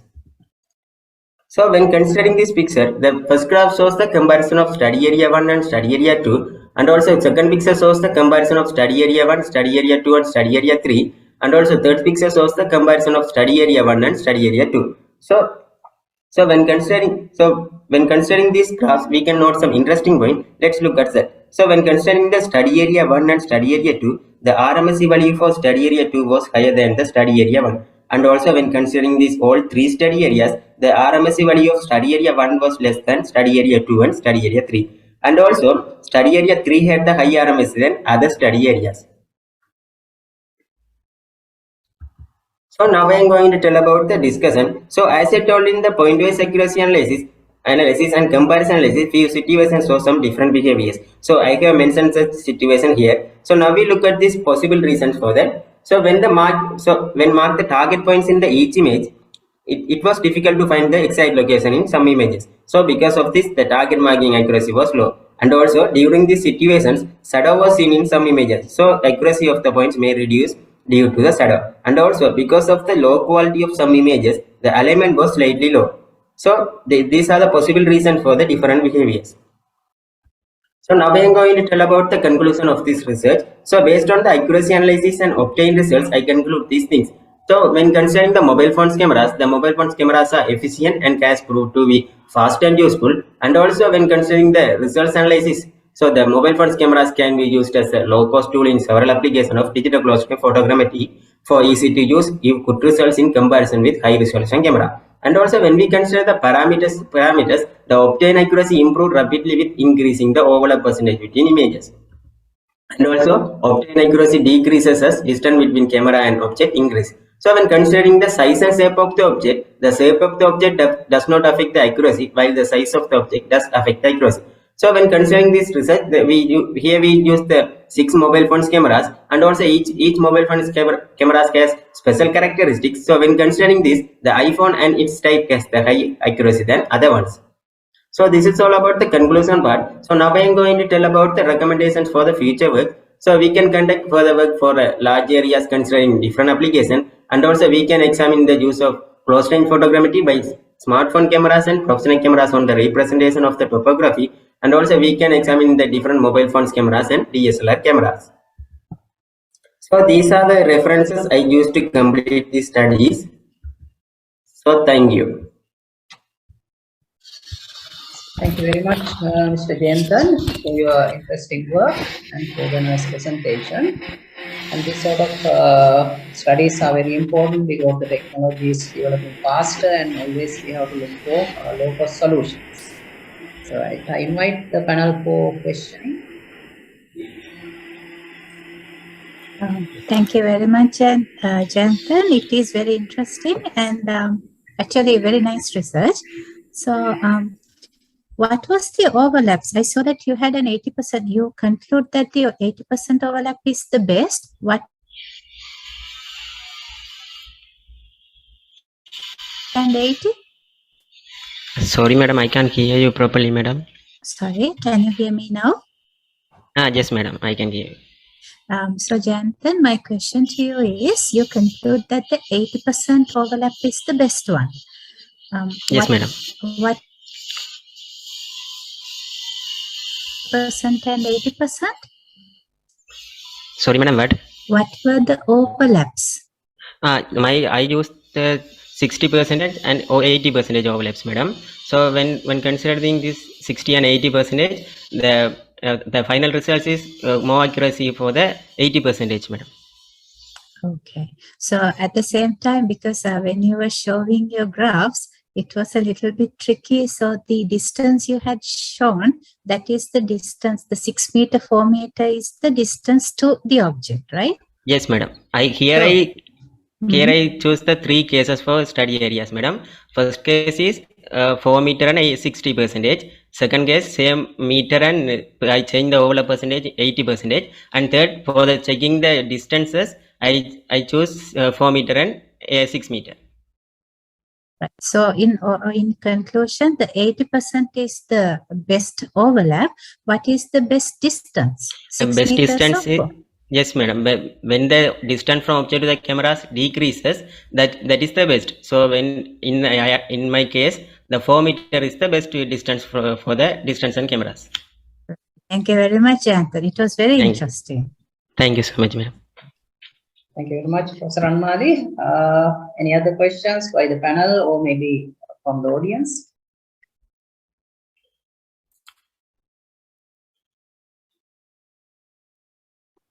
All right, I also have a small question, Jensen. So, in case of mobile devices, if we consider we have so many varieties, in case we consider the resolution, maybe the level of megapixels, right? Even today, the technology has developed very far, and we have even HD type images. Yes, sir. Do you have any idea of what are the limitations if we consider this at least the minimum level of resolution? If we consider this level of resolution, we can reach this much of accuracy. Yes, sir.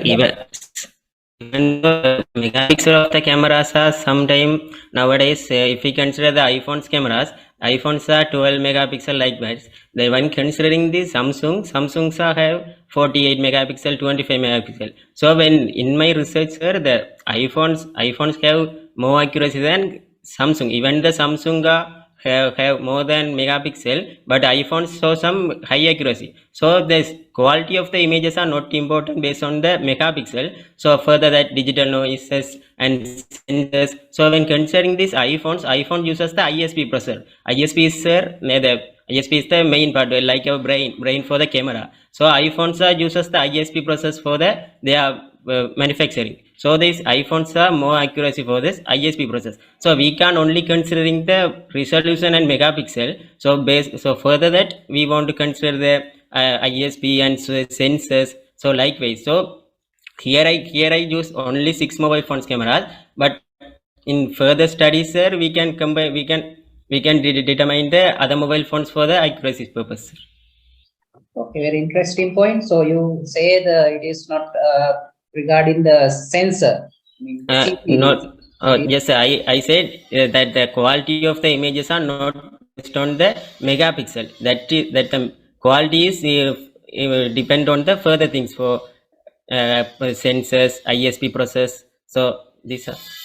Okay, so in that case, if we take the raw image, right, without processing, so it is independent of the processor. If we take the raw images from 2 different devices, say Samsung and iPhone, and if we process this thing in the same processing environment, right? So what would be the result in that case? So, but the iPhone's images are quality than Samsung images, sir. Normally. Okay, so without processing, you would say the tricky point is in the processor. Yes, sir. Well, if for the processing we check the accuracy, geometric accuracy, but without checking the accuracy, when the resolutions is more resolution images are more clear than low resolution images, sir. For that.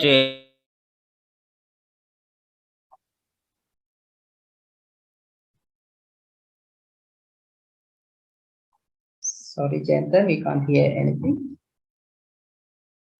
I think he disappeared. Maybe he's back. Are you back? Jensen?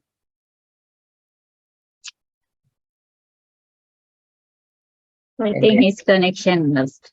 Yeah, so I think his answer is fair enough. So let's, while thanking all his work and for the presentation, we'll move on to the next one.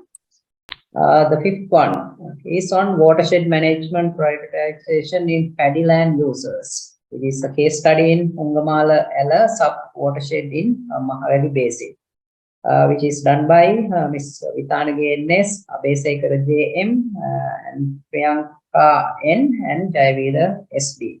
So I invite all these presenters for the presentation. Thank you. Hello everyone, welcome to our presentation. I am WN Priyanka from ULS University of Sri Lanka. The focus on our presentation is watershed management prioritization in paddyland users, a case studies in Hungamala and a sub-watershed of Mahaweli Basin. This is the content in this presentation. Now let's move to the introduction in our presentation. There are 100 drainage river basins in Sri Lanka. Hungamala is one of the tributaries of Mahaweli River Basin, and the main land use type within the sub-watershed is paddy. A watershed is a land region that conducts rainfall through a drainage system to a common point. A watershed is more than just a hydrological unit. It has also a collection of social, economic, and political entities. Watershed management is a technique for maximizing the advantages that can be extracted for watershed resource will maintain ecological sustainability. Watershed partitioning refers to the ranking of different sub-watersheds to identify sensitive sub-watershed for management. Movemetric analysis. Movemetry is the measurement and mathematical analysis for the computation of the Earth's surface shape and dimension of its landforms. Remote sensing and GIS tools are common uses. Movemetric analysis applied for analysis of area-height relationships, identification of hydrological characteristics, elevation and prioritization of watershed for soil and water conservation. This is the linear, aerial and relief aspect of river basin. Signification of the study. In Sri Lanka, mainly due to the land use change from different human activities, the watersheds are subject to threatening and degradation. Ampara and Polonnaruwa district are major paddy production areas in Sri Lanka and supply a considerable percentage of paddy harvest to the national paddy production. Paddy is the main land use in Hungamala and sub-watershed, which extend within the two districts in the dry zone of Sri Lanka. Expanding paddy cultivation in this area by encroaching the natural forest has been noticed recent decades, and thus the soil water resource would be threatened in the sub-watershed. The prioritization watershed is a common method to identify the most vulnerable areas of depletion and to plan their conservation and management through movemetric analysis. General objective: to prioritize watershed management in paddyland uses in Hungamala sub-watershed of Mahaweli Basin. Specific objectives: to calculate linear and aerial aspect of movemetric parameters at micro-watershed level, to rank micro-watershed using movemetric parameters for prioritization, to analyze paddyland use condition within the sub-watershed during last 3 decades. Materials and method. Elevation in this area about 42 meters. This area receives less than 1,750 mm annual average rainfall. The main soil types are sandy soil, alluvial soil, and reddish brown soil. Hungamala is located within the dry zone in Sri Lanka. This map represents a ecological region, Hungamala sub-watershed. Materials. Depth derived from 20-meter interval contour. Topography map sheets in 1 to 50,000 scale of 4943 from Survey Department of Sri Lanka. All maps are Sri Lankan national grid based on Kadavala coordinate system. Softwares. ArcGIS 10.4.1 software and Google Earth Pro software used for these studies. Method. Depth derived from 20-meter contour interval layer. Then was fed using ArcGIS 10.4.1. Flow detection and then flow accumulation were carried out, as well as stream network, stream orders, and micro-watershed were extracted from them using hydrological tools in ArcMap 10.4.1 software. Stream ordering was done using star method according to the flow accumulation. Paddyland use were digitized using Google Earth Pro software. This table shows linear aspect of morphological parameters and method. This table shows aerial aspect, morphological parameters, and method. Watershed prioritization. The prioritization was carried out by assigning rank to the individual indicators, and compound value was calculated following the method explained by Unial and Gupta. Then watershed were classified into the three prioritization levels according to their compound value: high, medium, and low. Watershed prioritization. Linear parameters such as drain density, stream frequency, evaporation ratio, drain texture, length of overland flow have a direct relation with erodibility, and the higher the value, more is the erodibility. Area parameters such as elongation ratio, circumference ratio, basin shape, and form factor have an inverse relationship with the erodibility, and thus lower the value, more is the erodibility. Finally, the prioritization map was developed to identify the most sensitive area within the Hungamala subwatershed. Result and discussion. We can see this map is stream network of Hungamala subwatershed, and this map represents Istala stream order in Hungamala subwatershed. The stream network of Hungamala subwatershed extends up to the 7th order stream network according to the Istala classification within the GEOSYM, as well as it has dendritic drainage pattern. This is the micro-watershed map of Hungamala subwatershed. There are 14 micro-watersheds in Hungamala subwatershed. Table represents stream orders, number of streams, stream length of Hungamala micro-watershed. This table shows linear parameters such as stream frequency, density, texture, intensity, length of overland flow, and mean bifurcation ratio. Stream frequency. Stream frequency is indicative of high relief and low infiltration capacity of the bedrock, pointing toward the increase in stream population. Watersheds having large area under dense forests have low stream frequency, and the area having more agricultural land have high stream frequency. Texture. Based on 5 classes given by Smith, there are very close, moderate, fine, and very fine. Their density. Their density range 2.43 km to 6.44 km. Rock type, runoff intensity, soil type, infiltration capacity, and proportion of rockland all influence drainage density. Length of overland flow. Length of overland flow is higher in semi-arid region with the less vegetation cover. The generation of higher surface flow and bifurcation ratio. Basin with higher bifurcation ratio have lower and extended peak flows, thus less risk flooding within the basin. This table shows area, perimeters, and basin width of micro-watershed. This table shows areal aspect of metric parameters such as form factor, circulation ratio, and elongation ratio.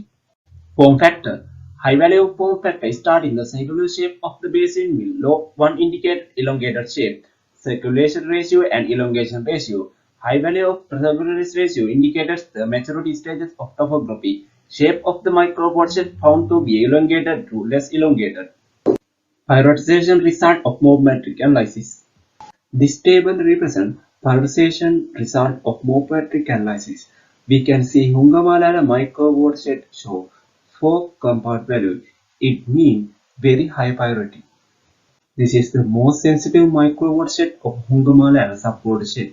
Then Paddyland use analysis.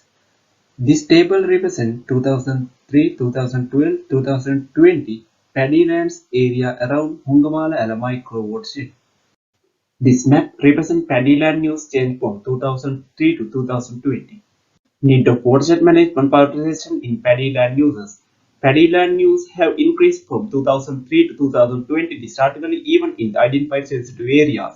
Watershed falling under the high priority area in the reserve erosion susceptible zone and need immediate attention to take up mechanical soil conservation measures like gully control destruction, grass waterways to reduce the topsoil loss. Soil erosion and land degradation may be high due to frequent land filtration in paddy cultivation. As in the dry zone, irrigation-induced soil erosion is also possible. Need immediate attention for soil conservation measures for sustainable paddy cultivation, especially the sensitive lower areas in the subwatershed. Conclusion in our presentation. A stream network of the Hungamala subwatershed extends up to the 7th order within a dendritic drainage pattern. The net density in the study area varies from 2.43 to 6.44 km along within the coarse to very fine drainage texture. Mean bifurcation ratio for the areas varies from 1.75 to 4.65. High value clearly indicating the statistical control on the drainage pattern. Form factor value range from HE6 to HE10, indicating HE10 is more circular in shape and has a flatter peak flow generation. Circularity ratio varies from 0 for HE14 and 0.52 for HE8, value clearly indicating the late maturity state of topography. HE5, HE6, HE7, HE8, HE9 and HE11 microwatershed could be identified as high value for conservation. Authors would like to recommend the planners and decision makers the need for incorporating mechanical soil conservation measures when developing HE5, HE6, HE7, HE8, HE9 and HE11 microwatershed to control potential soil erosion. Reference of this study. These are the sources we gathered information to prepare this presentation. Thank you so much for your kind attention.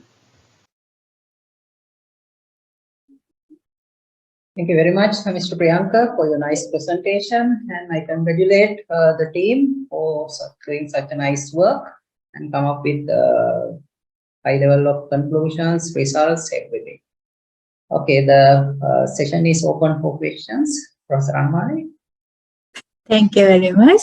Mr. Priyanka, right? Priyankara or Priyanka?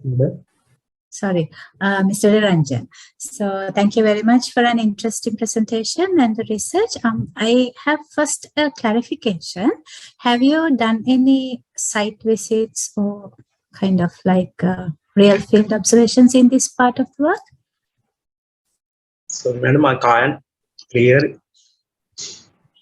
Have you done any site visits or real, what we call a validation of your work? No, madam.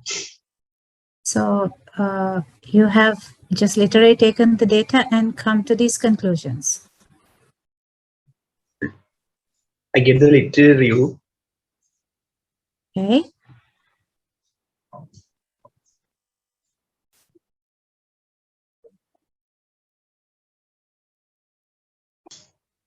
Hello, madam.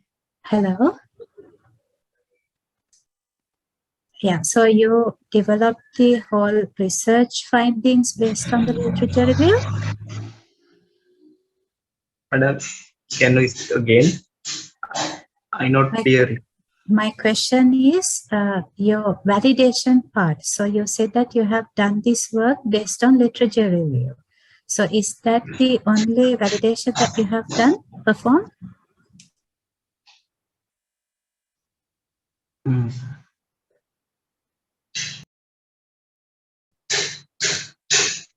I think, madam, so we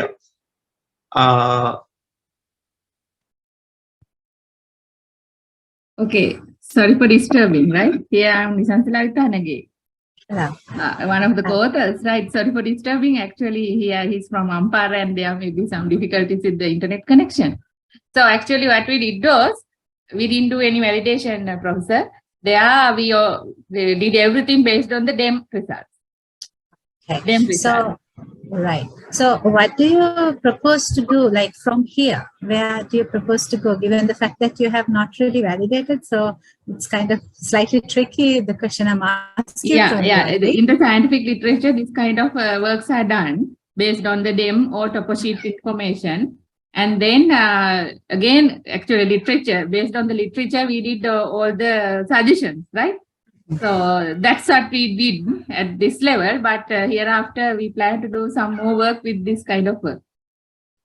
All right, thank you very much, because it's really interesting. Yeah, we could do. Yeah, that's why 3 months period, that's what we could do with the undergraduate work. All right, okay. Yeah, that's why I was like, with such a huge bunch of work that you have done. So like if you had actually done the validation, it would have been really massive. So that's what I wanted to know.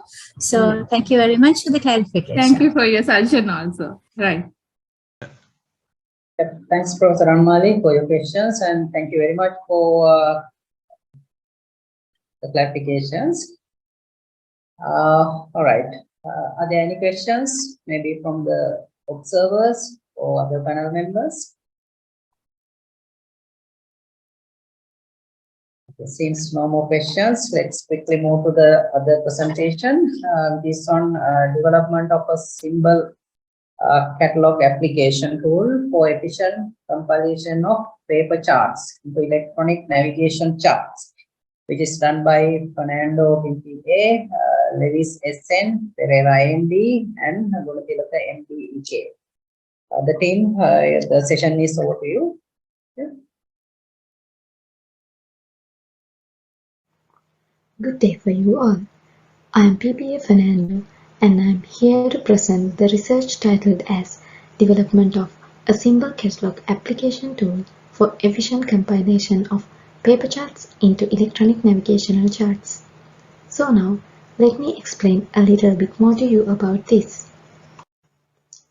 Nautical charts are one of the most fundamental tools which provides key to safe navigation by providing a graphical representation of relevant information to mariners. Those are available in analog form as paper charts or digitally as electronic navigational charts. Paper charts are constructed on large paper sheets at different scales. However, with the technological advancement, paper charts have been replaced by electronic navigational charts with all the advantages of the digital world in the storage, manipulation, and retrieval of data. Electronic navigational charts are official vector-based electronic charts designed to satisfy the requirements for safe navigation. Although there is sufficient coverage of paper nautical charts over the world, electronic navigational charts have inadequate coverage. As a result of that, the availability of ENC to cover the entire globe's water and feasibility to use electronic chart display and information systems in practice are still limited. However, paper nautical charts can be used to produce ENCs as a more reliable compilation source. There are different software packages to produce ENCs, such as ArcGIS Maritime for charting, OceanWise Maritime Toolbar ENC Writer Extension, 7CS ENC Designer, and Caris S57 Composer. But there are some differences in performance and available operations among those. However, the technology has been evolving and the ENC production processes are being updated even at that moment. IHO S57 standard is designed to permit the transfer of data described in the real world. However, a complete description of the real world is complex for practical applications. Therefore, a simplified, highly specific view of the real world must be used. It can be achieved by modeling reality. Feature objects and spatial objects are used to define the characteristics in the model and the manner in which factual information must be shown for a given application changes using a set of presentation rules. Therefore, when producing ENCs using existing paper charts, intense focus should be given to many factors such as topology, product specification, selection of symbols, and validation. Paper nautical chart symbols are different from ENC symbols. Admiralty Guide for ENC symbols that has been produced by United Kingdom Hydrographic Office enables the ENC producer to find the simplified symbols corresponds to the traditional symbols.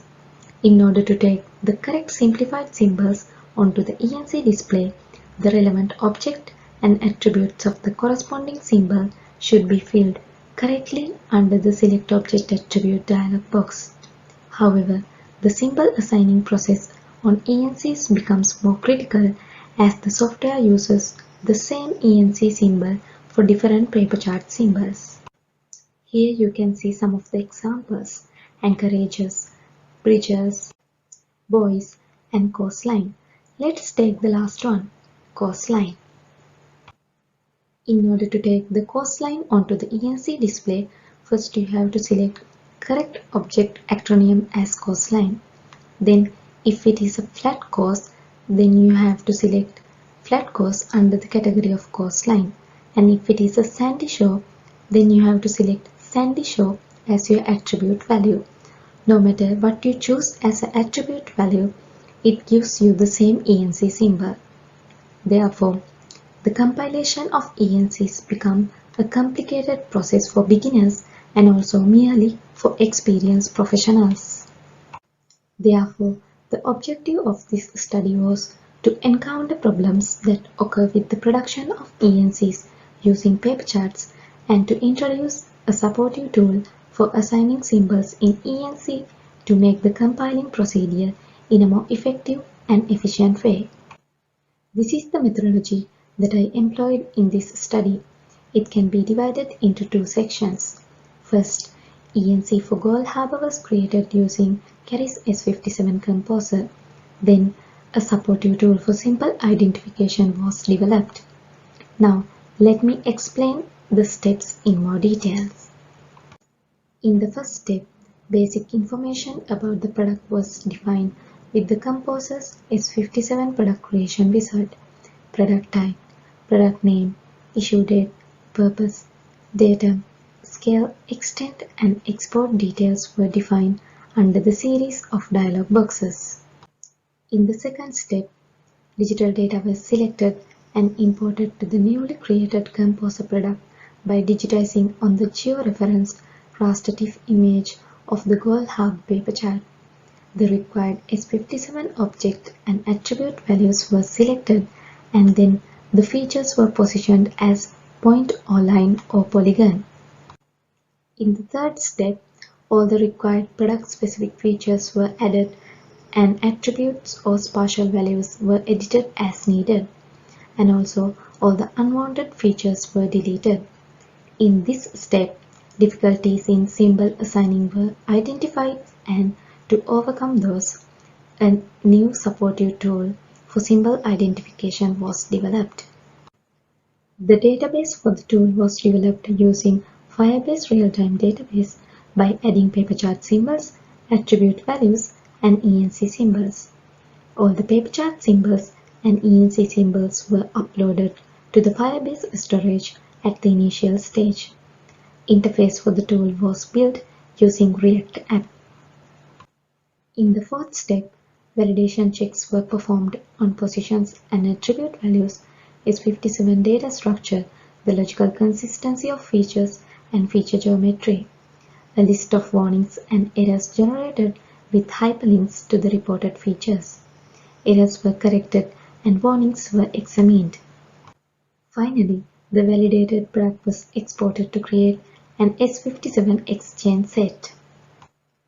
Now I move to the results and discussion. This is the final ENC product which was created conforming to the IHO S57 standard. That is the official product version that is prepared for distribution to end users for the purpose of electronic navigation.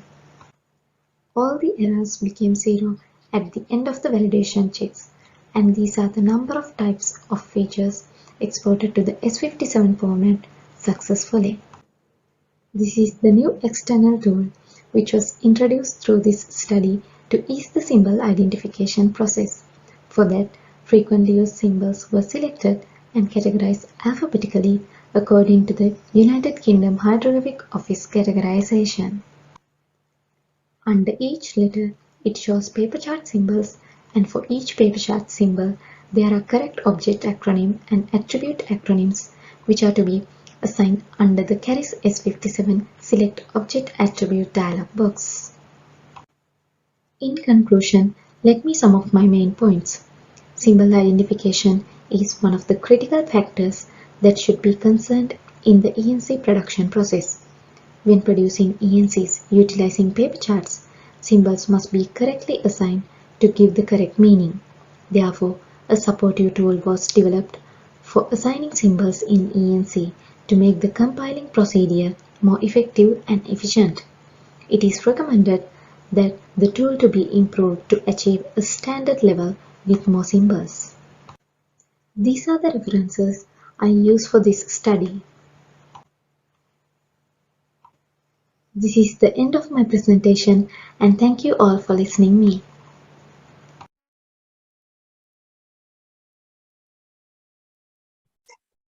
Thank you very much, Ms. Fernando, for your interesting work. And the panel will have certain questions. Thank you, Bethany. So that is your undergraduate project, right? Yes, madam.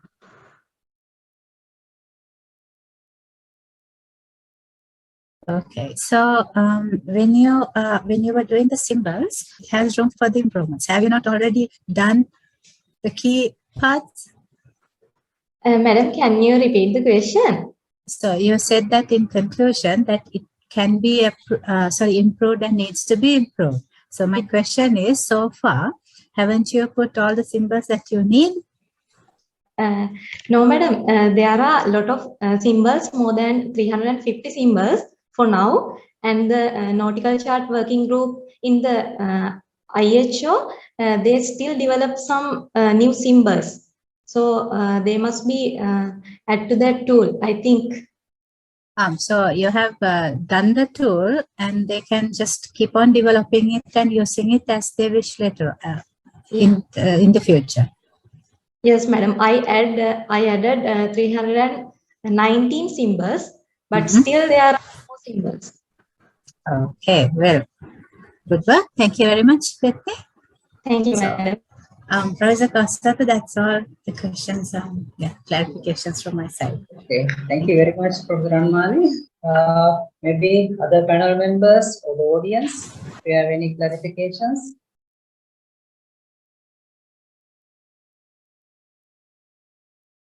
Right, today we have very silent audience.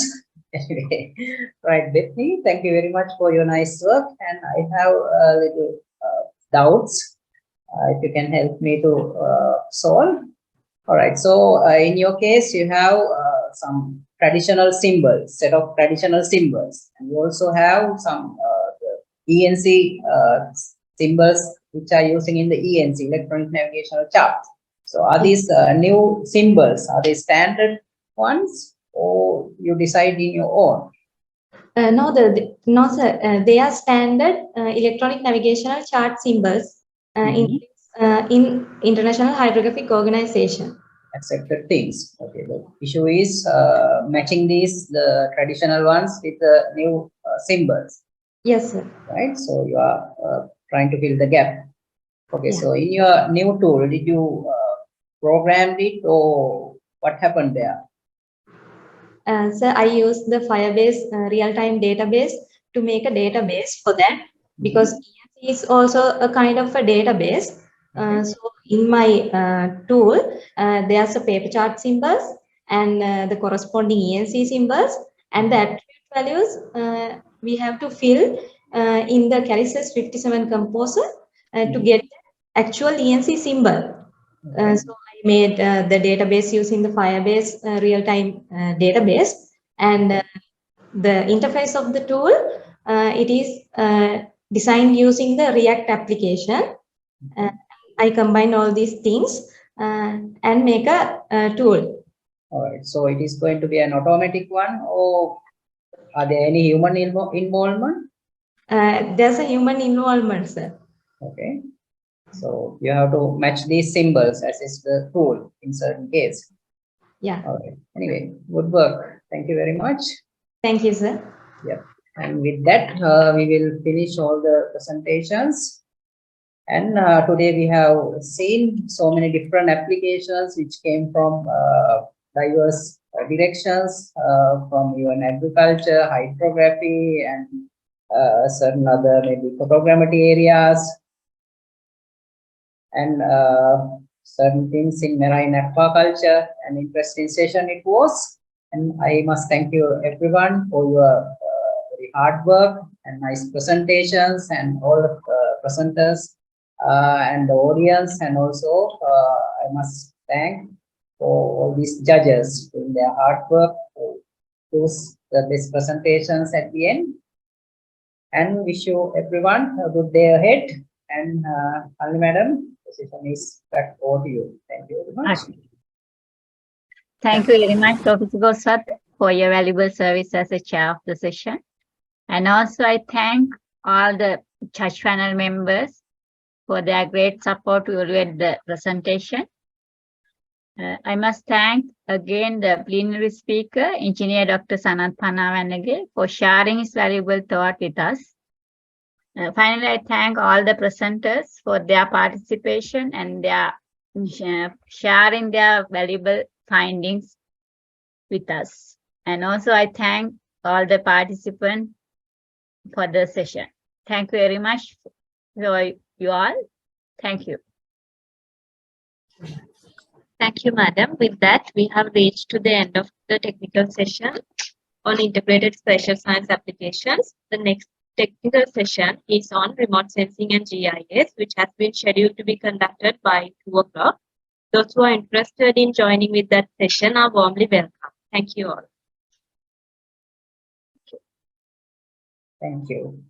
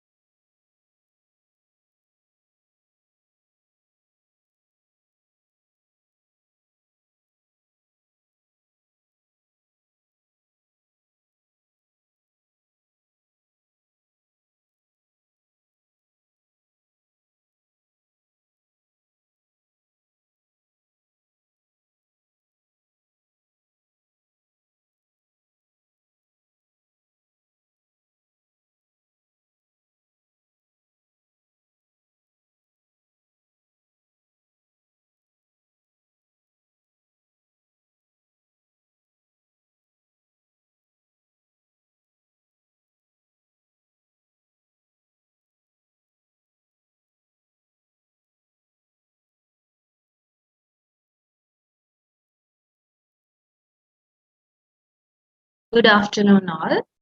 We warmly welcome all the participants and resource persons for the technical session on remote sensing and GIS.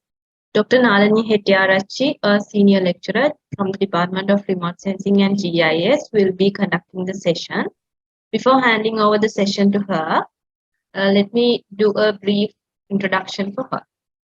She completed her PhD in Engineering, Department of Photogrammetry and Remote Sensing, Technical University of Dresden, Germany. And she has completed her MSc in Photogrammetry and Geoinformatics. Further, she has obtained her BSc in Surveying Sciences at Sabaragamu University of Sri Lanka. Her research interests are 3D modeling of urban objects, laser scanning point clouds processing, segmentation and feature extraction techniques, GIS and remote sensing applications of urban areas, UAV-based urban. Dear Madam, this warm invitation is to you to continue the session. Thank you. Thank you, Rashmi. Good morning, good afternoon, and good evening to you all.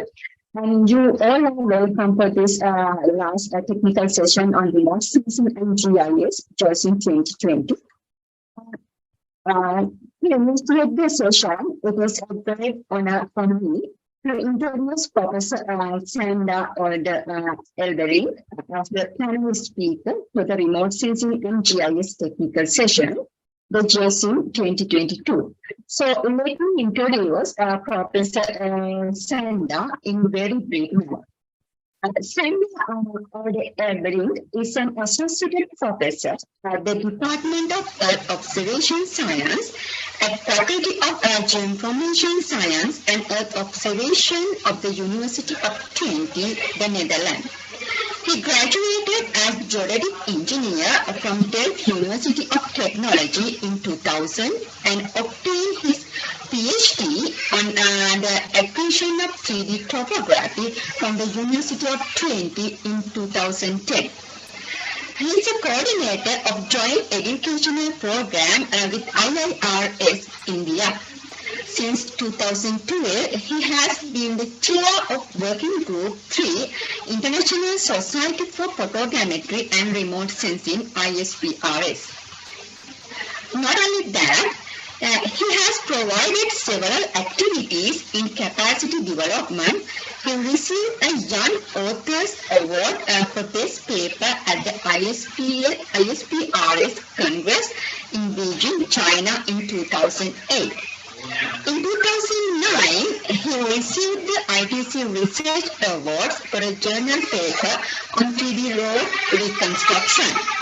In 2016, he also received the ISPRS Award for his high quality and innovative research in 3D landscape modeling that has successfully been transferred to practice to serve the society.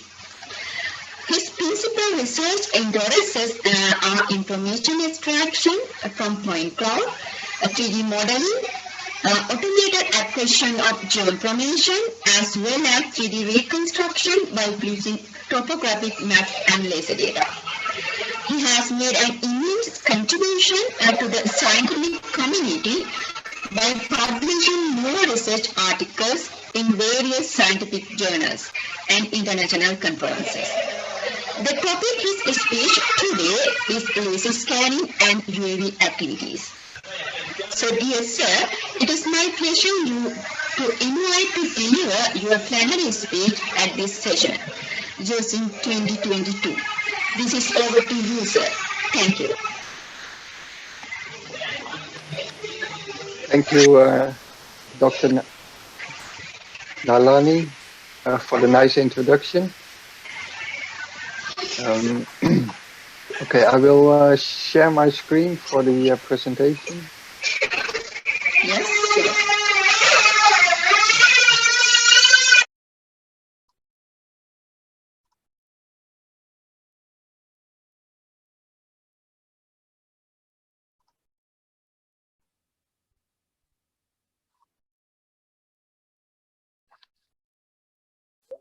Okay, I hope the presentation is visible. Okay, let me begin at the start. Is the presentation visible? Yes, we can see. Okay. Okay, so thank you again. It's an honor to give this presentation. The topic of my talk will be on laser scanning and UAV activities at ITC. So to start with ITC, yeah, we do education, research, and capacity development in the field of geoinformation and Earth observation, and that is that's meant for applications like climate change, smart cities, food security and water management, and yeah, land management. And we teach students from all over the world. Yeah, mainly students from Africa and Asia. And over the past few years, we have had yeah, almost 700 students from Sri Lanka, of which, more than 100 did more than one course. Currently, there are also 3 MSc students at least, and 1 PhD student from Sri Lanka. So we have a good connection between our faculty and Sri Lanka. Actually, one of my first MSc students, Sanka Pereira, invited me for giving this talk. Okay, what I will talk about today is laser scanning and mapping, digital twins, UAVs, and some explanation on the type of education that we do at ITC. So, laser scan data, it's used for many applications, and we will see some land use and land cover classifications, DTM, DSM extraction, city models, and I thought it would be nice to give one example of a research project that we do on this land use and land cover classification. And that project, it takes an existing map as the so-called teacher. So you may know that nowadays deep learning models for classification of data, they need training data. And in this project, we use the map as a teacher. So how to teach deep learning models to do a classification. And in this case, both the semantic interpretation, so what is it, what kind of land use, but also how does the boundary of each of the objects look like. So when we talk about a highly detailed map, we see something like what we see in the top of the picture. We see buildings, lakes, bridges, but even point objects like individual trees or the position of infrastructural objects.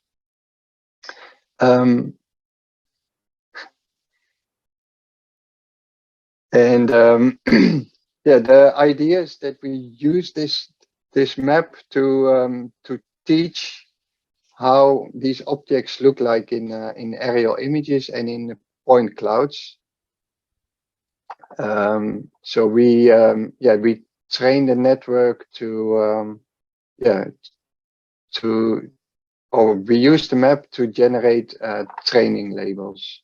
So to overlay the map with images and point clouds in such a way that we can teach the computer how these objects look like and how the boundaries look like. So that is sketched over here on the left-hand side. We see the images and the existing map and point cloud. We call this the old sensor data and map data, and we fuse these together.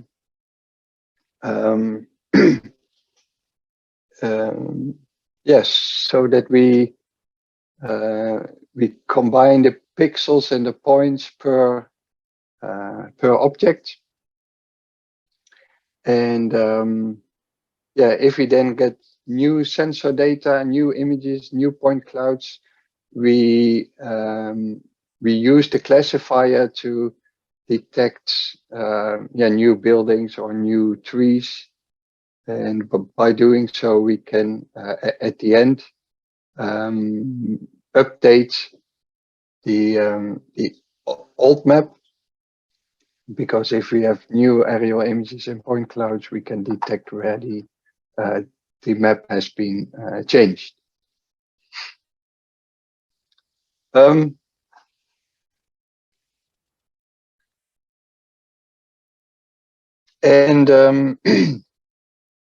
The advantage of using a map as a teacher is that we make use of the knowledge that is already there in the map, and that can include the individual tree locations, but also the tree species or other kind of properties per object.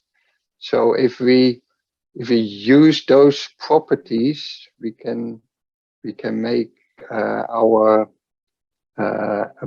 approach better in the terms of learning which tree species has what kind of shape in point clouds and in aerial images. And the idea is that, okay, the map may not be complete and correct, it may be outdated, but as long as we can train a network how trees look like, we can apply it and detect where the map is not complete. So after the classification of point clouds, we also know where buildings are. And in this case, I took the freedom to show a picture of Sanka, who actually detected buildings, but also created 3D models out of these. And 3D models are building models are important input data for 3D city models, and nowadays also digital twins. I will come back to that later. Next to building models, there are also other objects, and what we did together with the Dutch Cadastre is create a so-called 3D national landscape model by the combination of 2D map data here on the left and point cloud data on the right. So the point cloud data includes the height of all the objects. The topographic map contains the boundaries and the semantics of the map, and if we combine those together, we can create a 3D model. So we see some examples here, where we also can make use of these semantics of the map. So if we know that there is a water body over here, we can constrain the shape of such an object in our model. In this case, the water body is horizontal.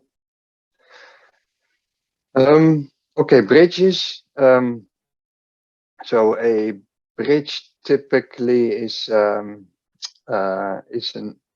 object in a 2D map where you only see the top part of the bridge, but if you convert it into a 3D model, you also need to include the bottom part, so the piece beneath the bridge. And in this case, we automatically detected where the water body should actually continue below the bridge. And to make the 3D model watertight, that there are no gaps in the 3D model. Okay, a picture of how such a 3D landscape model looks like. So it's really a 3D version of the 2D map. If you look from above, it's the same as the 2D map in the Netherlands, but okay, if you look from a side, you see the 3D component. And actually, these tools were made during my PhD, but the Dutch Cadastre, they adopted it, and they used it for the creation of the nationwide 3D model of the Netherlands.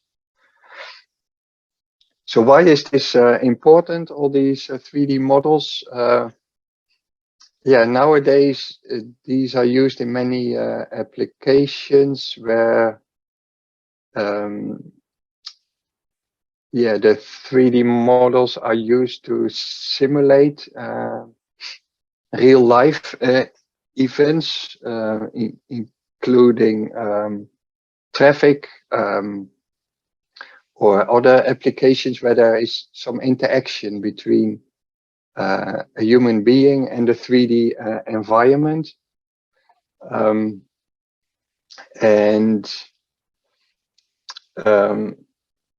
Digital twins, it may be a kind of hype or a buzzword nowadays, but we see that the idea of using 3D models in combination with other interactive applications is an important part in our geo field, because it also makes the connection between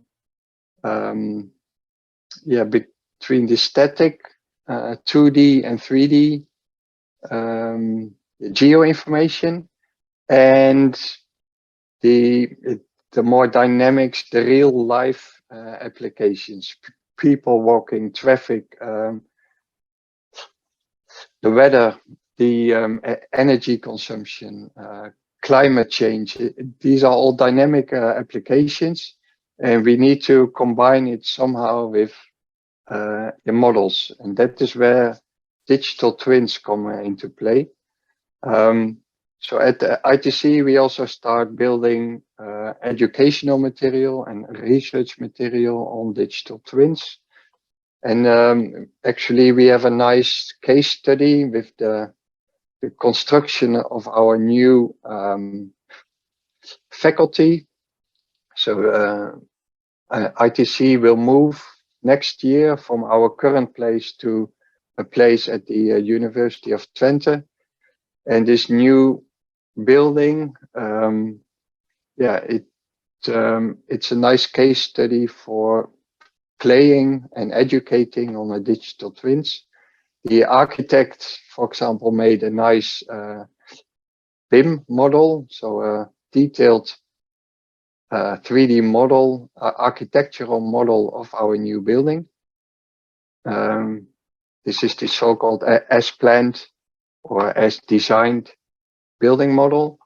And during the construction of this building, we were able to monitor the progress, so to capture data with UAV images, with threshold laser scanners, to play a bit with how to construct 3D models at different phases and how to include some interaction in the 3D modeling. So generating input for digital twins, in this case of our new faculty.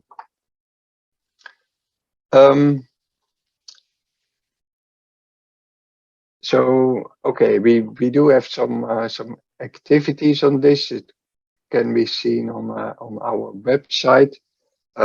We also have some augmented realities, so these HoloLenses where we can actually virtually walk in a 3D environment, so we can also virtually already enter our new building, even if it's not complete yet.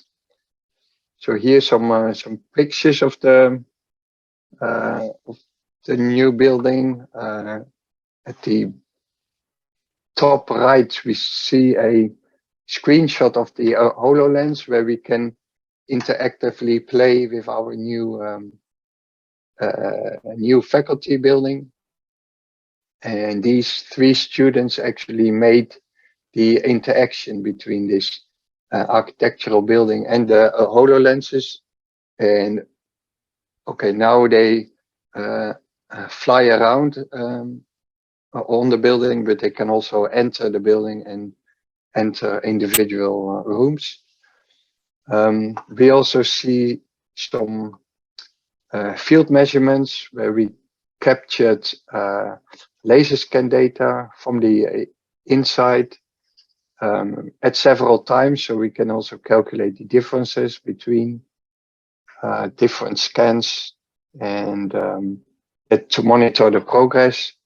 And we also labeled these points, so made a classification into to several classes of the point clouds. And this is useful to to continue our research on the classification of point clouds. So not only airborne point clouds, but also indoor. So on the UAV research, I make use of some slides from my colleague, Professor Nex, Francesco Nex, who actually made a nice paper on the current findings of the UAVs, the acquisition of data from a UAV for our field in geoinformation. So the main advantage of having a UAV is the high resolution of the images. You can really see highly detailed objects if you compare it to satellite images. So at the bottom left, we do see a UAV image of our new ITC building again. And if you compare it to a satellite image, yeah, you can really see the difference between, okay, a few centimeter resolution and half a meter resolution. Another advantage of a UAV is that that you can fly these campaigns relatively independent. Yeah, you don't need a contractor, you only need a pilot who has the permission to fly. You can fly at several moments in time. So in that sense, it's also easy to monitor progress or to detect and update changes in the environment. So, okay, what are we still looking for in this field? Yeah, the UAVs, yeah,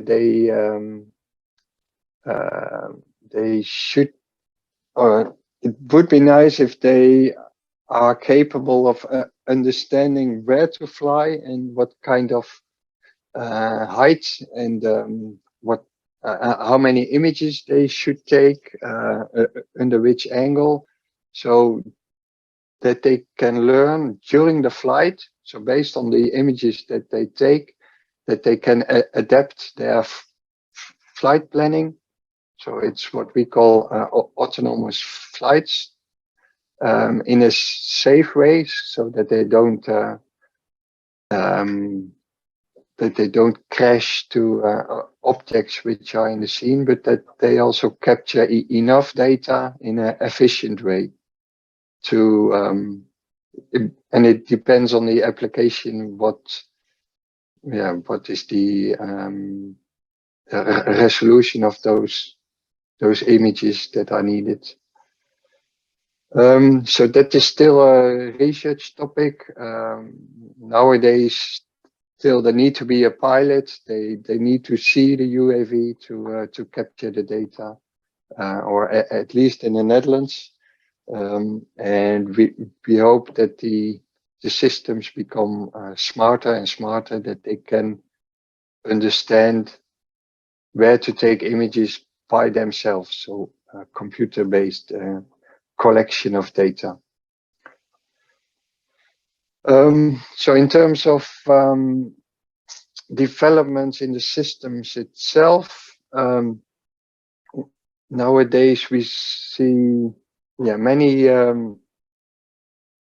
helicopter-based UAVs, sometimes a fixed-wing UAV,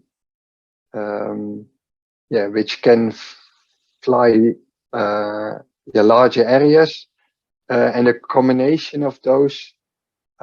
It's a so-called hybrid UAV that can, that can start and land as a helicopter, but then fly as a fixed-wing UAV. And that's a mix of mixing the advantages of both systems. So the trends are that the UAVs are becoming smaller, that they can fly longer, and that the navigation is more user-friendly. And that there are more choices on the types of excuse me, choice of sensors that can be mounted on UAVs. So RGB images, but also other cameras, thermal infrared cameras, LiDAR systems that can be mounted there. Okay, still some limitations, but that's more in the regulations of the system. In terms of research, the trends are that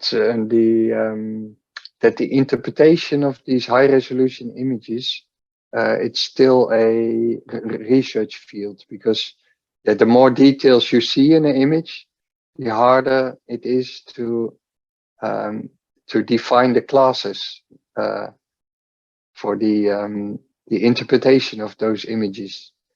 Yeah, it's not only buildings and roads and water, but what to do with individual people, small objects that you don't see in satellite images, but you see them as objects in UAV images.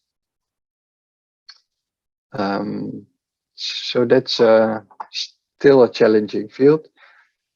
Okay, we see here the flight of a hybrid UAV on the bottom left. In this case, monitoring objects and traffic on a highway. And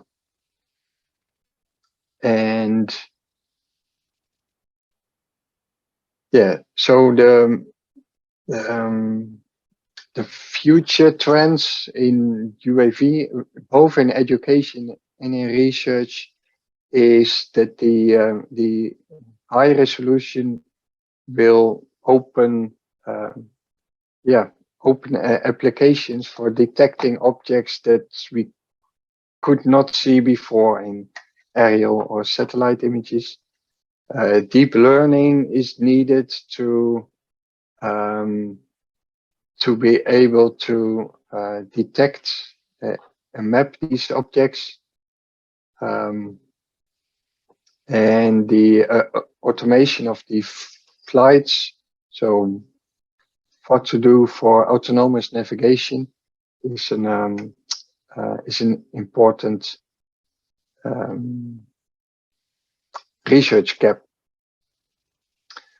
If you are interested in the activities both in education and in research, feel free to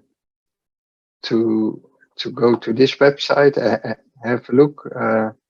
We do have courses, but also PhD and postdoc positions in this field. So UAV technology is embedded in a few courses, like artificial intelligence for autonomous robots, but also for cadastral data acquisition, general Earth observation and scene understanding with UAVs. But okay, at ITC we don't only do UAVs. We do all kinds of Earth observation science, and yeah, most of our students are coming here for a 2 years MSc program in these different fields that I shown at one of the first slides. So natural resources, food security, climate change, but also geoinformatics.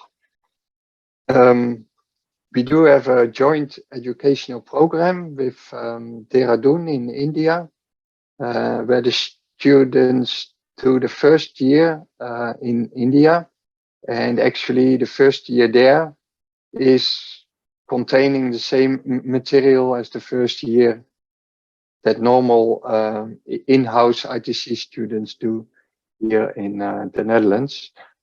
And then they come for some elective courses and the start of the MSc research to Enschede. And we do have some short courses, online courses. You can all find them here. So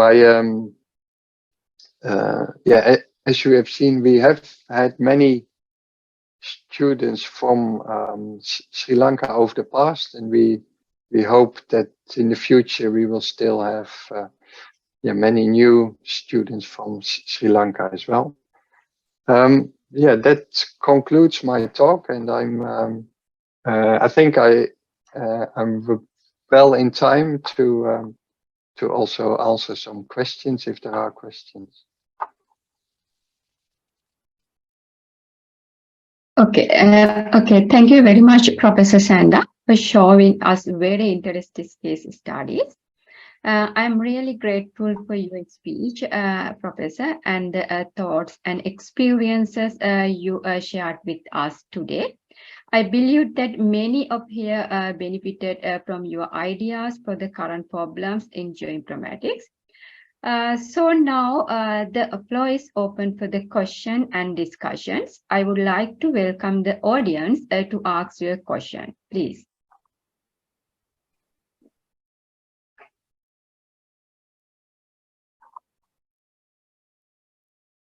Any questions?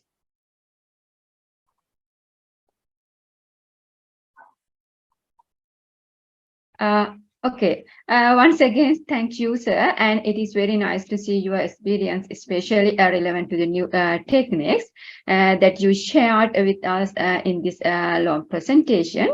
So I have one question from you, sir. As we all know, today that deep learning approach is showing a better result when applied to data science. Also, deep learning can bridge that knowledge gap to provide the benefit of remote sensing. Especially, we can get good result with also unstructured or unlabeled data sets. The other approach is the digital twins that can be used to represent actual real-world physical model or maybe an intended model. So my question is, Professor, that are there any possibility to integrate these two great techniques to that deep learning and also digital twins towards building reconstruction? Okay, yeah, that's a very interesting question. Yes, I think this can be integrated in terms of one of the interesting applications is the correction, I think, of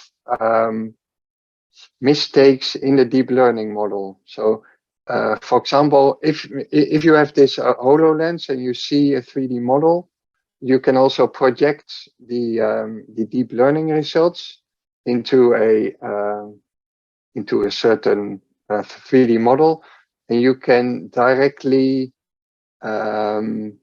judge whether the results are okay, and you can also interactively correct for errors.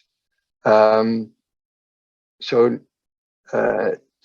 to my view, the digital twins are there to interpret and to correct for deep learning results. It may also make it easier to generate training data. So if you have a good digital twin, you can select areas and you can overlay your digital twin with the data to select your training data in an easier way. So in that sense, the digital twin is supporting the quality of the deep learning models. That's how I see the integration of both. Okay, okay, thank you, Professor. And any question from the audience?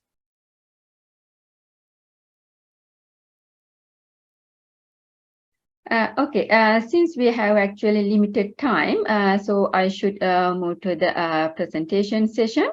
So again, thank you, Professor. The presentation which you gave was actually subjective and informative. I hope participants got a lot of information and inspiration from you, sir. So again, very much thanks for your participation here in GEOSYM 2022, sir. Okay, now it is time to move to the presentation session. So I would like to invite Dr.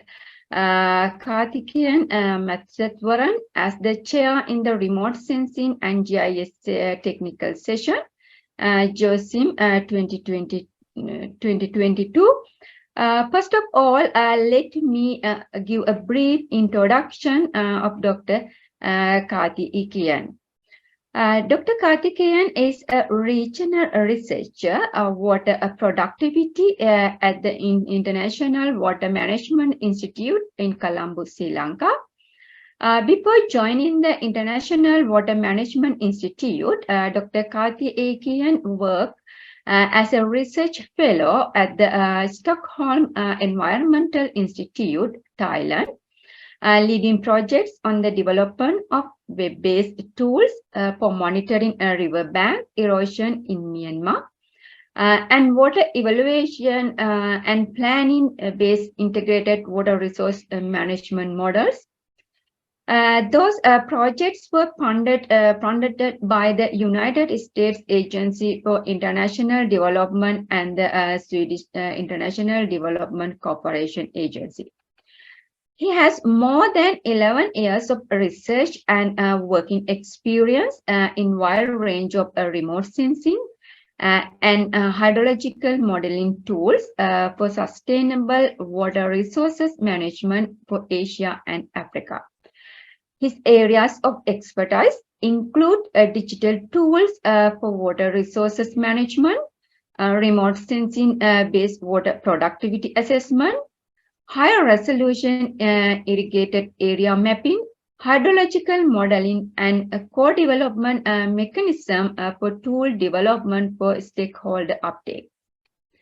Professionally, Dr. Karthikeyan holds a PhD in physical geography from the Roskilde University, Denmark in 2014. He has obtained his ME in hydrology and water resources from Anna University, Chennai, India in year 2006. He has made an immense contribution to the scientific community by publishing more research articles in various scientific journals and also conferences. I would like to invite him to take the chair in these sessions and continue the floor. Before handing over the session, I would also like to introduce our judge panel of this technical session to evaluate the presentation and presenters in this technical session for the purpose of publication. There are 3 members in this judge panel. So I would like to welcome Dr. D.R. Valikanna, Senior Lecturer from the Department of Surveying and Geodesy, Faculty of Geomatics, as well as Ms. J.S. Jayakodi, Senior Lecturer from the Department of Remote Sensing and GIS, Faculty of Geomatics, and also Ms. M.D.S. Munasinna, Senior Lecturer from the Department of Surveying and Geodesy, Faculty of Geomatics. Now, I would like to cordially invite you, Dr. Karthikeyan, to chair this technical session on remote sensing and GIS. Now, the floor is yours, sir. Thank you. Thanks a lot, Dr. Nalani. I hope you can hear me. Yeah, of course. Okay, great. Thanks a lot, and good afternoon, everyone. And welcome to this session on remote sensing and GIS. And that was a very insightful talk from Professor Elbernick on various digital sources of information that you could obtain from UAV. So basically, I'm from International Water Management Institute, and this session was originally supposed to be chaired by my colleague, Dr. Lal Muthuwata, who's coordinating all the activities in Sri Lanka on behalf of IMI. And unfortunately, he has to jump into another meeting, so I'm just stepping in for him. So I'm not Lal Muthuwata, just in case if you're reading the agenda today. But I do work in quite a lot in remote sensing. Actually, we had a very good collaboration with your university this year. Dr. Sanka was very, kind enough to help us in some of the activities. And we actually have 5 of your students who have passed out in the early years, and 3 of the students who passed out this year working with me in different activities related to remote sensing. So I'm happy to just step in and contribute to this session. So for the presentations today, I think we have close to, let me see the abstract. So we have close to 7 presentations today on different aspects of remote sensing and GIS. So some just ground rules for those who are presenting today. I think your total presentation time is around 15 minutes. Please complete your presentation by 10 to 12 minutes maximum, so that we have enough time for a couple of questions, either from the participants or the panel members. So please stick with your time so that we can wind up the session in time. So in case if other sessions are about to continue, I'm not sure, then that can be continued. And then, yeah, so those are the ground rules for the today's session. Nothing much other than from my side, but I see quite a diverse area of application of remote sensing and GIS among these 7 papers. Among them, the first is by Jayaratna, and the presentation is on derived hydrological inferences through GIS-based drainage morphometric analysis in Kahilagamuwa Oya drainage basin in Sri Lanka. So if I'm pronouncing any of the names, either the place names or your names wrong, please accept my apologies. I'm still getting used to the names of different second names of Sri Lankan, names. So just so we'll have the first presentation from Jayaratna. So the floor is yours, and you have like 12 minutes to finish your presentation. So please go ahead. Thank you.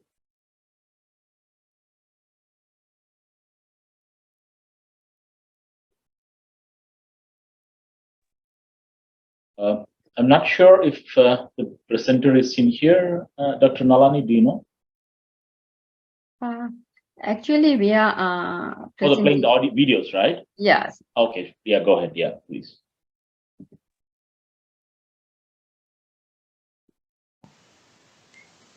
Good afternoon. I am Ms. Rajapaksha.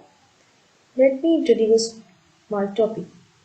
Derive hydrological inferences through GIS-based drainage morphometric analysis in Kahilagamuwa drainage basin of Sri Lanka.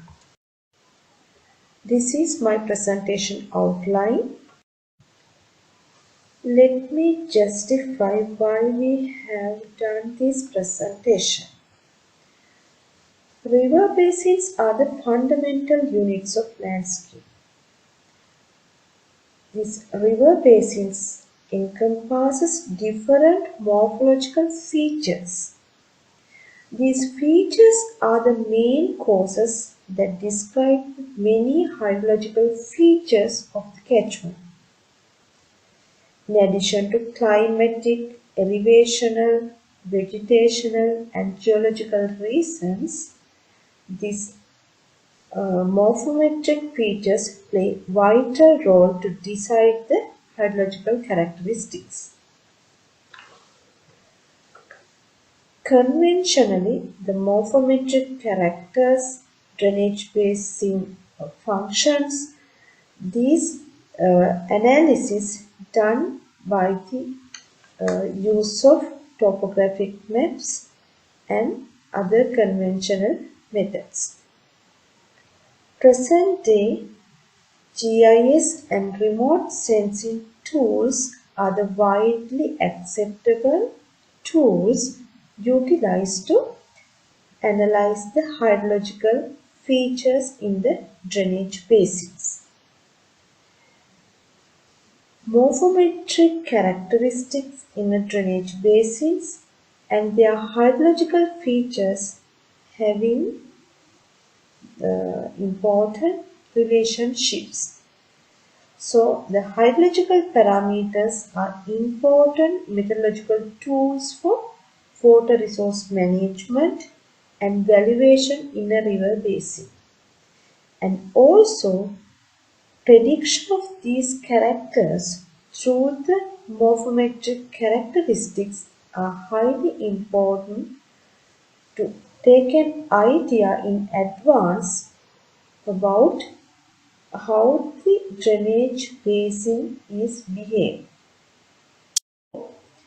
Objectives of our study was assessment of the catchment characteristics on the basis of morphometric parameters of the drainage basin and predict hydrological responses based on results of drainage basin analysis via values related to the morphometric parameter.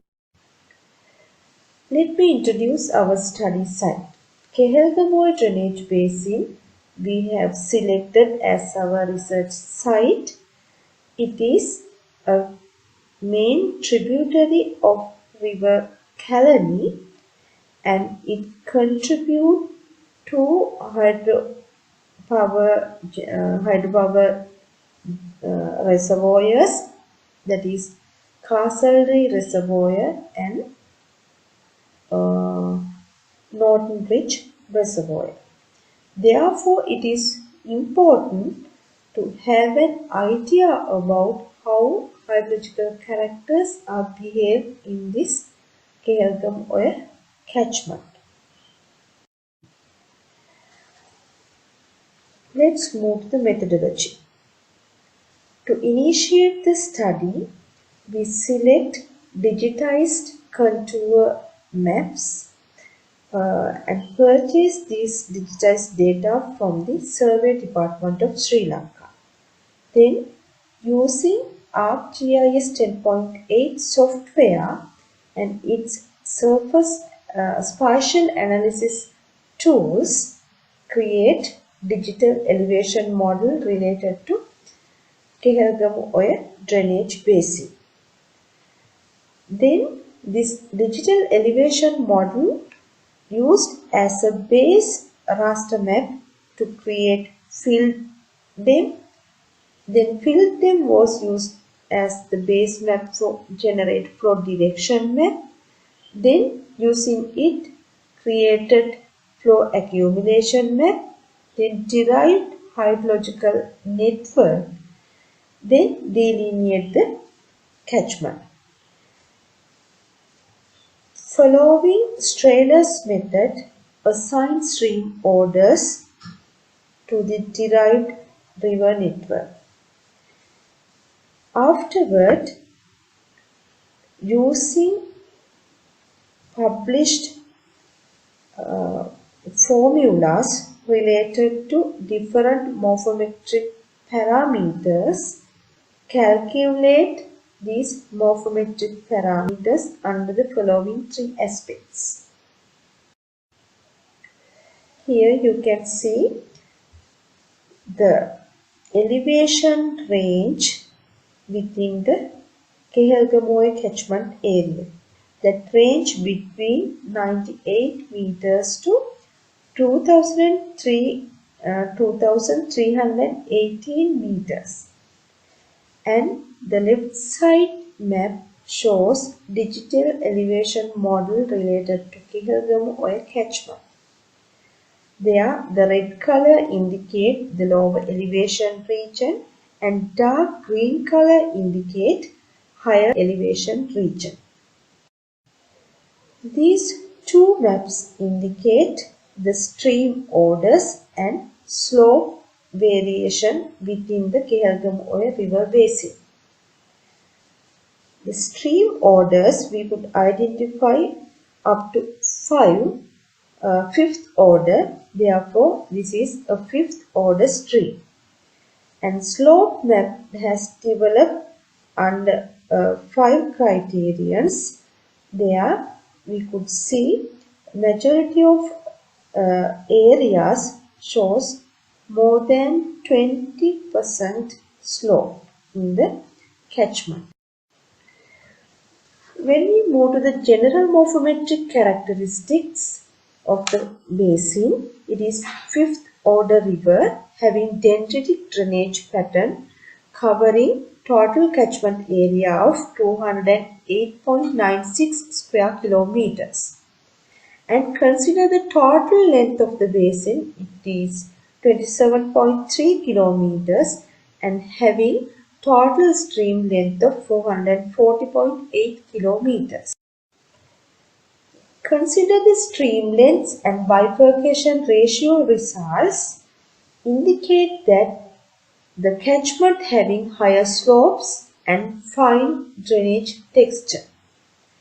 Then consider the mean bifurcation ratio values indicate having low but extended peak flows in the catchment, and there is a geologic structure control the drainage pattern.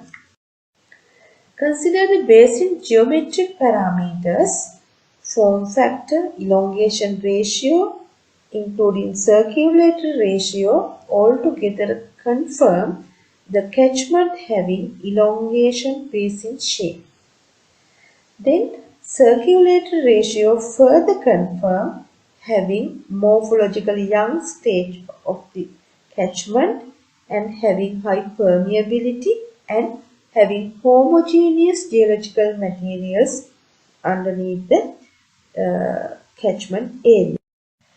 Drainage texture parameters, as indicated in this slide, confirm having high percolation, high permeability and moderate infiltration and having coarse drainage texture. Then consider the relief characteristics, basin having high relief and low intensity of erosion. Then having the roughness number indicate structurally complex topography in the catchment area. Then conclusions. As hydrological inferences derived through the values results from morphometric parameters, the basin has a more groundwater potential while having low possibility to high soil erosion. Moreover, low flood risk and low soil erosion are potentially important since the river feeds two main hydropower reservoirs to having good discharge volume of water as well as prevent siltation in these hydropower reservoirs within shorter period. There is moderate geological control over the drainage pattern. These hydrological conditions confirmed by the morphometric characteristics and resultant values for them. Thank you. Oh, thanks for the presentation. The floor is open for any questions from the audience. Anybody have any questions to Ms. Jayaratna?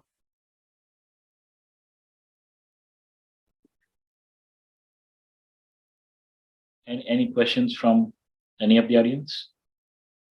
Okay, if nobody has a question, I have a question because I predominantly work day in and day out on water resources and hydrology. I'm not sure if Ms. Jayaratna is here, Dr. Nalani. Yes. Oh, okay, sure. Oh, okay. So, Ms. Jayaratna, you in your conclusion, you talked briefly about the availability or the higher groundwater potential, right? From what I see, you only did your studies on the surface and not on the subsurface. So, how did you determine that there is a good groundwater potential by just looking at the surface? Sir, during the analysis process with the previous literature reviews, I take some references and within the calculation, the values I got from the parameter calculations, I do this conclusion, sir. No, yeah, that's fine, Mr. Chitran. Now, one of the things we usually do, we in EME we work quite a lot with surface and groundwater, and what you see from surface is definitely not true when you go below the ground. So below the ground, it's quite complex, and often we don't have enough data to justify the the set of decisions that may be based on a scarcity of data. No, thanks for the presentation. And one of the suggestions from my side is to just look at how these morphometrics could potentially used for any potential applications for the downstream, because Kalani is one of the flood-prone rivers, and whatever happens in the upstream has its effects on the downstream. So the river is basically a system which is linked through this drainage network. So if you're trying to convert this into a paper for a further journal article or any publications, just try to look at how these morphometrics could potentially be used for some sort of an applications, like for example creating some interventions, or using these morphometrics as an means to understand the flood risk within the Kalani Basin. So those are some of the suggestions I could give from my side. We still have a minute, so if anybody has any questions on the presentations, please feel free to ask to Mr. Jayaratna. Any questions from the audience? Okay. If not, thanks a lot for your presentation, Jayaratna. So, okay. Then we will move to the next presentation. The next presentation is, let me open the abstract. Just give me a second. Okay, the next presentation is by Jayatilaka on monitoring the seasonal water quality variations based on remote sensing in urban lakes in Sri Lanka. Yeah, I'm not sure who's playing the audio. Please go ahead and play the audio.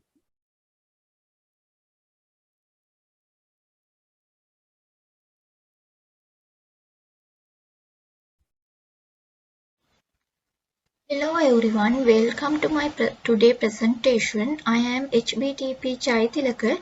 Today I am going to present my research, which is monitoring the seasonal water quality variation based on remote sensing in urban lakes in Sri Lanka. I divided my presentation several sections. Firstly, I will start with introduction. Secondly, I introduce my objectives. Then I introduce my research area. Fourthly, I will give you my methodology. Then I discuss with results and then the conclusion. And finally, I will present my references. As you all aware, water is one of the most essential natural resources in the world. Right side of the slide, the picture showed that water content in the world. According to that, we have limited fresh water. So the availability and quality of water always played an essential part in where people can live and their quality of life. So now I turn my topic, water quality. This is simple definition provided by Abdul and his groups in 2016. They say that water quality is physical, chemical and biological parameter. This chart shows that parameters of water quality. This chart prepared by Roy in 2018. There are so many cases may be affecting for the polluting water. First one is rapid urban population growth, industrialization. Third one is agriculture activities. Fourth one is urbanization activities. And finally, global climate changes. These factors may be lead to the polluting water immediately. So, degradation of water quality can result in human exposed to harmful diseases and chemicals, as well diversity of ecosystems and damage to aquaculture, and reduce our productivity and the other water-related industry. Therefore, monitoring, measuring and analyzing water quality plays a major role in gaining feedback on ecosystem health. So now I turn to my problem statement. In many developed nations, water quality data access analysis have been actively addressed over the last 10 to 20 years with remote sensing technology. They maintain the large open access data of water quality measurements. But water quality is poorly integrated into the surface water science in developing countries. Most of developing countries are used to physical measurement for monitoring, measuring and analyzing the water quality. They also apply field observation and lab analysis results as a key components of the input variable for water quality research. As a developing country, in Sri Lanka have limited trainee workers who know how to take proper samples, as well that trainee people who can interpret the monitoring results from the labs and prepare actionable report for the use of policymakers are very limited. As well, researchers have to spend a lot of time and cost to get data for water quality related analysis. Not only that, we have a limited number of water bodies data, but no clear spatial and temporal data. In addition, this study area is very important because this study area can be identified as enriched in industrialization, urbanization, agriculture activities, and anthropological activities. When considering the canal and lake system of this area, the water quality of those water resources is most important for the health and well-being of large population who inhabit the immediate environs of the canals and lakes. To get accurate details of the nature of the lake water, it is necessarily required to measure the water quality, and it can be implemented in new methods and techniques. That's why I choose this study, and my objectives are to identify the accuracy of estimated water quality data, and the second one is to examine the seasonal variation of water quality parameters in Beira and Devanna Lake. Now I move on to my study area. My study area is the Beira and Devanna Lake. These lakes are situated in Colombo district. The total area of Beira and Devanna Lake is around 0.64 square kilometers and 1.51 square kilometers respectively. This area has tropical climate, and this study area is a multi-religious, multi-ethnic and multicultural city As well, this area has dense population of approximately more than 7 lakhs. Okay, now I explain my research methodology. I used 9 water quality parameters for this study: nitrate, surface water temperature, salinity, pH, ammonia, phosphate, electrical conductivity, chlorophyll and turbidity. So when I talk about data acquisition, I choose 2 types of data, which is satellite data and site data. Satellite data collected from US Geological Survey and the site data collected from Sri Lanka Land Development Corporation. This table shows that the satellite image details and the weather conditions of the acquisition date.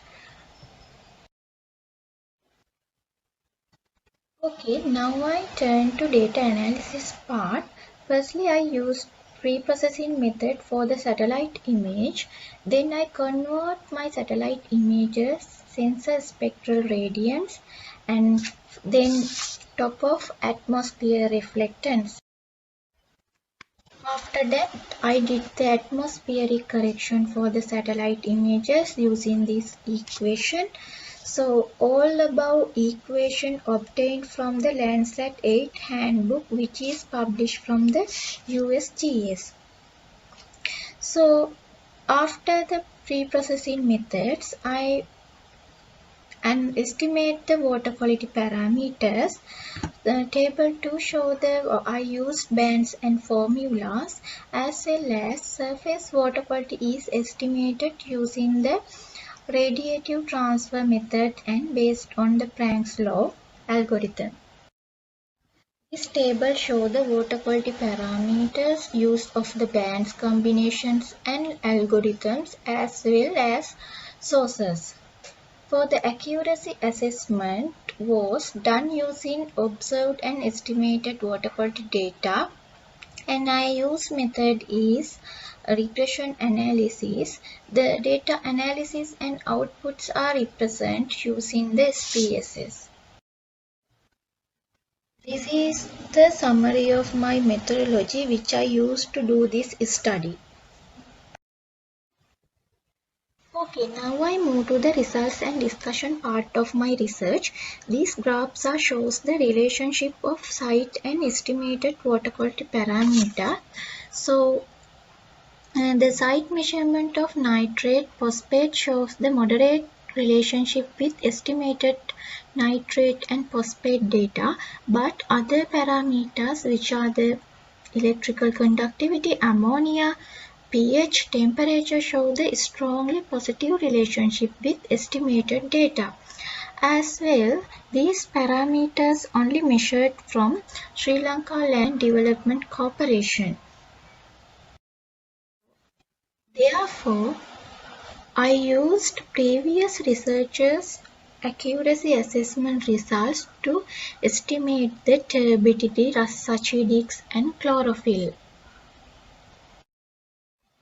According to the second object of my study, this figure shows that the spatial and temporal distribution of water quality parameters during the seasons. This is the northeast monsoon season. This is first intermonsoon. This is southwest monsoon. And finally, this is the second intermonsoon spatial and temporal variability of the water quality parameters. According to the seasonal distribution, the highest chlorophyll are recorded in northeast monsoon and lowest was recorded in southwest monsoon. The pH of Beira Lake was alkaline than Devanna Lake during all seasons and higher value reported in northeast monsoon. But nitrate and ammonia have shown in high values in Devanna lakes in second intermonsoon. The highest turbidity and phosphate values were reported close to the lake bank in Beira Lake in all seasons. Moreover, High phosphate values can be identified in the second intermonsoon.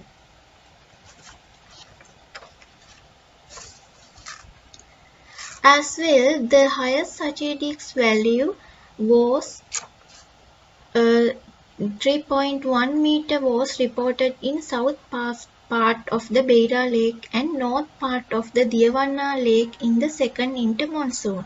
So the surface water temperature in both lakes fluctuated within the 4 seasons, and first intermonsoon reported the highest surface temperature and lowest was reported in the southwest monsoon. So this is my final results of this study. So now I turn to conclusion of my study. Firstly, population density, building density, urban morphology and shallowness of the lake have affected this uneven distribution of water quality parameters over the lakes. According to the above results, Beira Lake water is destroyed more than Devanna Lake water. As well as, therefore, it is required to develop a long-term sustainable plan for the Colombo watershed for polluting control and improve the water quality. As well as for monitoring and assessing water quality issues, remote sensing data can be utilized for sustainable water resources management. Thus, the results of the spatio-temporal analysis demonstrate that remote sensing can be useful in establishing cheap, effective method for the routine monitoring of the lake water. As well, in most situations, managers and policymakers without technical expertise lack of the knowledge to appreciate the technical explanations, capabilities and limitation of the remote sensing techniques. Therefore, this study can be valuable in monitoring the water quality and in enhancing the knowledge of the link between remotely sensed water quality measures and in situ water quality measurements.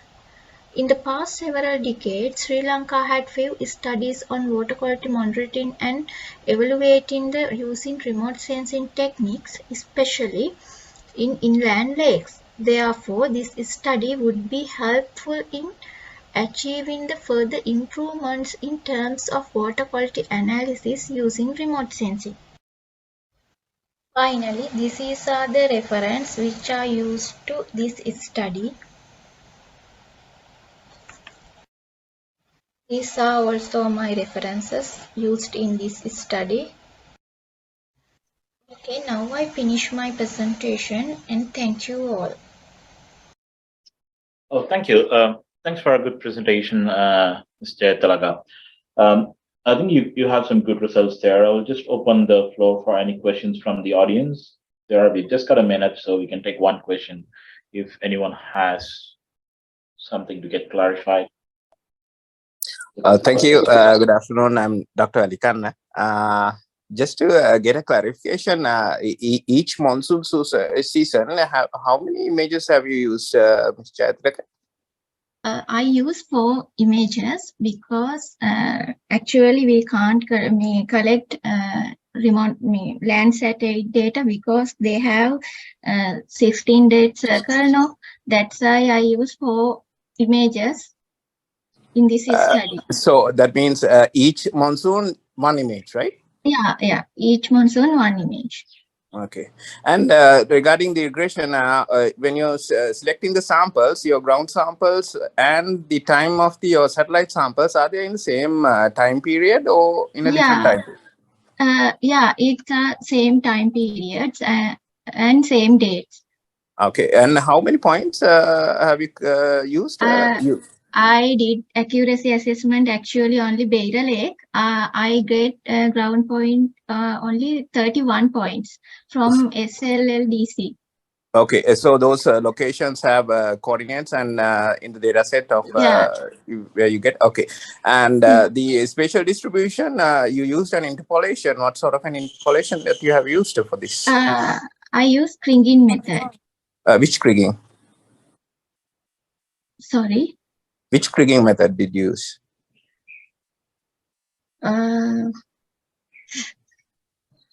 Okay. Anyway, thank you very much for the presentation. If you have used kriging, it's good, and it would have been better if you could have shown us the satellite images that you have used in your study data. Thank you very much for the presentation. Thank you for giving me the time to ask questions. Thank you. No, really appreciate that question, Professor Dimita. So one of the sort of a suggestion from my side,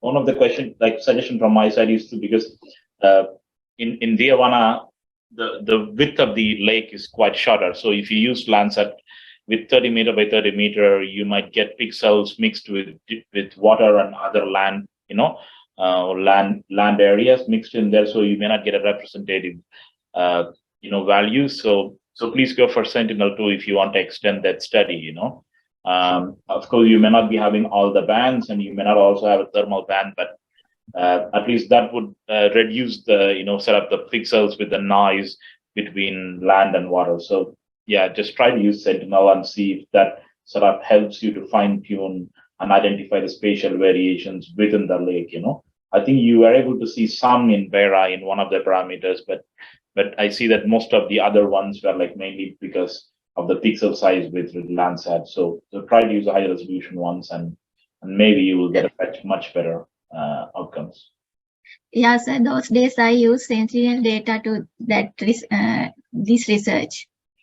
Okay. Yeah, sure. Okay, thank you. I couldn't complete that, but I analysis data in these days. Yeah. No, that's a good idea. Okay. Yeah. Okay, thanks for that.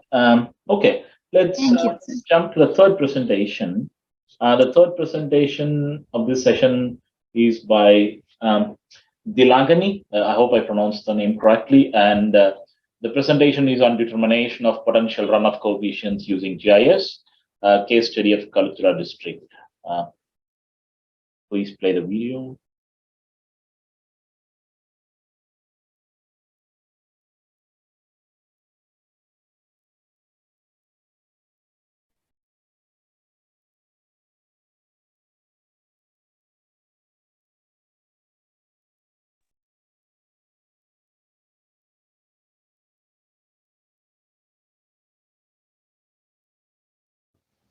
A very good day to everyone. I'm AGC Lakshani from the Department of Animal Science, Uvellasa University. Today I'm going to present my research presentation under the topic of analysis of changes in coastal vegetation cover in Gampaha district, Sri Lanka using remote sensing and GIS technology. This is the outline of my presentation. So let's move to the introduction. The coastal vegetation is a highly productive and dynamic buffer zone between the land and the sea with a diverse assemblage of flora and fauna. It also plays an important role in stabilizing the surface against the coastal erosion. Studying coastal vegetation using remote sensing and GIS tool is an ongoing research at global scale due to the availability of the multispectral satellite data that is used to extract the information of some features in the form of spatial, spectral, and the temporal. Vegetation indices as a combination of values in spectral bands of the satellite images can be used to highlight vegetation distribution in ecological studies. Vegetation indices allows to perform a spatial and temporal comparison of the photosynthetic properties of the vegetation, and one of the most used vegetation indices for the monitoring vegetation cover is the normalized difference vegetation index. So what is NDVI? The principle of the NDVI is the measurement of the greenness level of the vegetation. NDVI is based on the ratio of red and near-infrared reflectance respond to absorption of red light by chlorophyll and the high reflectance of leaf mesophyll in the near-infrared. And the range of the NDVI value is between the -1 to +1, and high NDVI values indicate healthy vegetation, while low NDVI values indicate less vegetation. This is the objective of my research. It is to identify the changes in the coastal vegetation pattern cover from 2017 to 2021. My study area extends about 28 kilometers starting from the Colombo Fishery Harbour to Nigambu Lagoon in the Gampaha district with 300-meter buffer zone. The coastal area is experiencing significant land use changes due to various causes including the agriculture, urbanization and many other. So let's move to the methodology. For the data collection, Sentinel-2 satellite images with 10-meter resolution was downloaded using USGS Earth Explorer, and the images from 2017 to 2021 were downloaded by considering the cloud coverage less than 10%. And for the data processing, ArcGIS 10.8.1 software was used, and band 4 that represent the red band and the band 8 which represent the near infrared band were used, and the area needed was extracted by 300-meter wide buffer zone, and then they were mosaic. For the NDVI calculation, these raster formats of the red and near infrared bands have to be float converted in order to generate a raster depicting NDVI within the range of -1 to +1. And after that, the NDVI values were manually classified into 5 classes, and to be able to categorize the vegetation density, the NDVI needs to be converted, or it should be reclassified according to the vegetation density. So the reclass tool in the ArcGIS software was used for this. The classes used for determining this range of NDVI correspond to the which vegetation class, and for the data analysis, accuracy assessment, and the area of the classes were calculated and vegetation change was analyzed. In this slide, this slide shows how I have classified the NDVI values into 5 classes based on the rank from the lowest to the highest. And the water class, it is less than 0, and non-vegetation class from 0 to 0.2, and low dense vegetation from 0.2 to 0.4, and moderate dense vegetation from 0.4 to 0.6, and finally the high dense vegetation from up to higher than the 0.6. And after that, after the image classification, accuracy assessment was done to verify the reliability of the produced classification. And for the accuracy assessment, first the point shapefile was created, then the ground points that were representative to the land classes randomly marked. In my research, I used 50 random points, and those points were checked using Google Earth images, and these equations were used for each accuracy assessment. And when we move to the result and the discussion, this table shows how the area of different 5 classes has changed from 2017 to 2021. The total vegetation in the 2017 was recorded as 6.2 square kilometers, and in 2021 it was recorded as 6.74 square kilometers. So the total vegetation has increased by 0.54 square kilometers. The difference of area of each vegetation density is due to the difference of the how much land cover absorbed and the reflects the red and the infrared light. The first graph shows how the area has changed from 2017 to 2021, and in 5 classes. And from the total vegetation graph, we can observe that there is a gradual increasement of total vegetation from 2017 to 2021.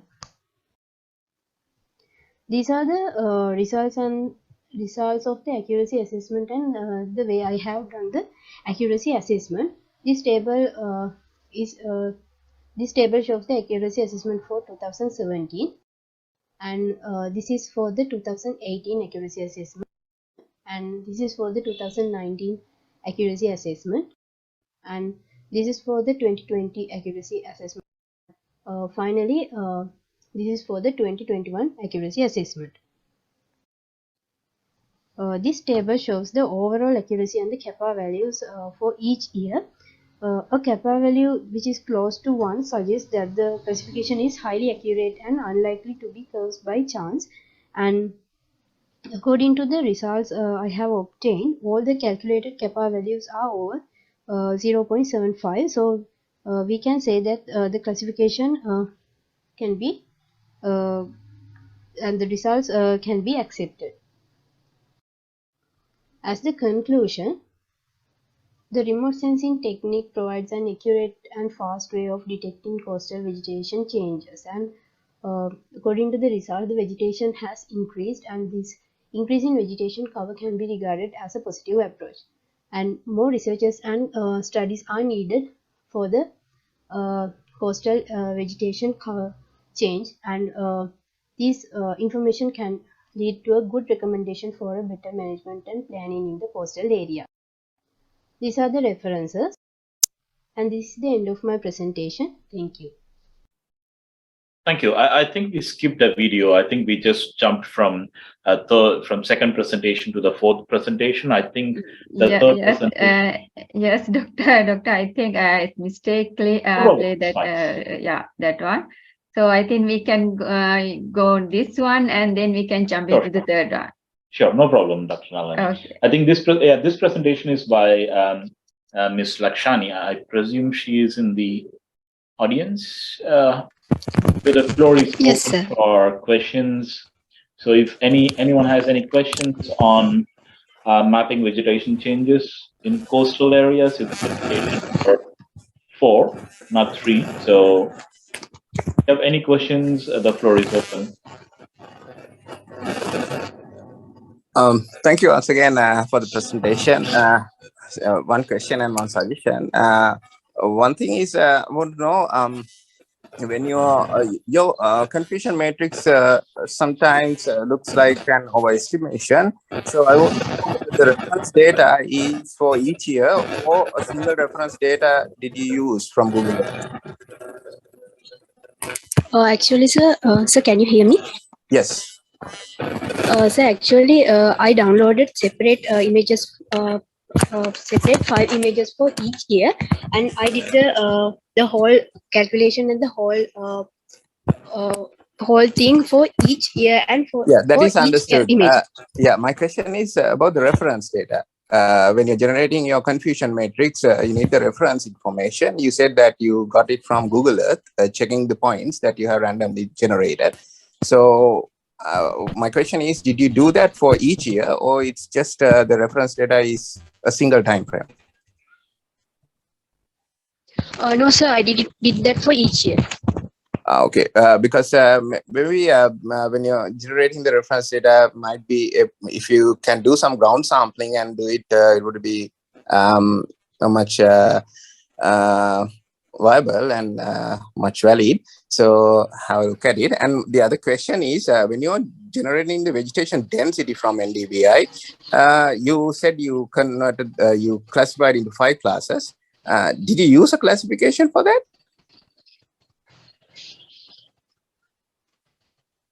Or you just did the thresholding on the NDVI? Yes, sir. I used unsupervised classification. Which method? K-means? Actually, sir,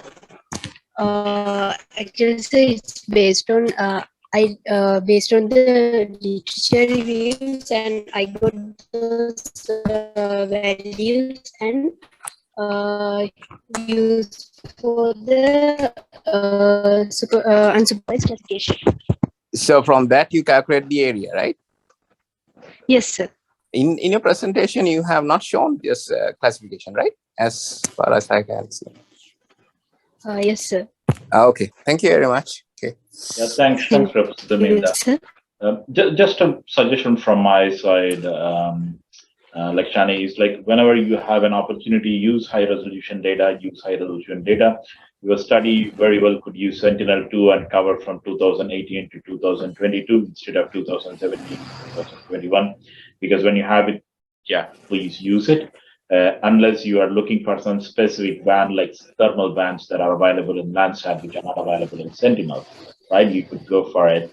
And also, like, play with multiple indices, vegetation indices, because what happens with NDVI is that because the range of NDVI is between -1 to 1, right? So to distinguish between your moderate and your high dense vegetation, that difference may not be that much. It's very hard to distinguish or just put a threshold, say that this is moderate and this is high dense vegetation. So try to use a vegetation index that has a larger range, so that your classification, supervised, unsupervised, or supervised classification could also might be better. Just try with different indices, because if you use different indices, then you will try to understand the patterns better, and then you can pick out an indices that works for you. Okay. Okay, so thank you. Thanks, Lakshani. I think the next presentation will be by Dilangani, and it's on the determination of potential runoff coefficient using GIS case study of Kaluthura district.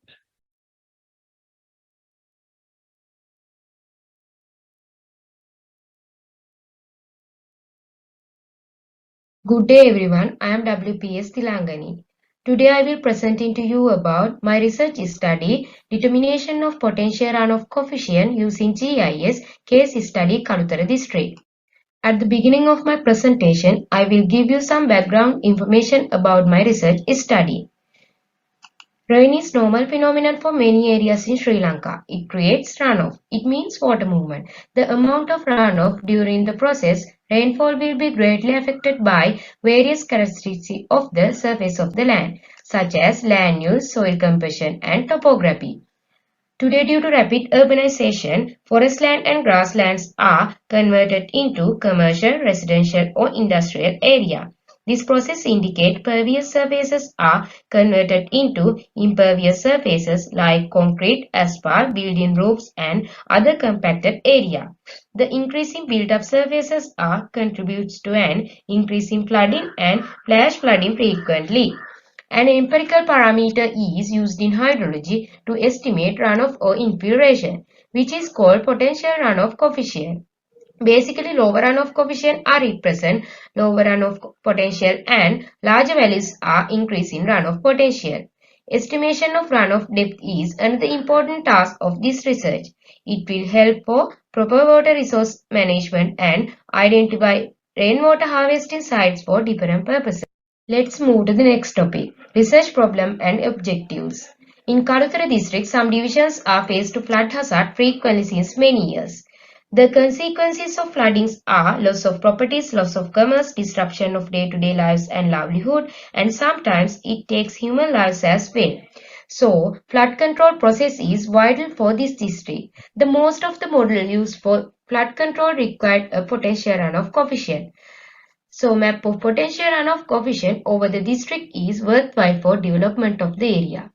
These are the objectives of my research study, preparing potential runoff coefficient map for Kaluthura district and preparing runoff depth map for Kaluthura district. Then I would like to draw your attention now to the methodology part of my research study. This flowchart simply shows the procedure of my research study.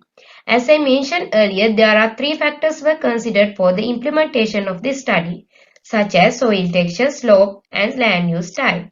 When preparing soil texture map, existing soil map was used and all the soil textures were digitized. The SRTM DEM was used to prepare the slope map. The existing land use map was used and it was classified into mainly two classes, such as pervious land use layer and impervious land use layer. After creating these four layers, impervious and pervious land use layers were combined separately with soil texture and slope layer. Using these two equations, potential runoff coefficient for pervious and impervious surfaces were determined separately. Raster calculator tool in ArcGIS was used to calculation. After preparing these two maps, they were combined and got the final potential runoff coefficient map. The runoff depth map was derived using rainfall map and runoff coefficient per pixel multiplying using the raster calculator tool in ArcGIS. Let's now talk about the result and discussion.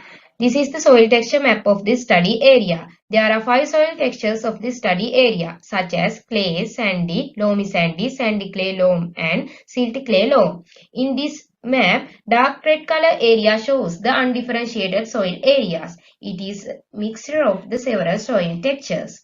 This table shows sandy clay loam has highest percentage of the total area and it has low infiltration rate. Clay and silty clay loam has very slow infiltration rate and sandy loamy sandy have high infiltration rate. This is the slope map of this study area. This was categorized into mainly 4 classes. In this map, dark blue color area has high slope range and green color area has lower slope range. This table shows the largest area covered by the high slope range of this study area. This is the land use map of this study area and this is the pervious land use map and this is the impervious land use map. Pervious surfaces are categorized into mainly 4 classes and impervious surfaces are categorized into mainly 7 classes. The table shows the pervious surfaces percentage. In here we can see that forest and crop have high percentage of the total area. Around 66.22% covered by the pervious surface of the total area. This table shows the impervious surfaces percentage. In this table shows the residential area covered by the high percentage of the total area. We can see that around 33% covered by the impervious surfaces. This is the final potential runoff coefficient map for Kaluthara district. This is the one of my objective of this research study. The minimum potential runoff coefficient value is 0.13 and maximum runoff coefficient is 1. Dark blue color area is represent high runoff coefficient values and red color area shows the lowest runoff coefficient value. Potential runoff coefficient is not determined for the undifferentiated soil areas. Bulat Sinhala, Paninda Nuwara are the most flood affected area of the Kaluthara district. We can see that those areas having high runoff coefficient values. This is the rainfall map of this study area. The highest rainfall area is shown in the dark blue color and green color area also little bit high rainfall value. Red color area having minimum rainfall value. In here, maximum rainfall value is around 483 millimeters and minimum rainfall value is around 235 millimeters. This is the final runoff depth map of this study area. This is another objective of my research study. The blue color area shows maximum runoff depth and this area shows the minimum runoff depth values. Maximum runoff depth value is around 480 millimeters and minimum runoff depth value is around 30 millimeters. This map shows that Palindu Nuwara, Bulat Sinhala, Ingriya DS division are having high runoff depth values. A model validation was conducted to ensure that the result of potential runoff coefficient map and runoff depth map were accurate and reliable. In here, potential runoff coefficient map and existing flood map of Kalu River area were compared. Flood map is partially covered by the study area. After comparing those two maps closely matched with the potential runoff coefficient map, this is the final validation map. As the result of validation, more than 50% was validated with the flood map. The comparison result shows that those maps are almost same. Then I would like to talk about conclusion of the research study. In the study area, impermeable surfaces including concrete, asphalt and built-in roofs have relatively high runoff coefficients. Residential area having considerable amount of green spaces and home garden. So runoff coefficient in those areas were not very high. From investigating final potential runoff coefficient map, most of the areas having high runoff coefficient values and areas belongs to the coastal areas having low runoff coefficient. From investigating final runoff depth map, most of the areas having high runoff depth values. Some regions of Bulat Sinhala, Palinda Nuwara, Ingiriya, DS division can be identified as high runoff coefficient because of influence its soil textures. Then I would like to talk about the recommendation of the future study. This study is mainly based on the land use type of the study area. So a field survey with supervised classification is recommended for future study. If the study area is relatively small, the land use changes are so dynamic that images with the better spatial and temporal resolutions are recommended. The field survey is recommended for future study to find the soil texture of the study area. The SRTM DEM was used to create a slope map, which was 30-meter resolution. If the study area is small, for the future study, images with better spatial and temporal resolutions are recommended. These are the reference materials I refer.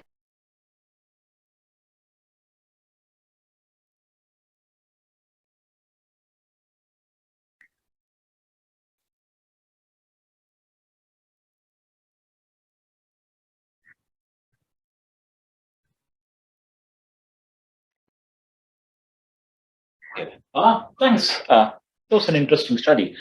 Thanks for that. I presume Ms. Tilangani is online. Any questions from the participants?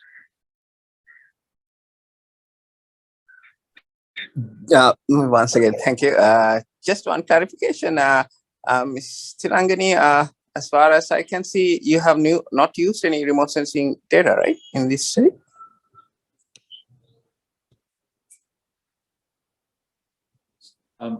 Dilangani. Hello, Dilangani.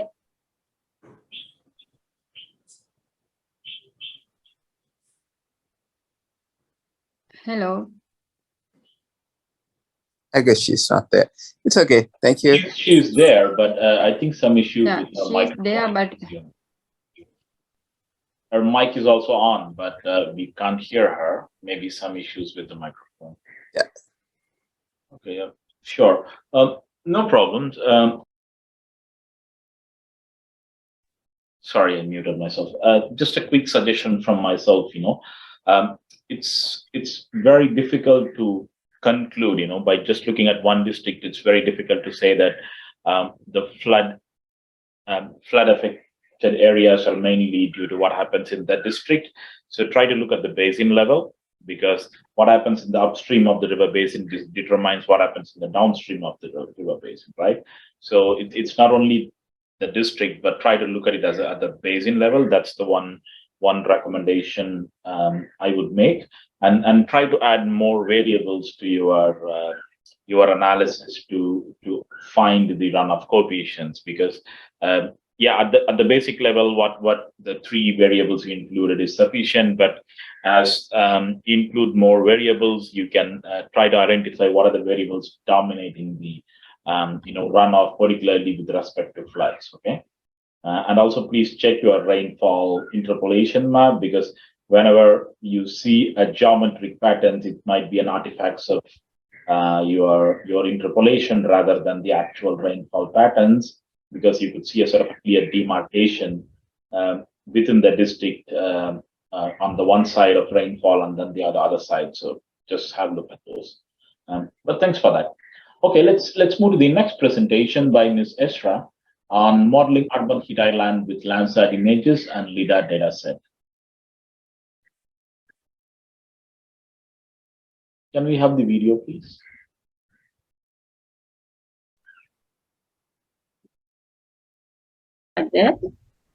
Hello, everyone.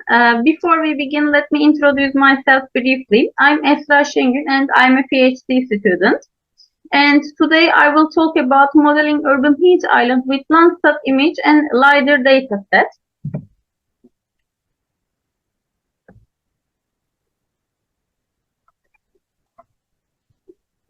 Yes, my context is introduction, study area, data and methodology, and result and discussion.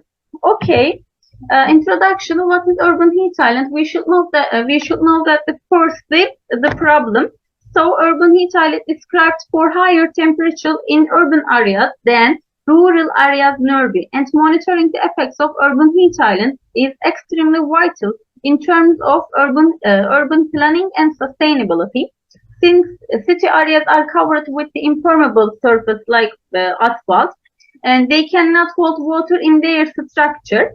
In the literature, the situation is defined as urban heat island and was first put forward by the British chemist Luke Howard, and the diagram shows in here the relationship between impermeable surfaces and evaporation. Now you can see it in forest areas, just 10% runoff the just 10% runoff, and city areas 55% runoff.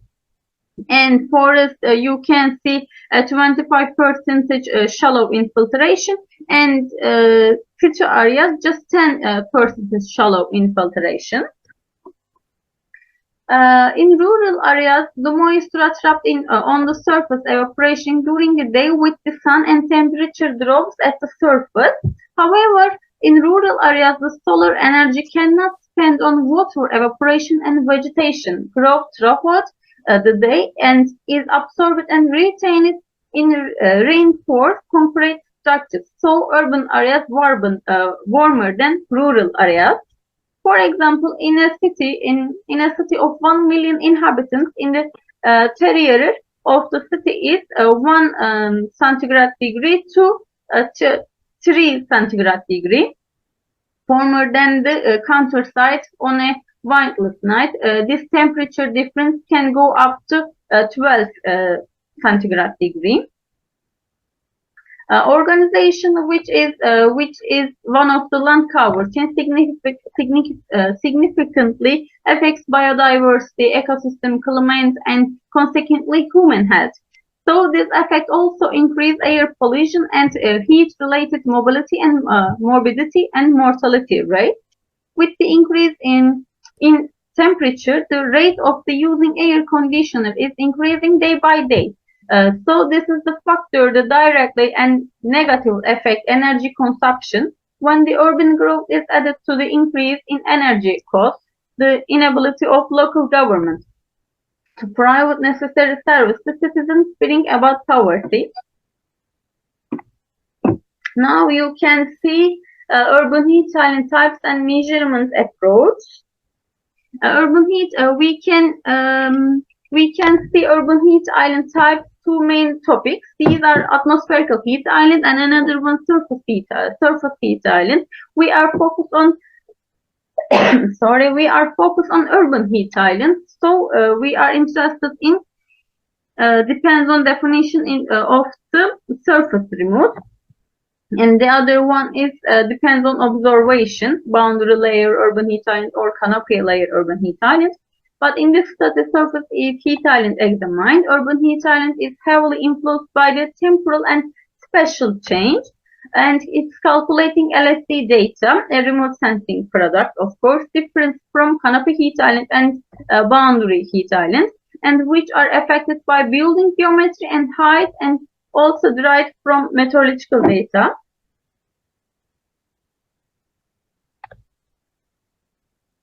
Now, I'm starting with my study area. Here is Sioux Falls in USA government. The city of Sioux Falls chosen was a study area because of located in USA, and it is most famous city in the US. It's in the South Dakota, in one of the most populous city, and since so it was crowded and population density. City's population was approximately 200,000 people in 2020 and 260 in 2010. According to the United States Bureau, the city's land area approximately 207 kilometers square, and here is really Sioux Falls city's image and the Landsat 8 image. And now we can talk about data and methodology. My data is firstly, I want to tell you first the Landsat image. In this study, we use Landsat 5 and Landsat 8 image. First, Landsat 5 PM satellite image we used. Firstly, Landsat 5TM for 2008, and Landsat 8 only entered satellite image for 2020. And both data are level 2 collection 2 because these data, level 2 collection 2 data, don't need to don't need to pre-processing steps such as atmospherical correction, orthorectification, or georeferencing. So we use that. And the above mentioned satellite sensor produce surface temperature and surface reflectance data. Now we can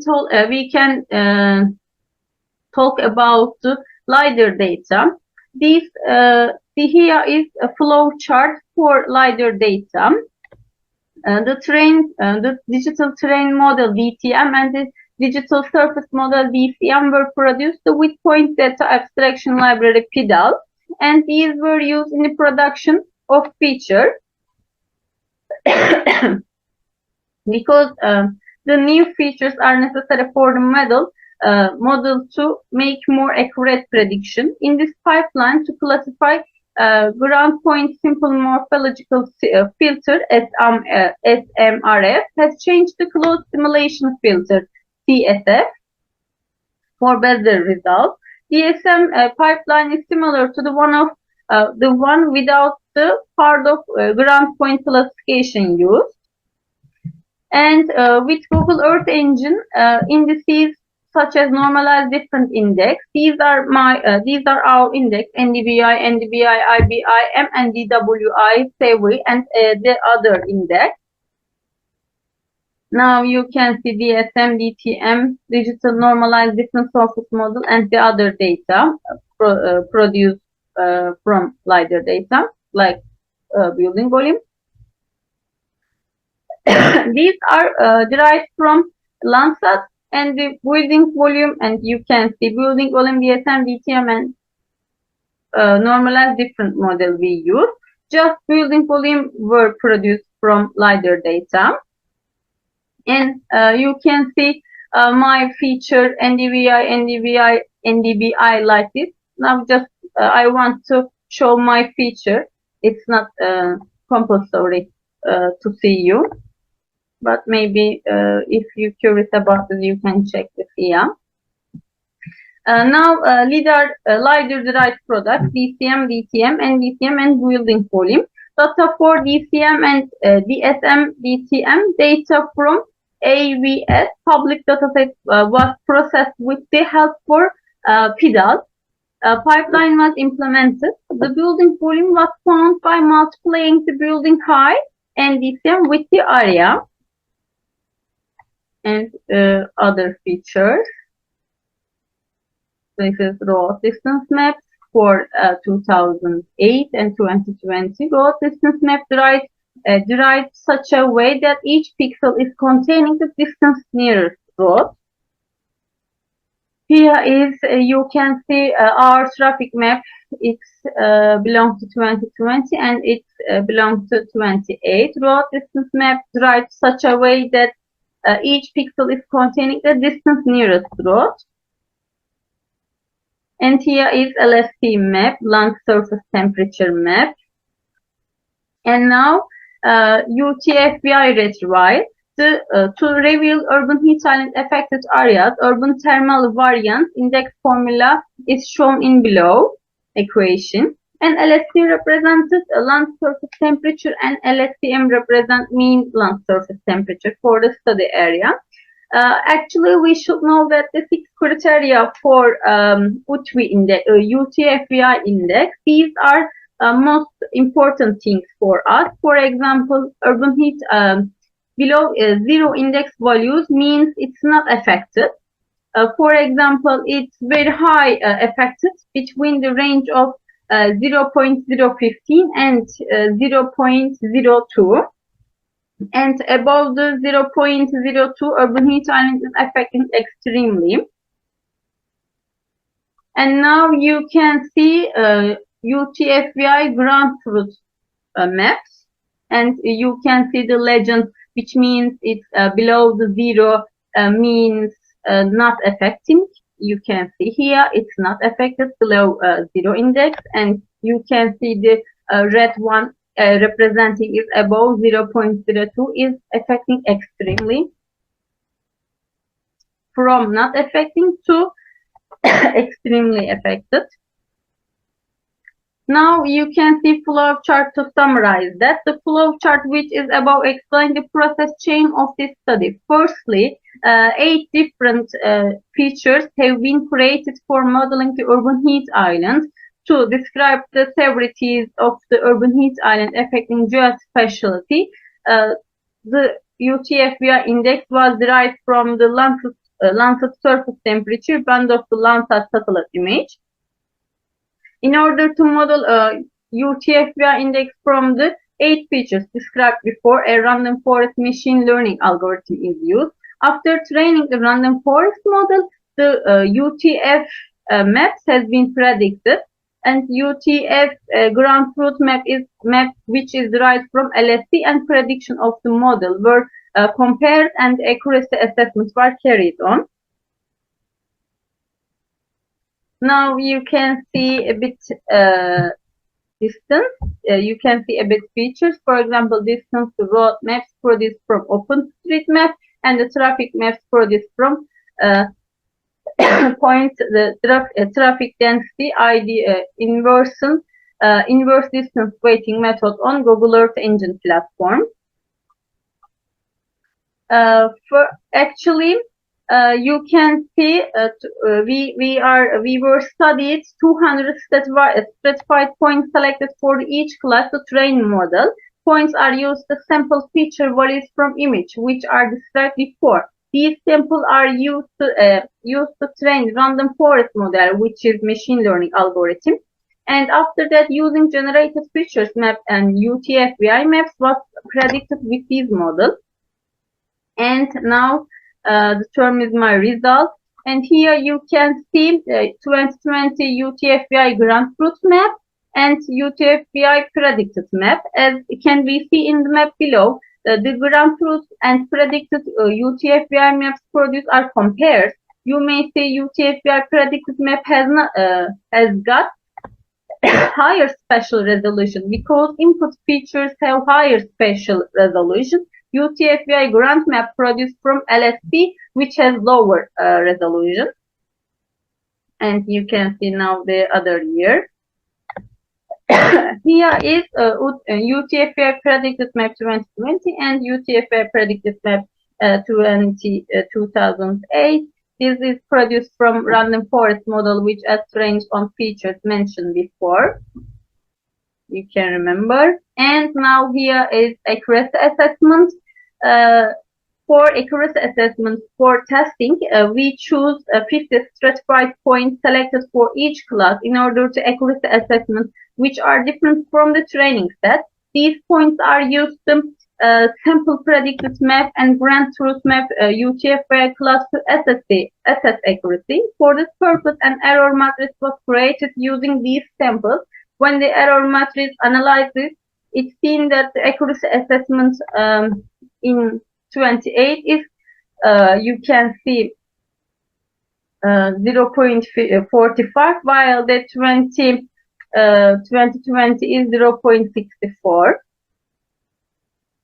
You can see 2008. This situation is thought to be lower because the raw data used doesn't have data for 2008, but there is data for 2012. And conclusion is it's understood the road regions with dense population and high traffic and are under the influence of urban heat island, and machine learning algorithms can be predicted urban heat island, and additional features can improve the model accuracy, and different machine learning algorithms can also improve the prediction. Now it's finished. I think now it's finished. If you have any questions, I will try my best. Thank you for attention. Thank you, Ms. Esra. I think we are running out of time, but we can take one question. If anybody has any questions from the audience.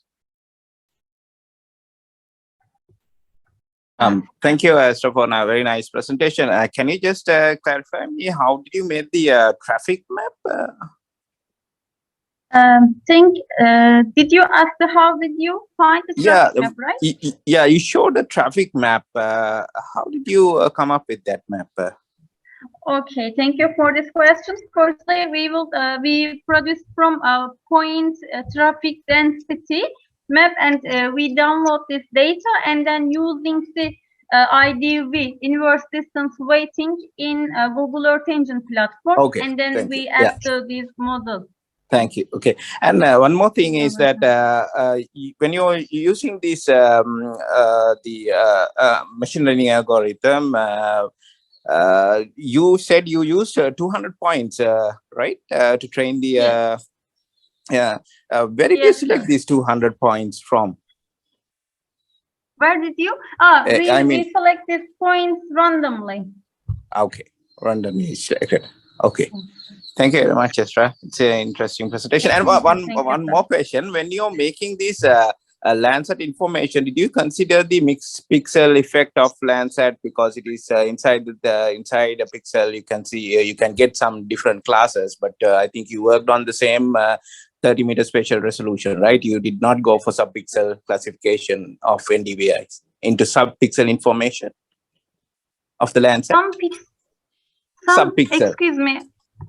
Some pixel, yes. I mean, you consider the whole pixel, not the subpixels, right? In the case of the indices of Landsat. Yes, we use all of them pixels. Okay. Okay. Thanks, Professor Domingo. I think we need to go to. Please go ahead. Sure. Anybody has any questions? Dr. Nalani? One small question, actually. Just I want to know, it is very nice presentation and very good presentation, actually. Thank you, ma'am. I just one thing. How did you calculate volume of the building using LiDAR data? Ma'am, the building volume was found by multiplying building height NDSM with the area. For example, our LiDAR data, we use them. Okay, thank you very much. Okay, thank you, Mrs. Esra. Let's jump to the next presentation. It's by Jayarathne on deep learning based archaeological object detection from drone imagery. Please play the video.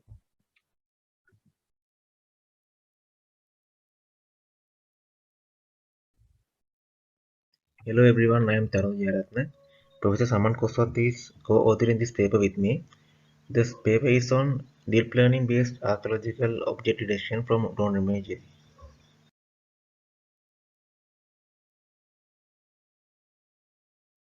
Here's a quick insight into archaeology. Archaeology is the recovery and study of material evidence remaining from the past human life. The survey to do the investigation is the archaeological survey. It is the first stage of an archaeological project. There are many approaches like field walking, total station surveys, laser scannings, and aerial photogrammetry to do the survey. Then archaeological sites are quite widespread, but we have to do a quick yet reliable survey to investigate the site. Archaeological survey techniques have many downsides, like a requirement of more manpower and extended times, complexity of the surveyed features, and the resource-intensive processing.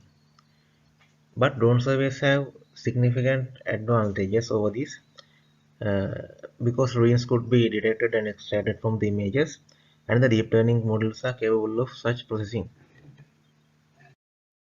We have reviewed some literature related to this research. One is according to Marin Buson and others, the drone imagery and UAV technology is cost effective and time effective compared to the conventional aircraft flights. And according to Adekunle, a Nigerian researcher, the structure from motion, that is the UAV technology, is very resource intensive and time consuming process even in the modern computer technology. And according to Shrestha and Mahmood, Neural networks can be used for many purposes like classifications, clustering, dimensional reduction, etc. etc. And going to Puyon Fa, deep learning is now a trending research direction in the machine learning society. The traditional survey methods have dominated the field of archaeology. They are more popular, but the drone images and drone imagery to identify the archaeological objects is a new method. So this research proposes to use drone imagery to do this process and assess the accuracy. This is the research problem of ours. Then as objectives we have decided to build an automated or semi-automated object detection algorithm which uses drone imagery and also extract the archaeological objects and details from the drone images in the area of interest. So our study area is the land area of Ramba Rajma Vihara temple in Hambantota district. It is a historically important land and there are many ruins and archaeological objects available in the site, and you can see some of those objects below. So this is the aerial view of Ramba Rajma Vihara. This is the Ramba Rajma Vihara premises, and the land area is this. There are many adequate historical objects in this area. As the study materials, we have acquired the drone images and we have selected 167 images as the training data and prediction data. As the equipment used, we have the DJI Phantom 4 RTK, the drone, the best survey grade drone to the date, and the 20 megapixel camera module. And processing hardware is a personal laptop with a fairly good processing power. And the softwares were the Pix4D Mapper, QGIS Desktop, PyCharm and Python to do this research. This is the flowchart of our methodology.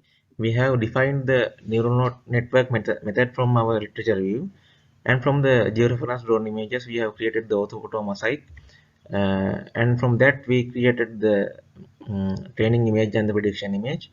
The feature image and the label image was created from the training image, and these two images were split as train and test data to train the model using training data and test the model using testing data. Then we have obtained the model accuracy metrics for the accuracy assessment, and we saved the model, and later on we used the model with this prediction image to extract the archaeological ruins. I am going to present the results of our research. We have 3 intermediate results and 1 final result. You can see the model trainer program here. This program is used for training the neural network model. This is the UI, and these are some of the code snippets of the program, and this is the side confusion matrix. I will explain it later. And the second intermediate result is the deep learning model. After this step, we can save the deep learning model to our laptop and use it later. This is the third intermediate result of the research, the feature extractor program. This program uses the pre-saved model and the prediction image to extract the features. You can see here the code snippets and some of the code snippets actually, and the UI of the program. This is the fourth and final result of the research. This is the extracted object raster. This is the original image. You can see some of the outlines. We have extracted the outlines from the archaeological objects in the original image. There are some key points to be discussed from this research. The first one is that the aerial images should be manually mosaiced before the classification, and it should be done by the user. and the user should conduct a supervised classification. It will be needed only once to create the label image, and the model is trained and tested only once from the model trainer program, and then the user can process the prediction and extraction as many times as he wants. We calculated the precision score and the recall score instead of raw accuracy to assess the performance of this neural network, and we use the confusion matrix to do it. The precision score is the ratio between the number of positive samples correctly classified to the number of samples classified as positive, and the recall score is the ratio between the number of positive samples correctly classified as positive to the number of positive samples, and we obtained these as 61.7% and 95.5%, which are above average. We can verify the extracted drawings from visual analysis only. They are nearly precise, but we have to do a further investigation from a survey using a total station as the base experiment to verify these results. In the conclusion section, I have to say that we try to develop an efficient method to survey archaeological ruins, and it has some advantages over traditional methods. It is a faster semi-automatic algorithm which is compiled into a computer program, and anyone can use it, like non-GIS, non-photogrammetric, non-remote sensing, or non-surveying personnel. They need a minimal skill in computer sciences to operate this readily available software, and they can do the ruin extraction, of course. Our model's performance metrics were above average. In some instances, they were good, I might say, and we should try to reuse the invested capital, because the initial cost for these types of projects is a very large one, and fully automation will benefit us greatly in the time section, and using NDVI or similar vegetation indices, we can cross out the vegetation easily from the ortho images, and there is a need to conduct a detailed survey as a reference survey using a total station in the future. These are some of the referred articles and papers and researchers for our research.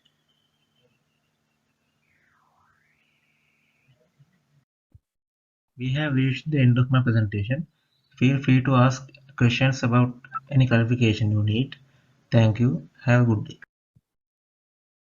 Thanks for the presentation, Mr. Jayarath. Any questions from the participant? Any questions from the audience for the presentation on the deep learning algorithms? Can I make one question? Oh, please go ahead, Dr. Okay. One thing just I want to know, Jayarath. So deep learning techniques depend on the number of training data. So actually the accuracy of the output is depend on that data. So can you tell me how much data that you use as a training data and also as a reference data? The number of photograph that you separate for the training data? Yes, madam. For the training, actually for the feature image, there were 3 images: feature image and the label image, all the same. Because label image is created from the feature image. For that, I used the 80 drone images, and for the prediction image, that was separate one. For it, I used 87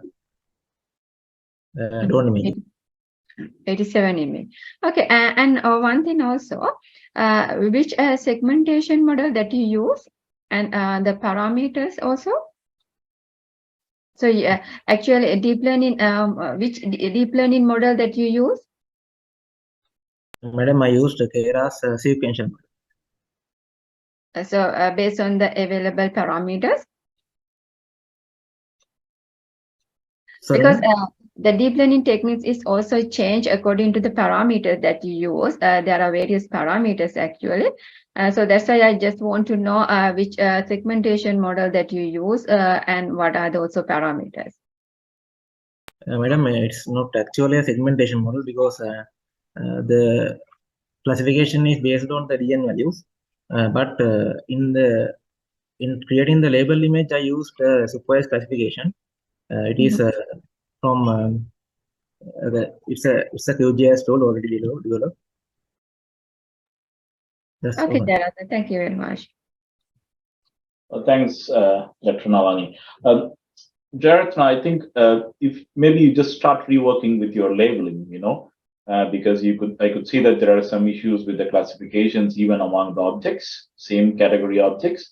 So you first start reworking your labeling, then you go ahead with tweaking the parameters, because with the drone images, your output should be like much accurate and much better compared to the satellite one. So start with reworking your labels and then just move slowly, progress up working, tweaking the parameters here and there and running the model and see if that works. Okay, thanks for that. Let's jump into the last presentation today, which is by Ranjit and other authors on top 100 most cited papers of the journal Remote Sensing of Environment. So they've done meta-analysis. Yeah, please go ahead and play the video.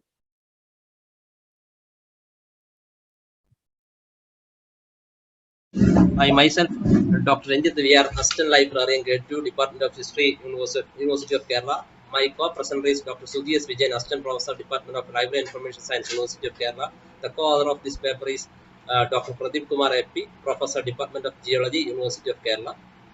The topic of presentation is top 100 most cited purpose of the journal Remote Sensing of Environment, a Scientific Analysis.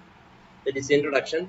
The highly cited and influential purpose enhance the credibility of the authors, affiliated institution, and the country as well as the profession.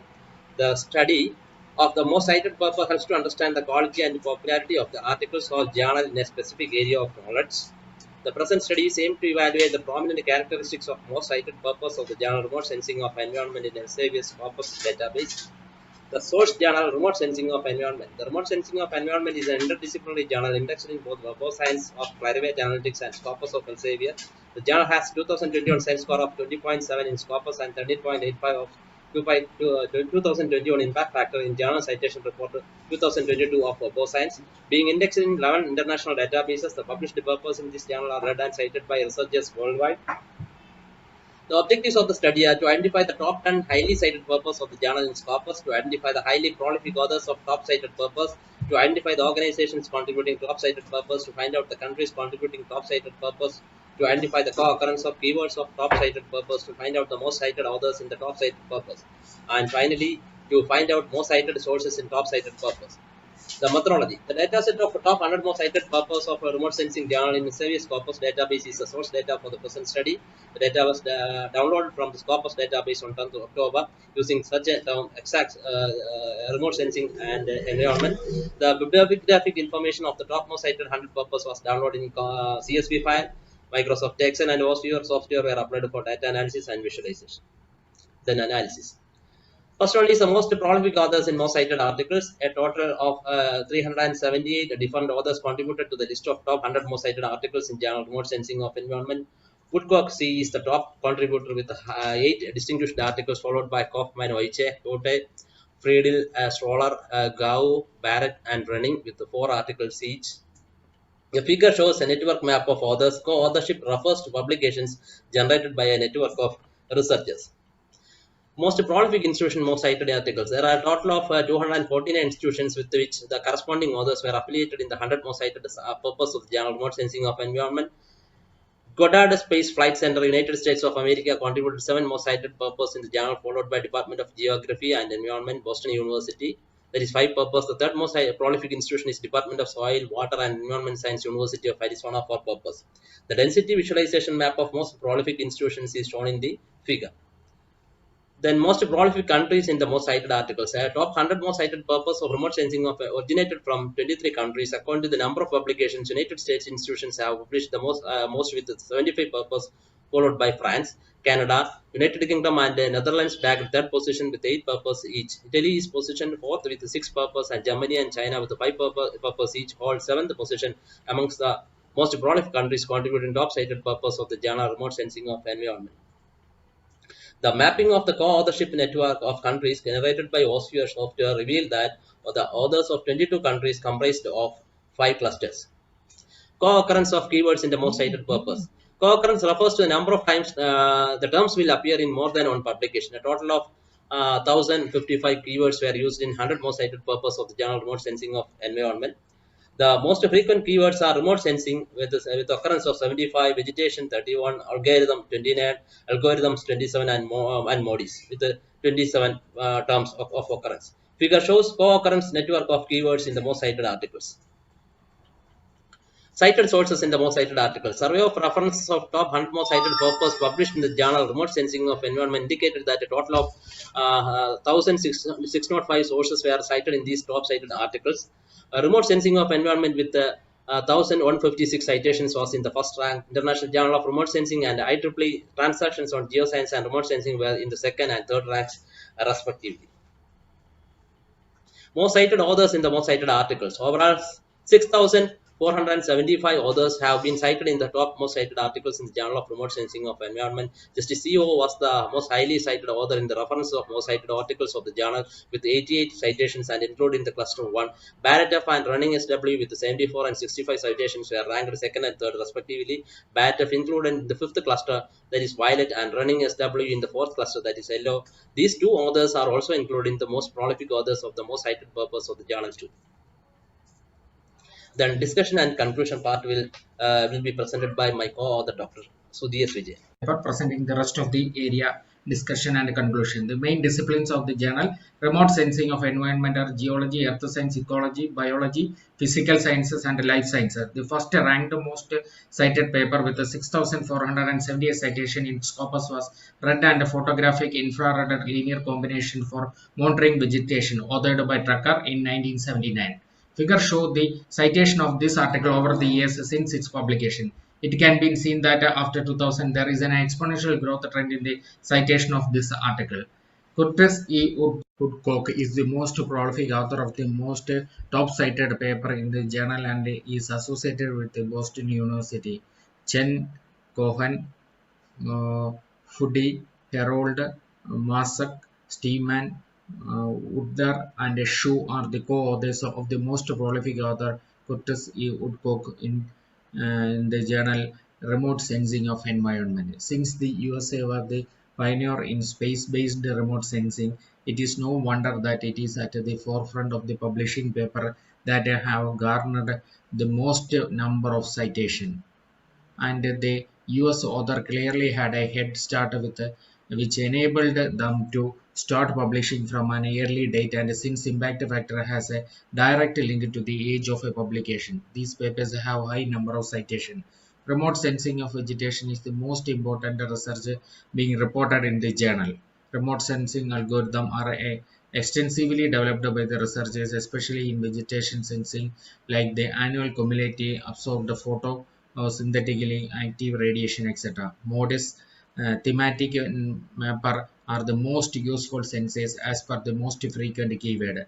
Agricultural and forest meteorology and agronomic journals are among the most cited non-remote sensing journals, again emphasizing that the journal has attracted a lot of papers on the natural environment focusing on flora.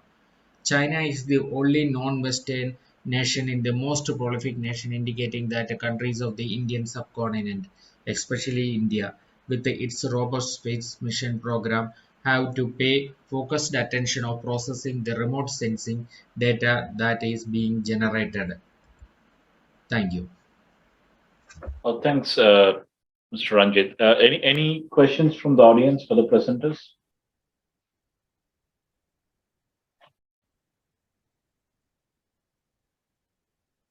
Any questions? Okay.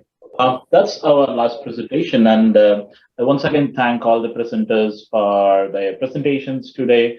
And it covered quite a broad range of areas, from water resources to archaeology to meta review to UAV and LIDAR, and quite a few thematic areas. So thanks once again for that. So from my side, the message I would like to leave you is it doesn't matter whether you use deep learning, machine learning, or just simple unsupervised classifications. These are tools as long as you know what these tools' limitations are and what it can do and what it can't do and what it is good at and what it is not good at. Then you would have a more grip on the tools, and I would also like to emphasize on like using more open source softwares like GRASS or Python-based scripts or QGIS in the future, future assessments if possible. Also, please try to include Google Earth Engine-based assessment, because that will now reduce or shorten your processing time and will enable you to sort of focus more on the analysis. Of course, it's good to write the scripts in Python and do the processing by yourself. It helps you to understand the processing step by step, but on the side, you can also use like Google Earth Engine or AWS-based processing chains to just speed up this processing, and then you can focus more on the data analytics, inference, and creating applications. Okay, so that's a lot. That's all from my side, and thanks once again for inviting me. And I will also say thank you on behalf of Dr. Lal onto you, Dr. Nilani. Okay, thank you very much, Dr. Karthikeyan Matheshwaran, the chair of this session. Putting the final remarks of this session on behalf of the conference team, I would like to express my sincerely gratitude for the chair, Dr. Karthikeyan, for accepting our invitation and handling this session very smoothly. And also Professor Sanda, plenary speaker, for sharing such wonderful thought with us. Also, I would like to thank Mr. Vipula Aberatna, Dean, Faculty of Geomatics, and Dr. H.I.M. Prasanna, Indika Prasanna, Chair in GEOSYM2022, and Dr. Surangi Bandara, Secretary, GEOSYM2022, and also all the technical members. Also, thanks all the members of judge panel of this session today.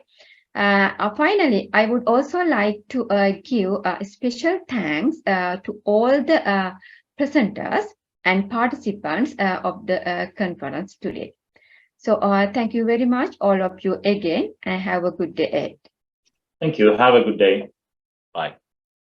Thank you so much, dear madam. Further, as the Faculty of Geomatics, we congratulate all the scholars who contributed to the session with their research findings. And we are truly grateful to all the resource persons who contributed throughout the whole research program.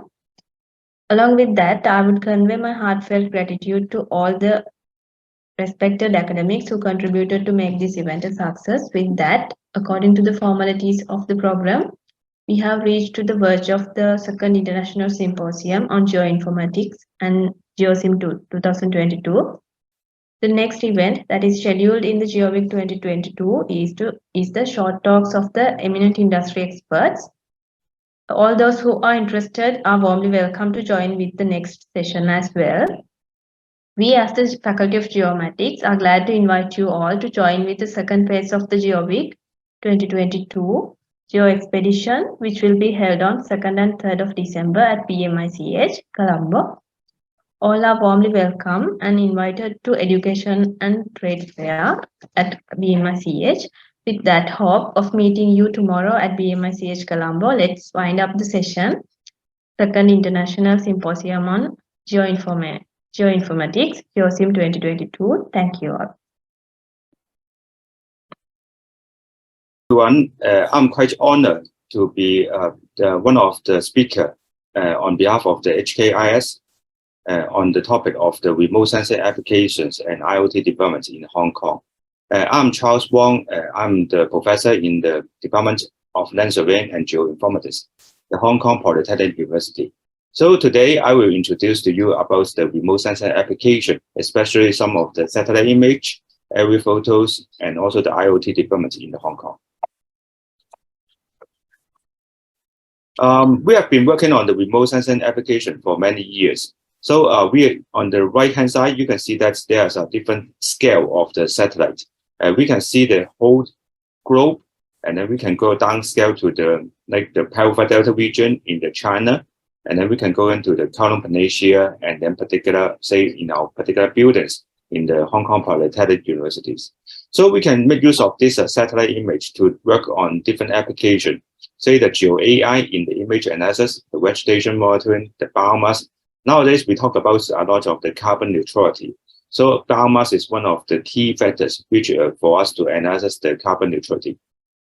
The land use and land cover mapping, change detection, urban heat island, dust storm, solar energy potential, and also the water quality monitoring. So as I mentioned before, we have a lot of the satellite image at different scales and also at different temporal resolution.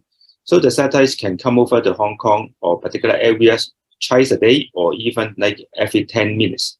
So we have a different kind of the satellites, and then we can make use of this satellite to work on different application and also observation for the world. So in Hong Kong, we have been working on different kinds of the remote sensing application, including the landslides, including the land cover classification, water quality, air pollution, urban environmental qualities, urban heat islands, and etc. So if you have chance, please, we are welcome you to come to our lab, remote sensing laboratory in the Hong Kong Polytechnic universities. So we have a lot of the instruments, and then this instrument is for using to calibrate for the satellite image. So this instrument we talk about is a ground-based instrument, including the thermal camera, including the LAI, which is a leaf area index, including the hyperspectral image, the hyperspectral radiometer, and etc. Besides that, we also have a work on different projects. I will introduce to you later on, say the Jockey Cup Smart City Tree Management Project, and also the IPCAN project, and etc. So first, let me introduce to you our one of our projects, which is funded by the Hong Kong Jockey Cup Charity Trust. So this the project name is the Jockey Cup Smart City Tree Management Project. And within this project, we are collaborating with different universities in the Hong Kong and also different government departments, including the Development Bureau, the Highways Department, and also Architecture Service Department, and etc. So we have installed around 8,000 tree sensors, and then this sensor is like a box. And then we deploy these sensors on the wood or near the wood at the bottom of the trees to measuring the tilting angles of the trees. So if we find that the trees has a normal tilting, say for example, the tree is leaning into a particular angle, so therefore we will give the alert to the stakeholders. We'll give the alert to the workers, the frontline workers, and then they can take the measurements or they can have a mitigation for these particular trees. So we base on this system architecture. Say for example, we have this 8,000 sensors, and then this sensors is not, we are connecting these sensors not based on our 4G and 5G. Say for example, we use our mobile phone. So this mobile phone, we need to charge it for every day or even twice a day. But if we use this LPWAN technology, this is a long-range technology, long-range communication technology. So we can estimate the battery can live for more than 3 years. So it means that if we install these sensors on the trees, so every 3 years we can replace the batteries. So it is a very efficient and also very time efficient and also the cost efficient for this using this LPWAN signal. And then this LPWAN data, based on this signal, and then through the LPWAN communication, and then we can transfer the data to the gateways. And then once we have to collect the data, we can transfer it to our server, and then finally go into our dashboard and also the mobile tablets. So we have been installed around, as I mentioned, around 8,000 sensors on the roadside trees. So some of the trees which is in the busy road, and then some of the trees which is in the park, and also some of the areas which is we found that it may under risk. So this is our dashboard. So you can see that we have already delivered this dashboard to the government department. And then there's a map on the left-hand side, and then you can zoom in on the particular trees. So for those trees who have who is highlighted in the green color, it means that it is a safety. For those trees, they are not under the risk. But however, if we turn it to the red color, so it means that it is not under the risk, and then we need to ask the frontline workers to take a look and then to do some mitigation for these particular trees. And then besides that, we can also check the record based on the Hong Kong observatory data. Say, for example, the temperature, the rainfall, the wind speed, and etc. And then when we click on the particular trees, or when we check on the particular trees, we can see the trajectories of the moving patterns for the last 7 days, last 30 days, or even last 1 month. Okay, so we can see that whether the trees is leaning into a particular angle or etc. So this system, as I mentioned, we have delivered this system to the government departments already, and then they are making use of our system for routine monitoring. And then let me show you some of the case. So this is one of the case we found that it is the fallen trees. So we found that before it's fallen, so there are a lot of the alarms we can be triggered. Say, for example, there's a sharp change to the angle alarm, and then there's a long-term increasing trend alarm which is triggered on the particular days before it's fallen. So this is one of the very good early warning signals for the frontline workers and for the stakeholders to understand the situation of the trees. And then we also installed a lot of these sensors on the what we call the old available trees and also the stone wall trees, which is quite interesting in Hong Kong. So the trees is climbing or the trees is growing along the stone wall. And then for the old and valuable trees, which means that the tree its life is longer than 100 years old. So it means that there's quite a valuable trees. So we have installed these sensors on the OVT, old and valuable trees, and also the stone wall trees. So one of the example I want to show you is this is our OVT, old and valuable trees. We found that some of the alarm has been triggered, and then we informed the government departments. So there's some alarm which is triggered, so the curve is sharply increased on the particular period. And then the government department has taken some other actions to see that okay, this tree has some sharply increase on the tilted angle. And then we informed the government departments, and then they finally did some mitigation, and then they use some stone, and they use some concrete stones, and also some wire to fix the trees. So this is one of the very interesting story. And then we have some this early warning to the government departments, and then finally they have some mitigation to save the trees. And then besides that, we have a lot of the knowledge transferred throughout this couple of years, including some of the interviews by the government departments and also some conference in the different events. And also the development bills. So the Secretary of the Development Bills has invited us to talk about this technology for his abroad. And then besides that, and then we have some demonstration in the Smart Government Innovation Lab. So these are some demonstration to the secondary school student, to the primary school student. So actually, we installed the sensors on these fake trees. These are artificial trees, but the data is real time. So once we collect the data from the sensors, and then we can through the lower WAN network, and then we can project it into the monitor.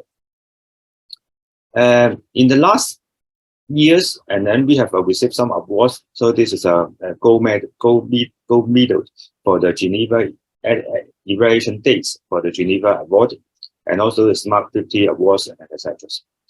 So actually, we have developed a lot of this kind of the new technologies, and then this technology has been fully supported by the government. And then from the Chief Executive Policy Address in the 2020, she mentioned that it should be using the drone, it should use the infrared image, and also using the mobile use of the remote sensing data for helping for saving the trees.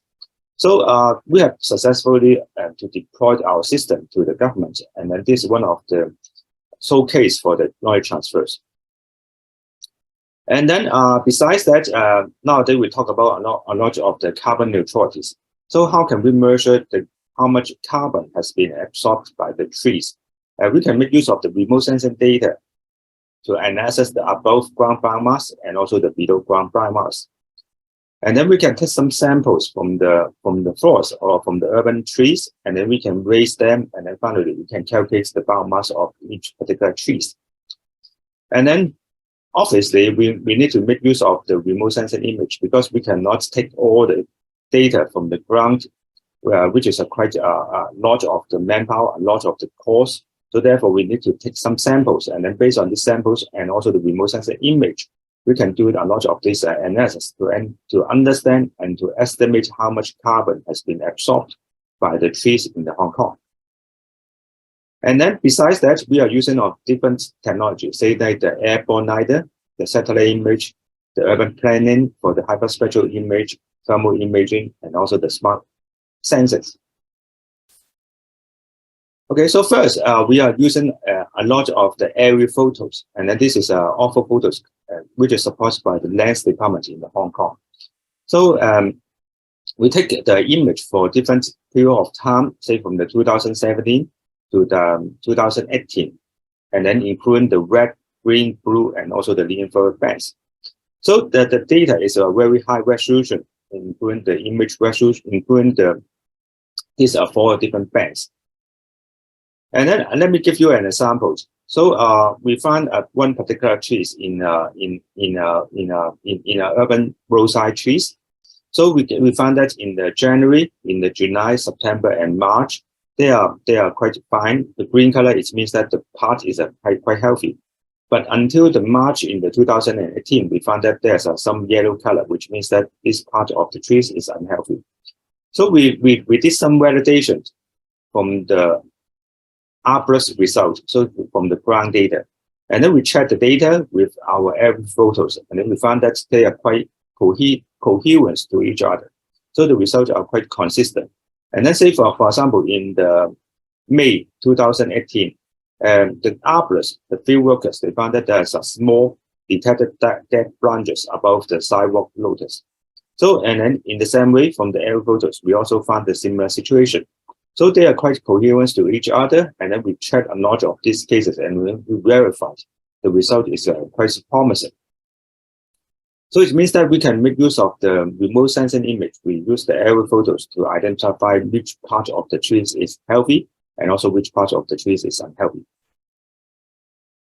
And then besides that, we are also using the UAV LiDAR technology. So this is with the UAV with a LiDAR deployed on the UAV.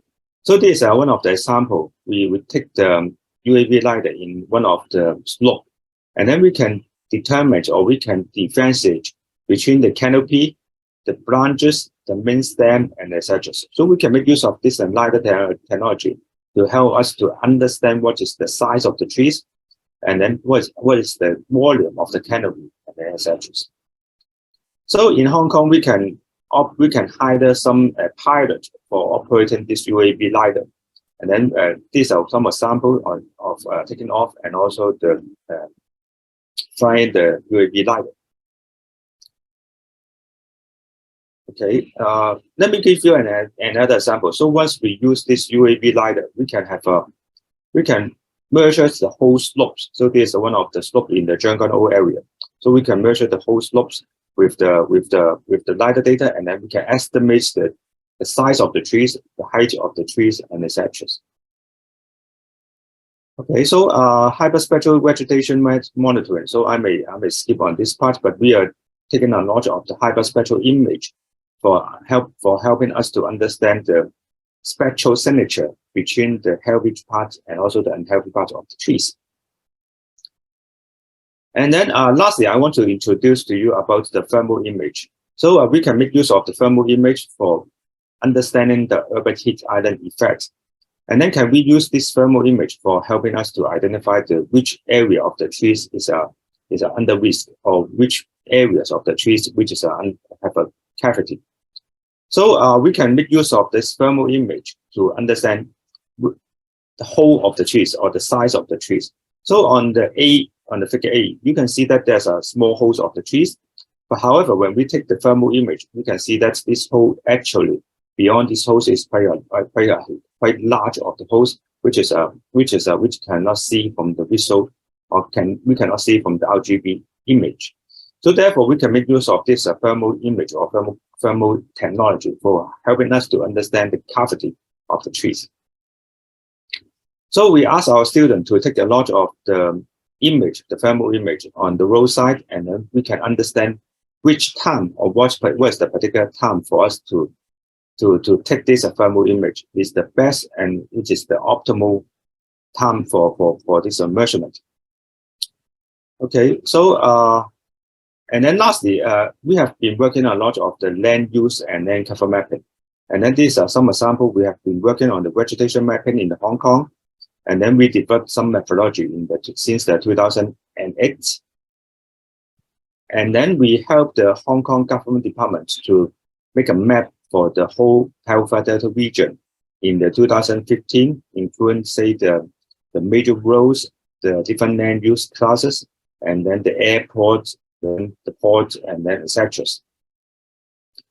And then we transfer this technology to the planning department of the Hong Kong government, and then they make use of technology, and then they produce a lot of this land use and land cover map since 2015. So this all technology we are using on the remote sensing, not only including the satellite image, aerial photos, UAV, and also using some thermal cameras. So these are some of the technology which we are interested, and also which we focus on the tree monitoring in the Hong Kong. So thank you much again, and then also hope all the best, and then thank you much.